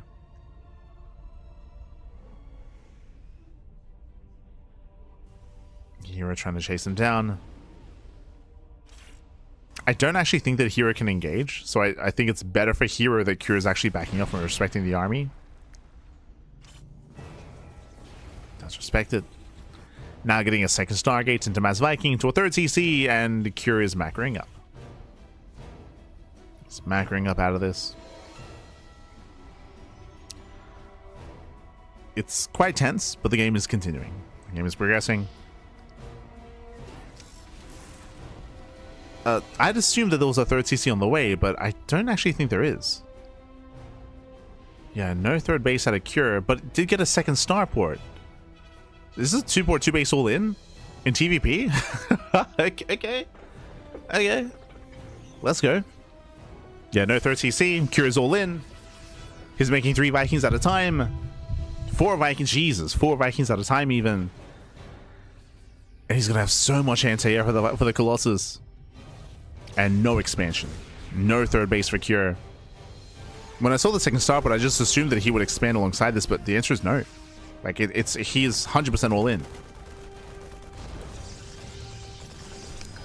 Now, throughout all of this, herO, he's been amassing on more zealots. He's getting into disruptors, which I think is a better thing. I think it would be a mistake to go into Colossus just because there are going to be so many Vikings available. The Colossus are going to be very limited in what they can provide. So disruptors are ideal. I mean, they're not ideal in the sense that you can micro against the Novas, of course, but I do think there's more potential for said disruptors than Colossus. You can see hero's checking for the third base. Hero's moving out. I feel like this is better for Cure. The boys are being pulled. As we mentioned, 2 base all in. And here he does spot the boys. He knows. And hero's out of position. Yeah, big, just massively out of position here. Again, here I don't think he was aware of the all in. He's racing back over to defend. He's got 1 disruptor so far. And only now he throws down the batteries. And he has to make that Nova count. Nova goes up. Ooh, friendly fire. Oh god. Yeah, it does do friendly fire. That's what, 3 zealots going down to the disruptor. SCVs are falling, but that's so many Marines. There's so much army here. Again, the all-in is coming. He's looking to break through. Colossus should eventually go down. The base falls, but this base doesn't really matter. Yeah, the Nexus does not matter. What we have done, though, is that here he retained the disruptor. He's got 2 Novas. First Nova goes off. Nice connection. Takes down 2 Winter Mines. He's got 1 Nova left. He's holding onto that Nova. Nova goes off. Ooh, takes down the tank. Not bad. And the Colossus goes down. Another Nova here. We get an okay connection, but again, here is being forced further and further back. Disruptors are going down. They're exposed. Disruptors are exposed. Massive losses here for herO. He will lose every robo unit, and herO cannot engage. There's just too much man with gun, too many Marines. Again, herO was thinking further ahead. He was getting a 4th base. He was out of position. He wasn't able to engage ahead of time. Ideally, you slow down the army and you engage in the center of the map as you're retreating back to your base. Instead, he was out of position. And with that Cure, looking to tie things up. The army is overstimmed, and these zealots, they're putting in some work. Oh my god. The boys are being pulled. Desperation out of herO. Dust around some of the Vikings. He needs more warpins. He needs the warpins, Pappy. Oh my god. Yeah, those are recalled to his 3rd. And here he does catch a couple of reinforcements, but again, zealots are what he needs, warpins are what he needs, but he's just broke. Hero's broke, he has no money. He cannot afford warpins. And even despite the overstims, Cure, he's fine. He's fine, he has control of the ramp. He has control of the main. And herO cannot engage. And again, it was just a big misread out of herO. Massive misread. He did not realize that Cure was all in. Once again, nice catch on some of the reinforcing units. Am I underestimating how low this army is? Like, each unit is like 1 shot away from going down. True. Zealous that commits. herO, can he get a medevac? Not quite. Yeah, not quite. Remember, herO does not have blink. If he had blink, he could maybe chase down the medevacs, but cannot chase them down. Cure has the better economy. It's 1 base versus 2 base. And Cure has mules. So funnily enough, like Cure, he's just out. He's ahead in every way. He's got the larger army, better economy. Cure is in trouble.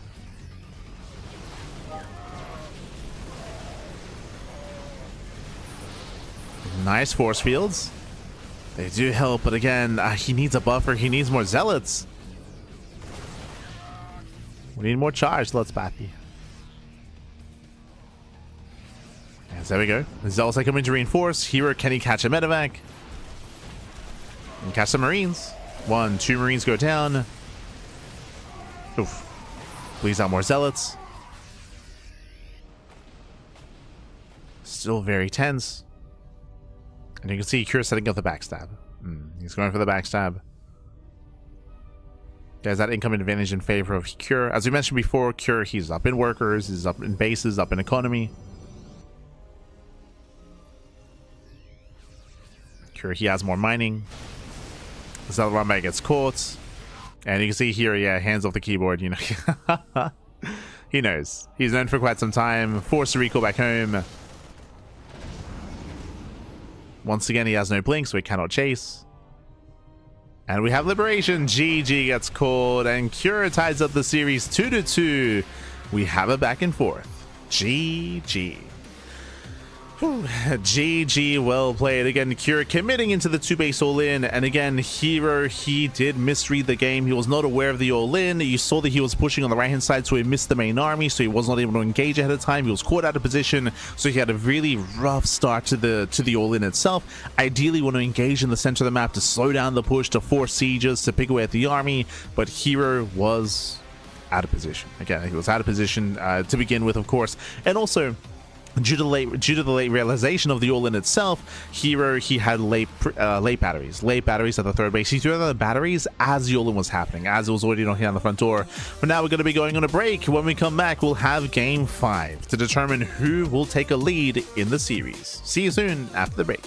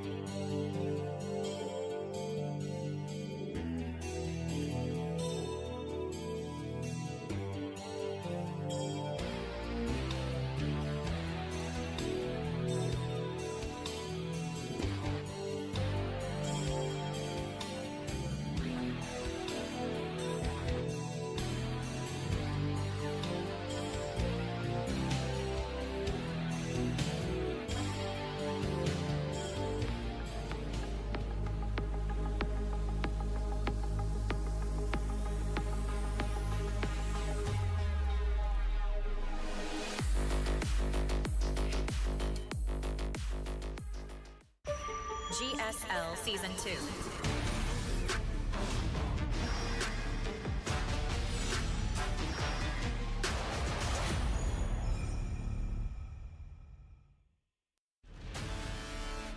GSL Season 2 Finals. And welcome back, everyone. Welcome back to the GSL 2026 Season 2 Finals. Again, we are mid-series. We're currently tied up 2-2 between herO and Cure. And now we're jumping to Game 5 to determine who will break this stalemate, who will take a lead in the series, who will gain momentum moving forward. Again, it's been a very intense back and forth here. Non-stop aggression. We've yet to experience any mid to late game. We have not experienced any mid to late game yet in this series, and we don't really expect to. Typically, like that is more Protoss favored, but everyone knows this. Cure knows this, which is why we've been seeing more aggression. Last game, 2-base all in. A heavy 2-base all in out of Cure, and herO, he was getting ready and setting up for a longer game, and then bam! 2-base all in comes out of left field and does break the fourth base technically. But now we're loading into Winter Madness. Winter Madness is coming up next here for game number 5. Larger map of the map pool, defensive map as well, longer rush distance by ground. This map typically favors longer and later games. I would typically favor Protoss here, but again, in my mind, Cure knows this and he would want to be aggressive early on and want to hit an earlier timing and try to disrupt herO in the early to mid game. And how exactly will he do that? Let's find out.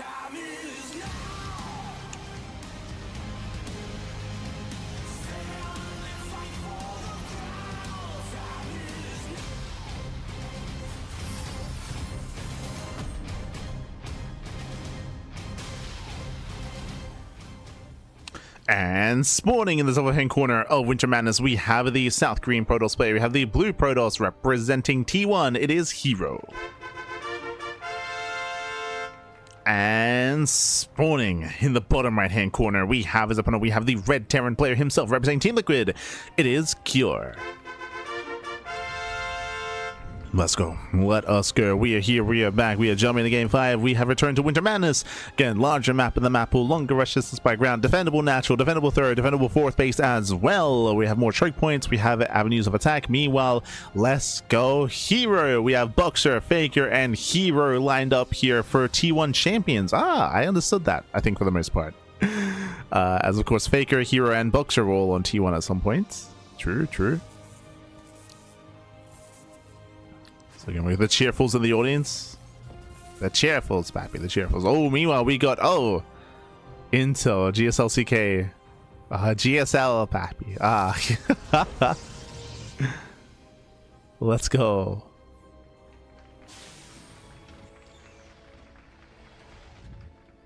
Beautiful. Once again, we're getting into game number 5 here. Oh, and in game 5, double gas. Interesting. Double gas opener out of Cure. Very safe opener, going for a faster factory. I say safe opener, it's safe and it also allows for early and committed tech. This can lead into, say, Cloak Banshee play. This can lead into early Cyclone play. This can lead into Reactor Reaper Hellion as well. There are a lot of aggressive options now available for Cure. A lot of aggressive options. Meanwhile, herO just going for a standard opener himself. Now, on these larger maps, I will say that Stargate play is more viable. Every time we've seen a Stargate opener, we actually have seen some like Stargate play twice now in this series. It is always risky to do so. You are vulnerable against all-ins, and hey, fun fact, we saw Stargate last game, and that did leave herO more vulnerable to an all-in because the Phoenixes and the Oracles do not help at all against said all-ins. So it is always risky, but that's why it is more viable to go for Stargate play on larger maps, because there's less of a chance that there's an all-in happening, or all-ins are weaker on these larger maps. So that's where I will say that Stargate play makes a little bit more sense here, but we might even just see herO play standard, which we haven't seen yet. We have not seen a 3-gate blink opener into Robo into a third base. That has not happened yet in this series, which is the standard in TVP. But again, herO's not standard. True.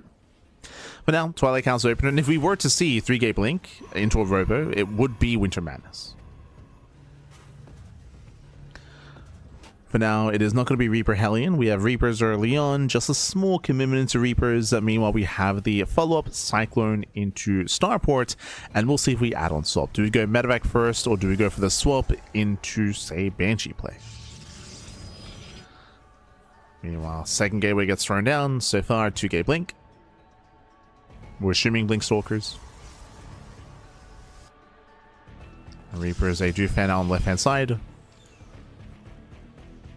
It is going to be Medevac first into the early drop. This is now the second time we're seeing this build in this series out of Cure. For the second time.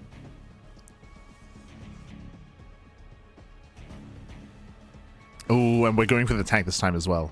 If you remember, it was on Ruby Rock. We saw this build on Ruby Rock, and we were waiting to see if we were going to go into the second tank as well. And there wasn't one. It was a later tank production out of Cure. This time earlier. So this time we're committing into hyper aggression early on. Assuming that we rally. Yep, yeah, there we go. Viking as well. So basically, this is a borderline all-in. Borderline. What do you see on the production tab? Viking. Why are we making a Viking? Because we're making as many attacking units as possible. That's for a landed Viking. Landed Vikings do decently well early on against vanilla gateway units. And here we go. Here he does commit across the map. Meanwhile, here he does thankfully go 3-gate blink. He's going for a safer build, but can he defend in time? He does have one battery defensively here at the natural base. He's going to try to keep up. The Cyclone drop is coming into the natural. And again, Hero doesn't realize that this is more committed. So far, this looks standard. The follow-up is what's more aggressive here. We're rallying everything across the tanks. The Vikings, another tank is on the way. It's all or nothing for Cure. Ooh, and Hero expands. That's risky. Hero, he's taking a third base. Hero doesn't know. He doesn't know what's going on. Cure is besieged. He wants to try to catch a unit. He just waited for the Viking. We have a second Viking on the way as well. As I mentioned, this is to land the Vikings. You land the Vikings. As you can see, one Viking's already landed. To just squeeze out as much damage as possible out of all your production. He spots it, he knows. Yeah, here he does spot the army. He's going to try to catch reinforcements. He's warping it defensively. The observer does tell everything. Here's getting caught. He is getting caught out instead.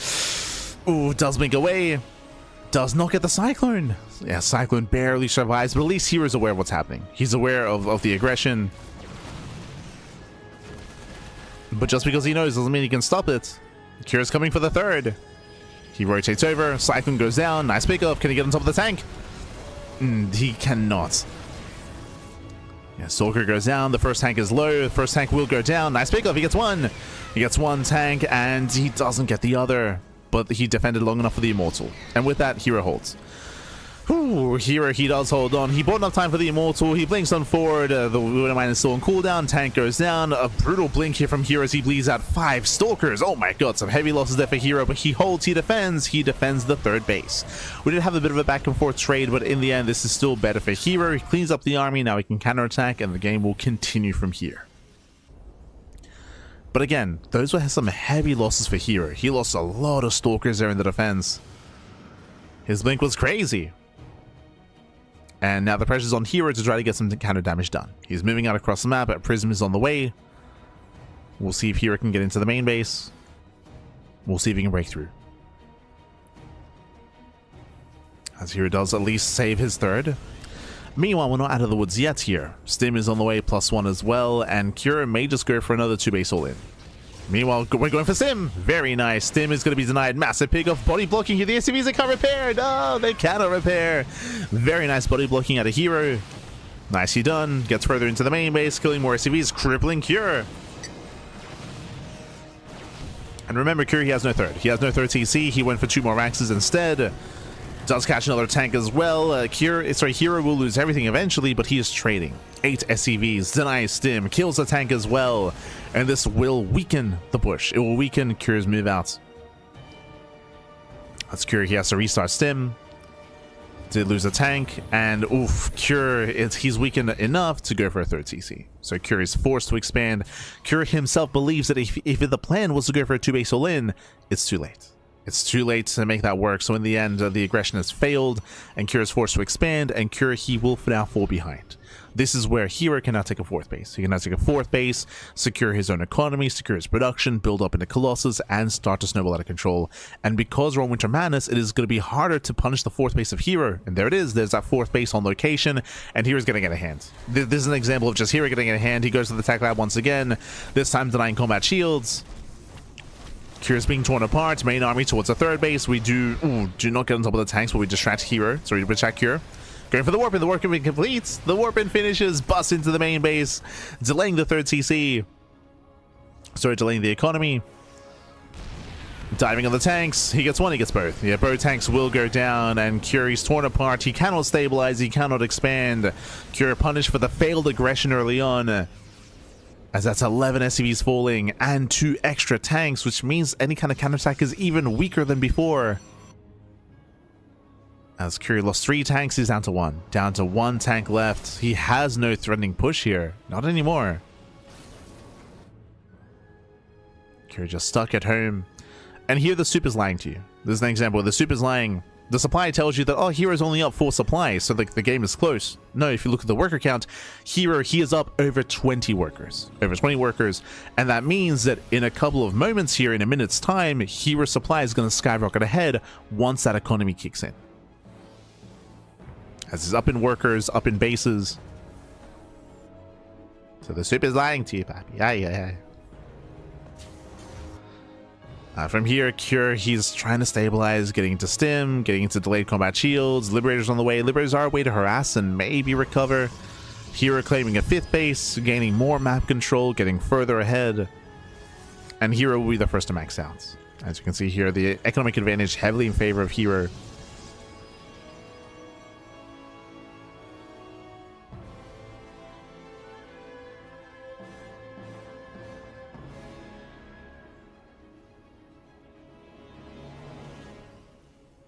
As here is going to be threatening another drop into the main.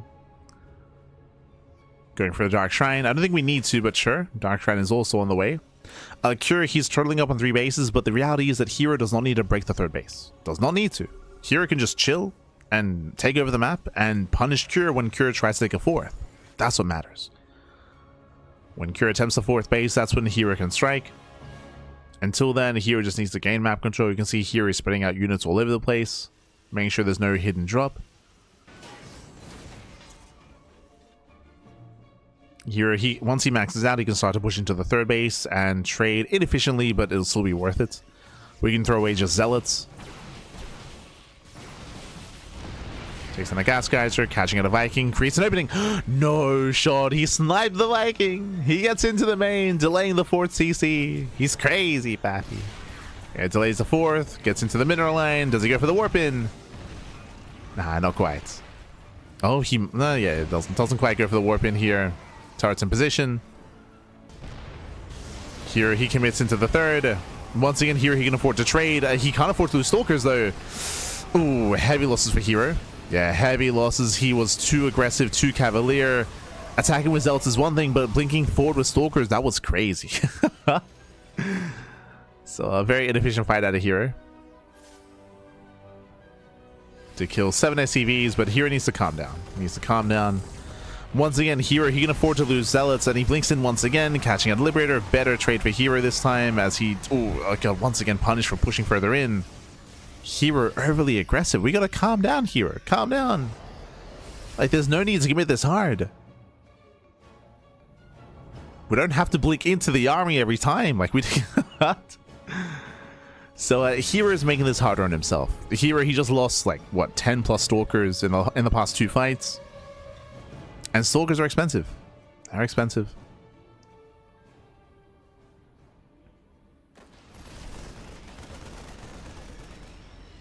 So that was not worth it for the blue Protoss. This is allowing Cure to slowly recover as he's refining his army again, building up mass tank, mass liberator, into eventually Ghosts. As I mentioned, like, Hero, all he has to do is just chill, max out. Once he's maxed, then we can start to throw Zealots away. Only Zealots, and then when you run out of Zealots, then you just back off. And you wait for Cure to expose himself, taking a 4th base.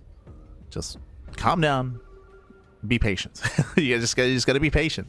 Don't play like patience. Be patient. There's a difference. We miss patience. We do miss them. Yeah, always. It's the patience. For now, though, there we go. Hero's maxed. Now we can start to trade.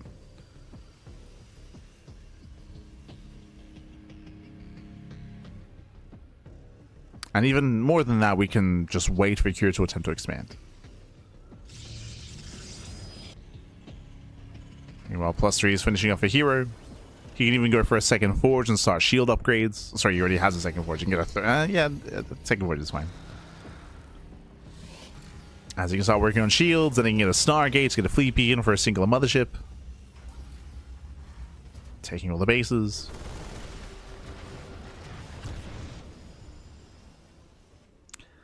Now, Kira does have one strong fight in him. That is true. He's got one strong fight in him. That's why Hero has to play it safe and go for guerrilla tactics, right? Like, you poke in, you get like a tank and a liberator, then you back off, right? You just chip away at the army. You don't just aim move in. You don't just send it.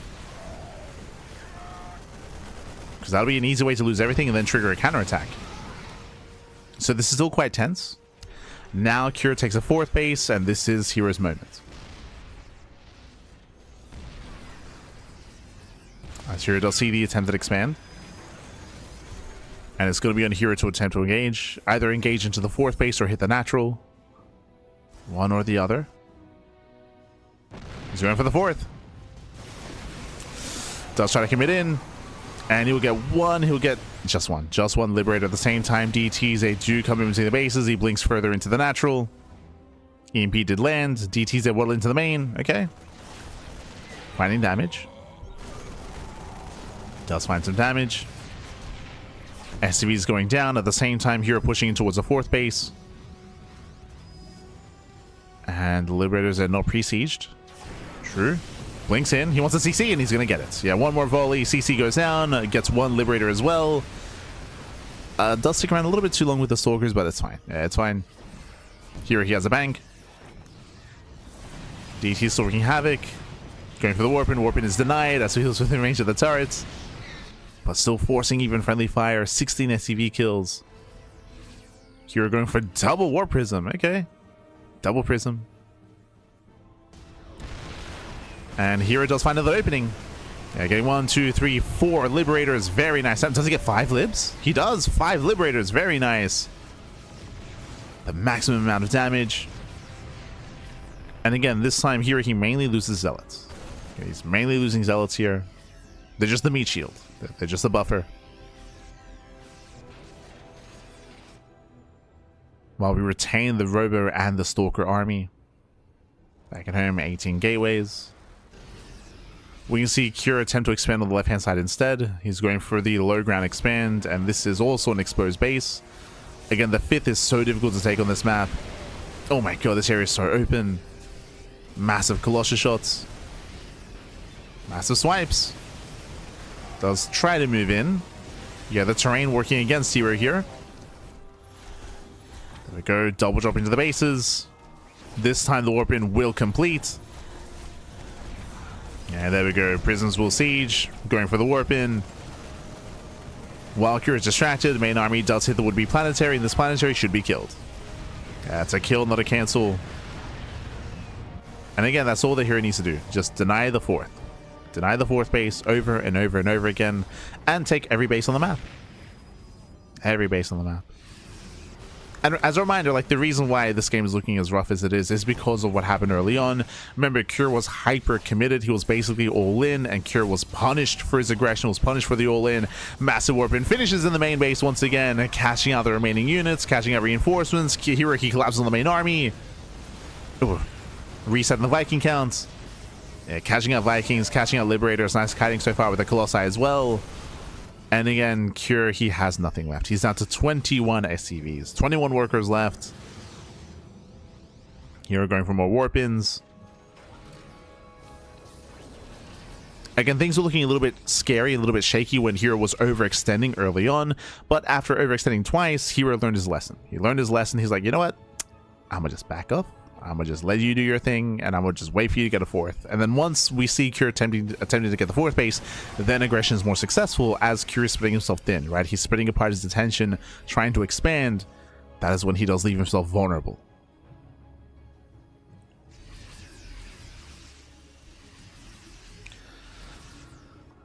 As at a certain point, Hero may just start to take some of Kira's bases, specifically at his 4th locations. They are the only bases left. We built up, Jesus, 5 Colossus. Okay. I mean, the Viking count is very low, right? It's only 1 Viking. Only 1 Viking, so committing into like 6, 7 Colossi, it's viable. If the Viking count is low. So we do have the Stargate on the way to help when it comes to a fleet beacon into Mothership. Kira, he's running out of money, running out of resources. Kira moves in. We'll take an EMP to the face. But the Colossi, Oh, they're trying to break in.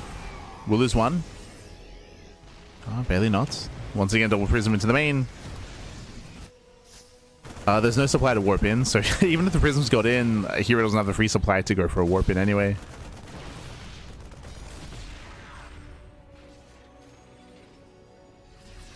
herO rotates, again looking for an avenue of attack. hero's up in supply, but that doesn't mean that he can break this position. We have SimCity and a ramp and defense advantage. And the pre-siege from Cure, so like there's a lot that you have to overcome. It isn't just a numbers game. I mean, hero's still winning, don't get me wrong. It's just that breaking this position is harder than it looks.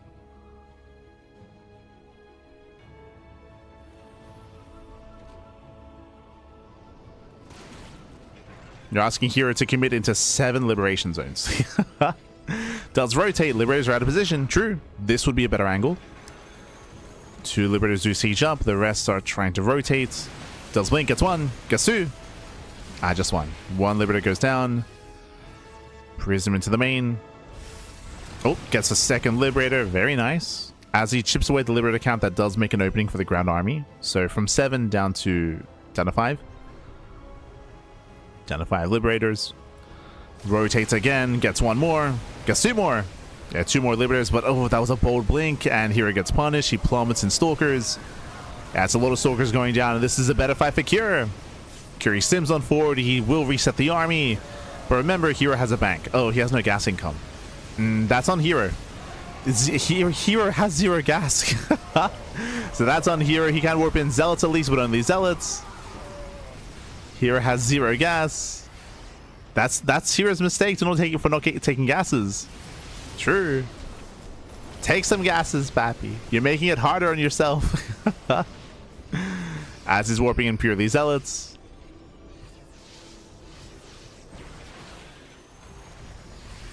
Yeah, you can see herO didn't take his gases at his 3rd base or his 4th. He has high yield gas guys, which does help, but there we go. There's the warp in. 20 Zealots at a time. As you mentioned, like that's all he can really afford right now. Just warping in Zealots. And now we commit in. We commit into the bases. herO pushing into the main. At the same time, Zealot counterattack at the 4th base, making sure there is no economy for Cure. Yeah, no economy. Camber the production.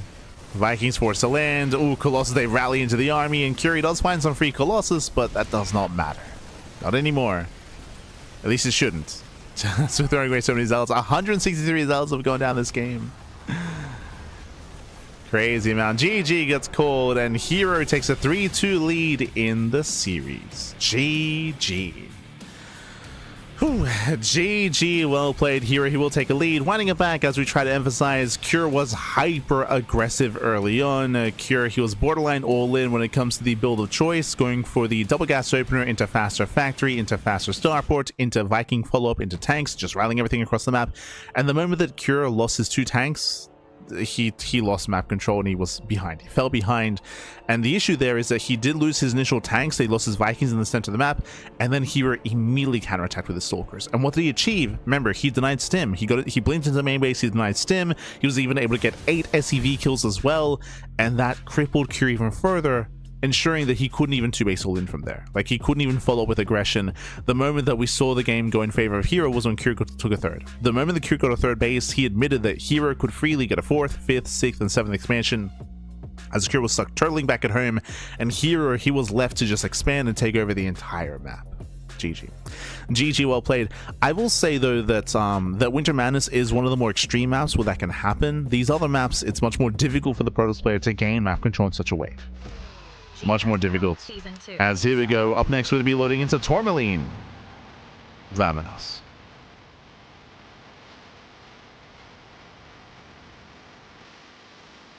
Time is now. Let's start. And spawning in the bottom left-hand corner, we have the reigning GSL Season 1 champion, leading the series 3-2. The best Protoss in the world, 1 game away from claiming the series. It is herO. For T1, and spawning in the right-hand corner, we have the South Korean Terran player, the Red Terran. For Team Liquid, down in the series, can he force the ace match? It is Cure. There he is, Pappy, there he is. And here we go. Welcome one and all to Tourmaline. Tourmaline is a very small map of the map. Small map, short rush distance background, open natural, open third, open fourth base, just open center of the map, open everywhere. It's open, it's small, it's aggressive. This is where CuRe can thrive. And we see what? Double gas. Double gas open out of CuRe. Once again, delayed CC out of CuRe. Faster factory. Last 2 games, we have seen CuRe go for 1-1-1 follow-ups here in towards Cyclone Medevac, into tank reinforcements. Meanwhile, we get some cheerfuls in the chat, in the audience. What does he say? I don't know. Oh, hero fighting. Oh my god, someone just smashed his hand through the cheerful. He's crazy. He wants that free mouse. Remember, there is a contest going on in the audience. The most witty cheerful in the crowd will be getting some free mice. I think there's 3. I think there's like three mice that they're going to be giving away. So they've been crazy in the crowd. He was fisting the cheerful. Aye. But once again, coming down to the build of choice here. Again, 2 games in a row, we have been seeing hyper-aggressive starts out of CuRe. We saw it on Ruby Rock, and we just saw it on Winter Madness as well. Here on Tourmaline, do we also go for a committed follow-up? We'll see. But now, opening up Reaper into Factory, into Expand. Bearing in mind, this is not one base play. Like, we will be expanding behind this. And the follow-up here is what I'm curious about. Do we go for the Starport into early Medevac, or do we go into an add-on swap instead? How do we follow up? Obviously, aggression is favored on this map. Aggression is stronger on this map is maybe a better way of putting it. It does hit harder, it does hit faster. So we do expect aggression from both players. Or at least from CuRe. From herO, he might just be very safe. He might just open very safely instead. We might see a charge opener to try to blind counter a tank-based all-in to open up charge. We could go into 4 Gapeling Stalker to try to defend and then counterattack and punish. We could see 3 Gapeling, which is just a safer way to play. We shall see. For now, ooh, Widowmine drop. Okay, no Cyclone this time. Last 2 games we had a Cyclone follow-up, this time Widowmine. So we're going for the Widowmine drop.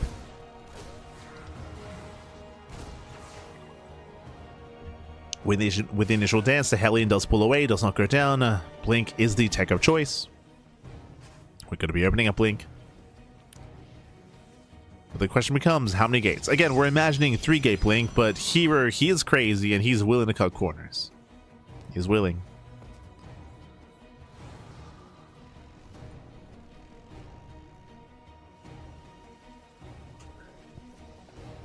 Is he crazy enough to do it here?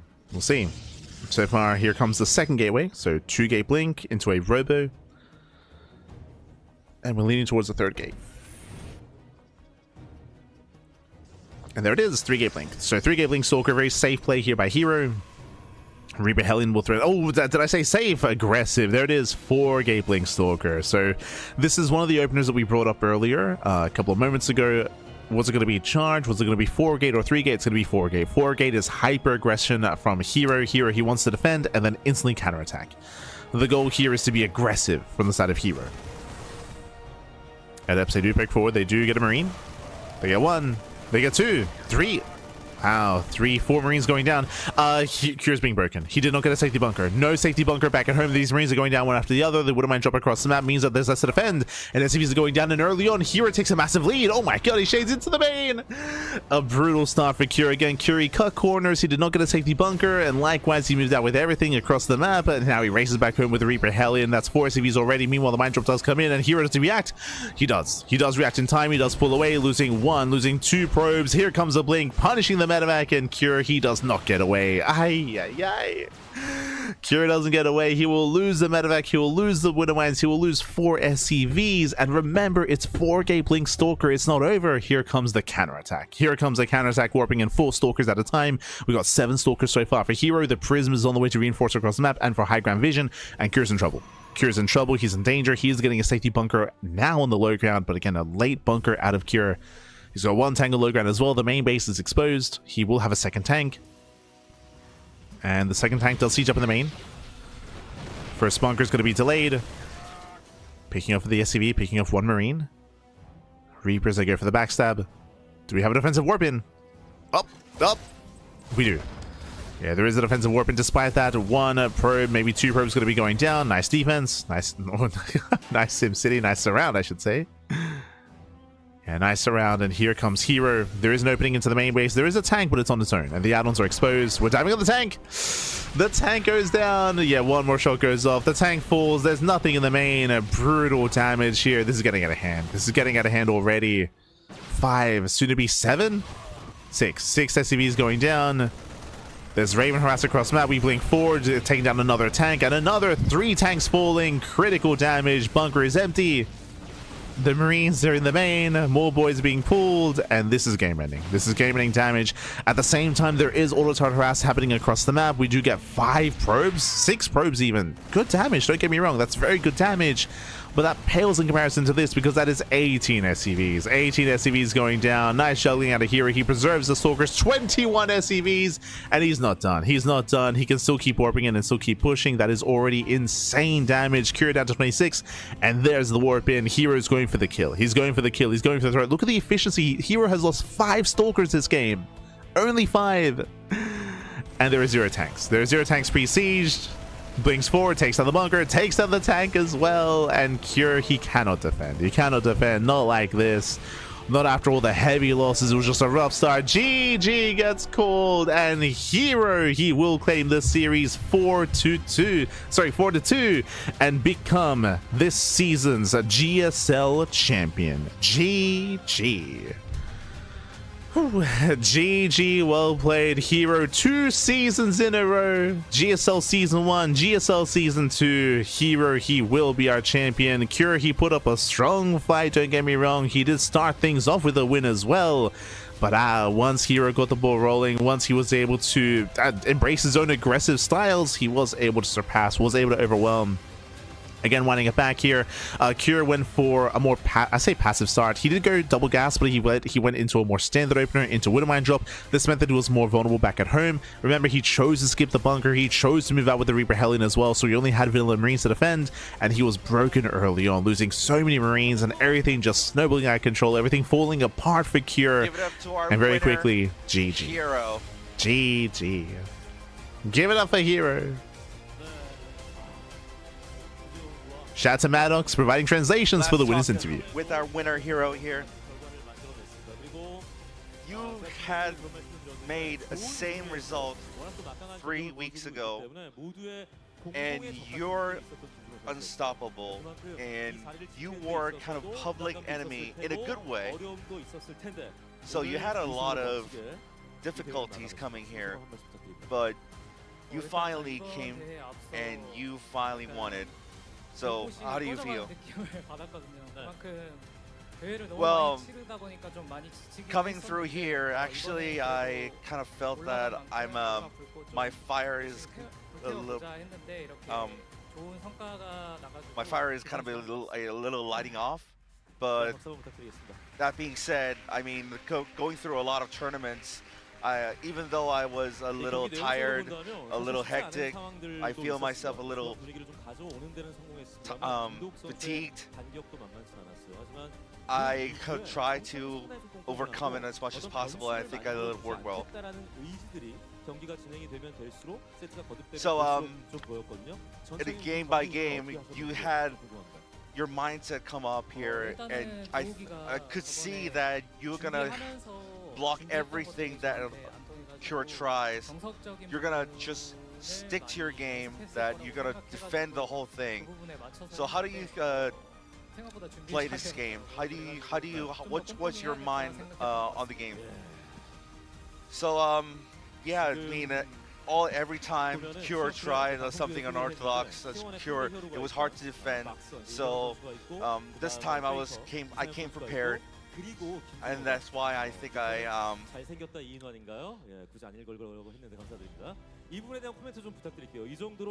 that went well.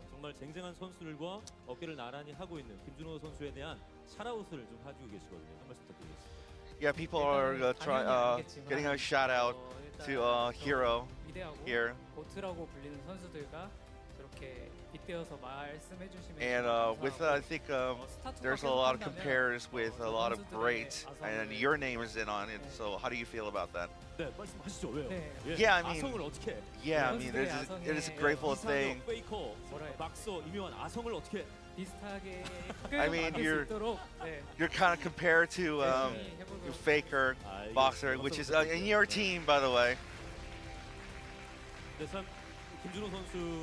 Yeah, it is humbling. I mean, it is very humbling that I don't think I am that level, but yeah, I'm trying to be there.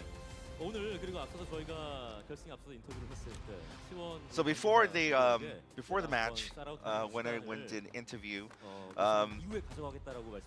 you said that you're gonna shout out your team after you win. So I think you made that. You kept your promise. So any words to your team, T1? Yeah, I feel really grateful that I get to keep my promise. So thank you for all the support that for the T1 and my team, that prolonging my dreams and my career here. So thank you for it. I see MMA and Ollie. And all I the saw fans them. here came like last season to watch the games here. So any shout outs for the fans too. Yeah, thank you for my wife who came here watching and cheering for me, and also all the fans who came here, all the family watching, all the fans watching, and to the broadcast. I thank you all.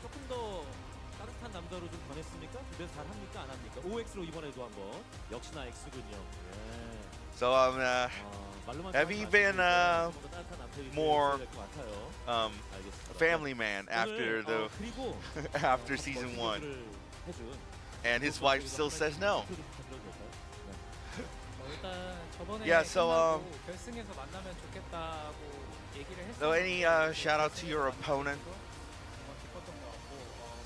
Well, after the semifinals against Cure, I talked to him like, let's meet at the finals next time, and I'm glad that he stepped up and got to meet at the finals. So yeah, I think he's a great opponent, and I think he stepped up here, and I hope that he does it again and have a good games with him.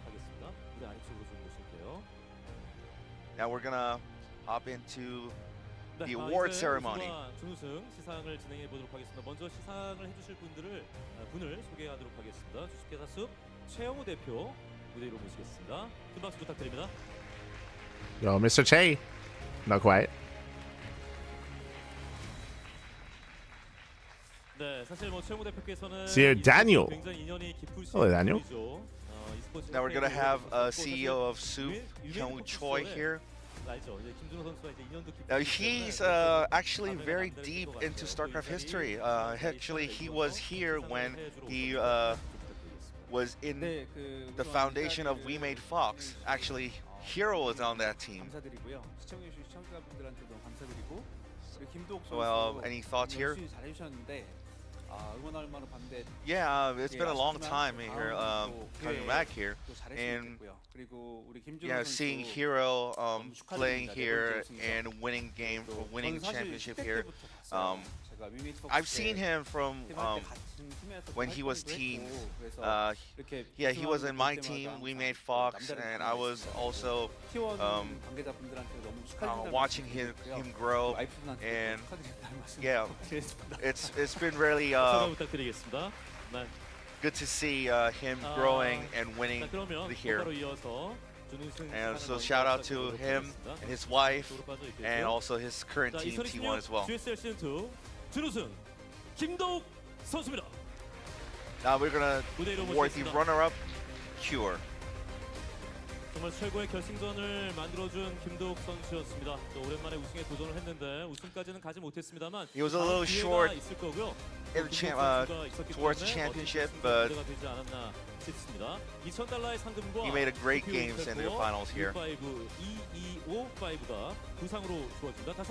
gonna have $2,000 and 225i CPU as an award. 기념 촬영도 이어지고 있는 모습이고요. 네. 자, 이어서 우승에 대한 시상을 곧바로 이어가 보도록 하겠습니다. And for the winner, 2026 GSL 시즌 2 대망의 우승 2026 GSL Season 2 champion. 2연속 우승과 Its fourth title and second consecutive title. 우승 기록을 또 한 번 And 경신했습니다. he has a new record. 김준호 선수입니다. He set a new record for Protoss titles in GSL history. He is herO.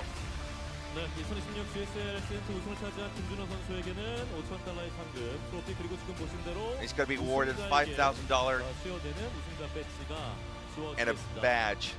다시 한번 His fourth badge as a winner. Congratulations, herO. 잘 보이게.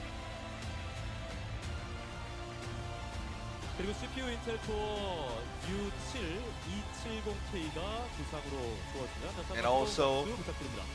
for a champion, he's going to be awarded U7 270K 네, CPU. 시상을 도와주신 최용호 대표께 다시 한 번 더 뜨거운 박수 부탁드릴게요. Give it up for Hyung Choi, the CEO of Soup.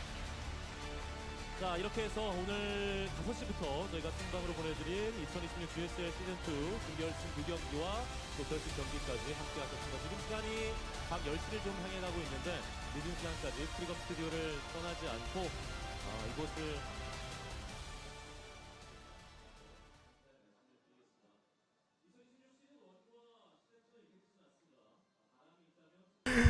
GG, well played. Congratulations to herO. Congratulations, as again, he is our back-to-back champion. I guess we have a new CEO for Soup. Is that what we're hearing? Because that was someone new that was providing the award, and he was introduced as the CEO. So interesting if we have a different CEO change. And really cool to hear that he has ties to Brood War. They were mentioning that he was the owner of We Made Fox. We Made Fox was an older Brood War team that herO was on, by the way, back in the early 2000s, back when herO was competing in Brood War. But GG. Let's go. We got the ceremony, the trophy. And of course, the big shout to Maddox. Big shout to Maddox for providing translations. As herO, he is our champion. GG, well played. He is going to be our back-to-back GSL champion, best Protoss in the world, best player in South Korea. GG. I get grueling, intense back and forth between herO and Cure. Also, I did see Ollie and MMA. By the way, I did see them in the crowd once again, 2 seasons in a row in the front row. They were in the front row. So big shout out to.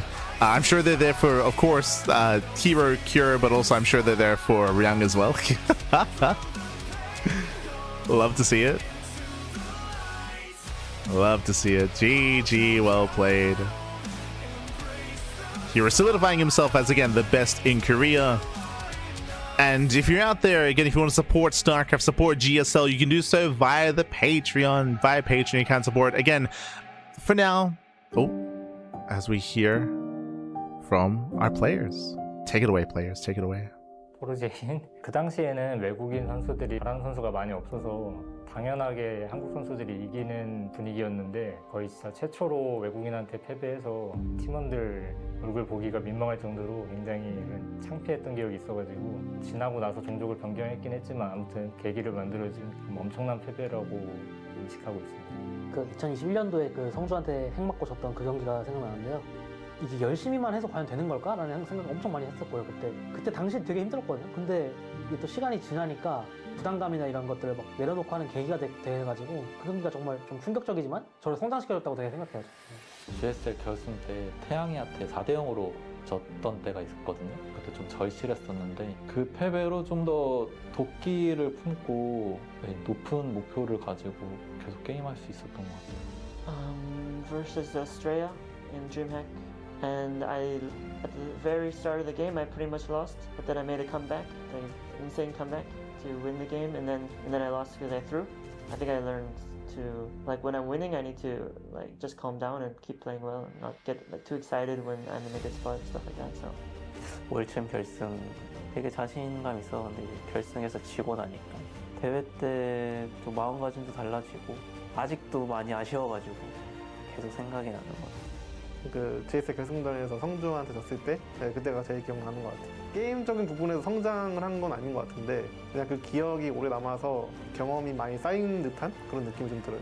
이제 팬분들한테 선수들한테 이제 좀 보여주기식 그런 경기를 많이 했는데 그렇게 하다가 이제 많이 지다 보니까 내가 잘하는 거 해야겠다라는 생각을 많이 했고 어떻게 대회를 준비해야 되는지 그런 걸 좀 많이 배웠던 것 같아요. 민철이 형이랑 GSL 4강에서 절 상대로 맞춤 빌드를 준비했고 0대3으로 빨리 밀렸었어요. 그래서 그 이후로부터는 좀 프리스타일로 많이 했었는데 그리고 결국은 졌었어요. 그때 다전제를 준비하는 자세나 다음 대회를 준비하는 자세나 좀 많이 깨달았던 기억이 있었던 것 같아요. 제가 패배에 좀 딥하게 다가가는 편이거든요. 모든 경기의 패배가 저한테 도움이 되는 것 같습니다. 그러니까 제가 대회를 막 엄청 많이 했잖아요. 그러다 보니까 여러 경기에서 많이 졌거든요. 근데 이제 약점을 좀 극복하려고 노력하다 보니까 우승도 할 수 있었던 것 같고 뭐 GSL 우승이나 홈스트리커 우승이나 다 그런 것들이 패배를 통해서 뭔가를 얻어내려고 노력했던 그런 결과물인 것 같아요. 그렇게 막 머리를 처음에 쓰면서 막 게임을 하지 않았기 때문에 성주한테 많은 조언을 듣고 게임적으로 많이 배우면서 그때 진짜 많이 성장했었고 게임을 좋아하니까 열심히 하는 그런 점인 것 같습니다. 네. Some of the losses I had in like 2020 in TVP, like against Paras, like playing against like Parting, Zest, herO, like I think they all made me like learn a lot. But in general, I think you learn from every defeat. You know, the important part is not repeating the mistakes. 저는 팀이라고 생각합니다. 팀이 든든하게 버텨주고 이 알게 모르게 뒤에서 지원을 많이 해주시거든요. 이건 좀 확실하게 기억나는 게 예전에 부슈 제이 GSL 3대2로 아깝게 4강에서 졌는데 부스에서 나가는데 제가 졌는데도 이제 팬분들이 박수를 너무 많이 쳐주셔가지고 졌는데도 기분이 좋더라고요. 그래서 저는 그 패배가 좀 아직까지 기억이 남아있고 그 박수 때문에 아직도 뭐 게임을 계속 하고 있는 것 같아요. 그거 한번 더 들어보려고.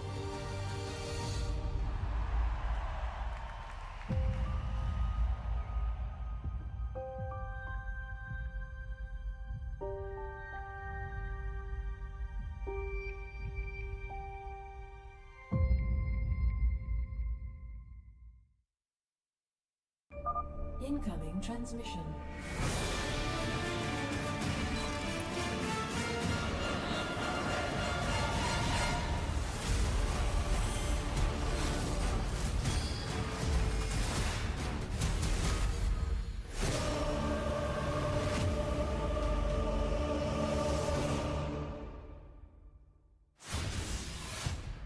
GG, well played. Congratulations to herO. Shout out to all the players that share their thoughts in that video as well, expressing and showcasing some of their losses from years gone by as well, some momentous occasions. I did want to very quickly add a little bit of an end there, just because there's a bit of a sense of finality to the GSL, and for now, this is the final GSL of 2026. Once again, there are ways to support GSL via the Patreon if you wish for Season 3, and if you have spare resources, of course, then you can consider supporting via Patreon, but for now, this is the final season for the year.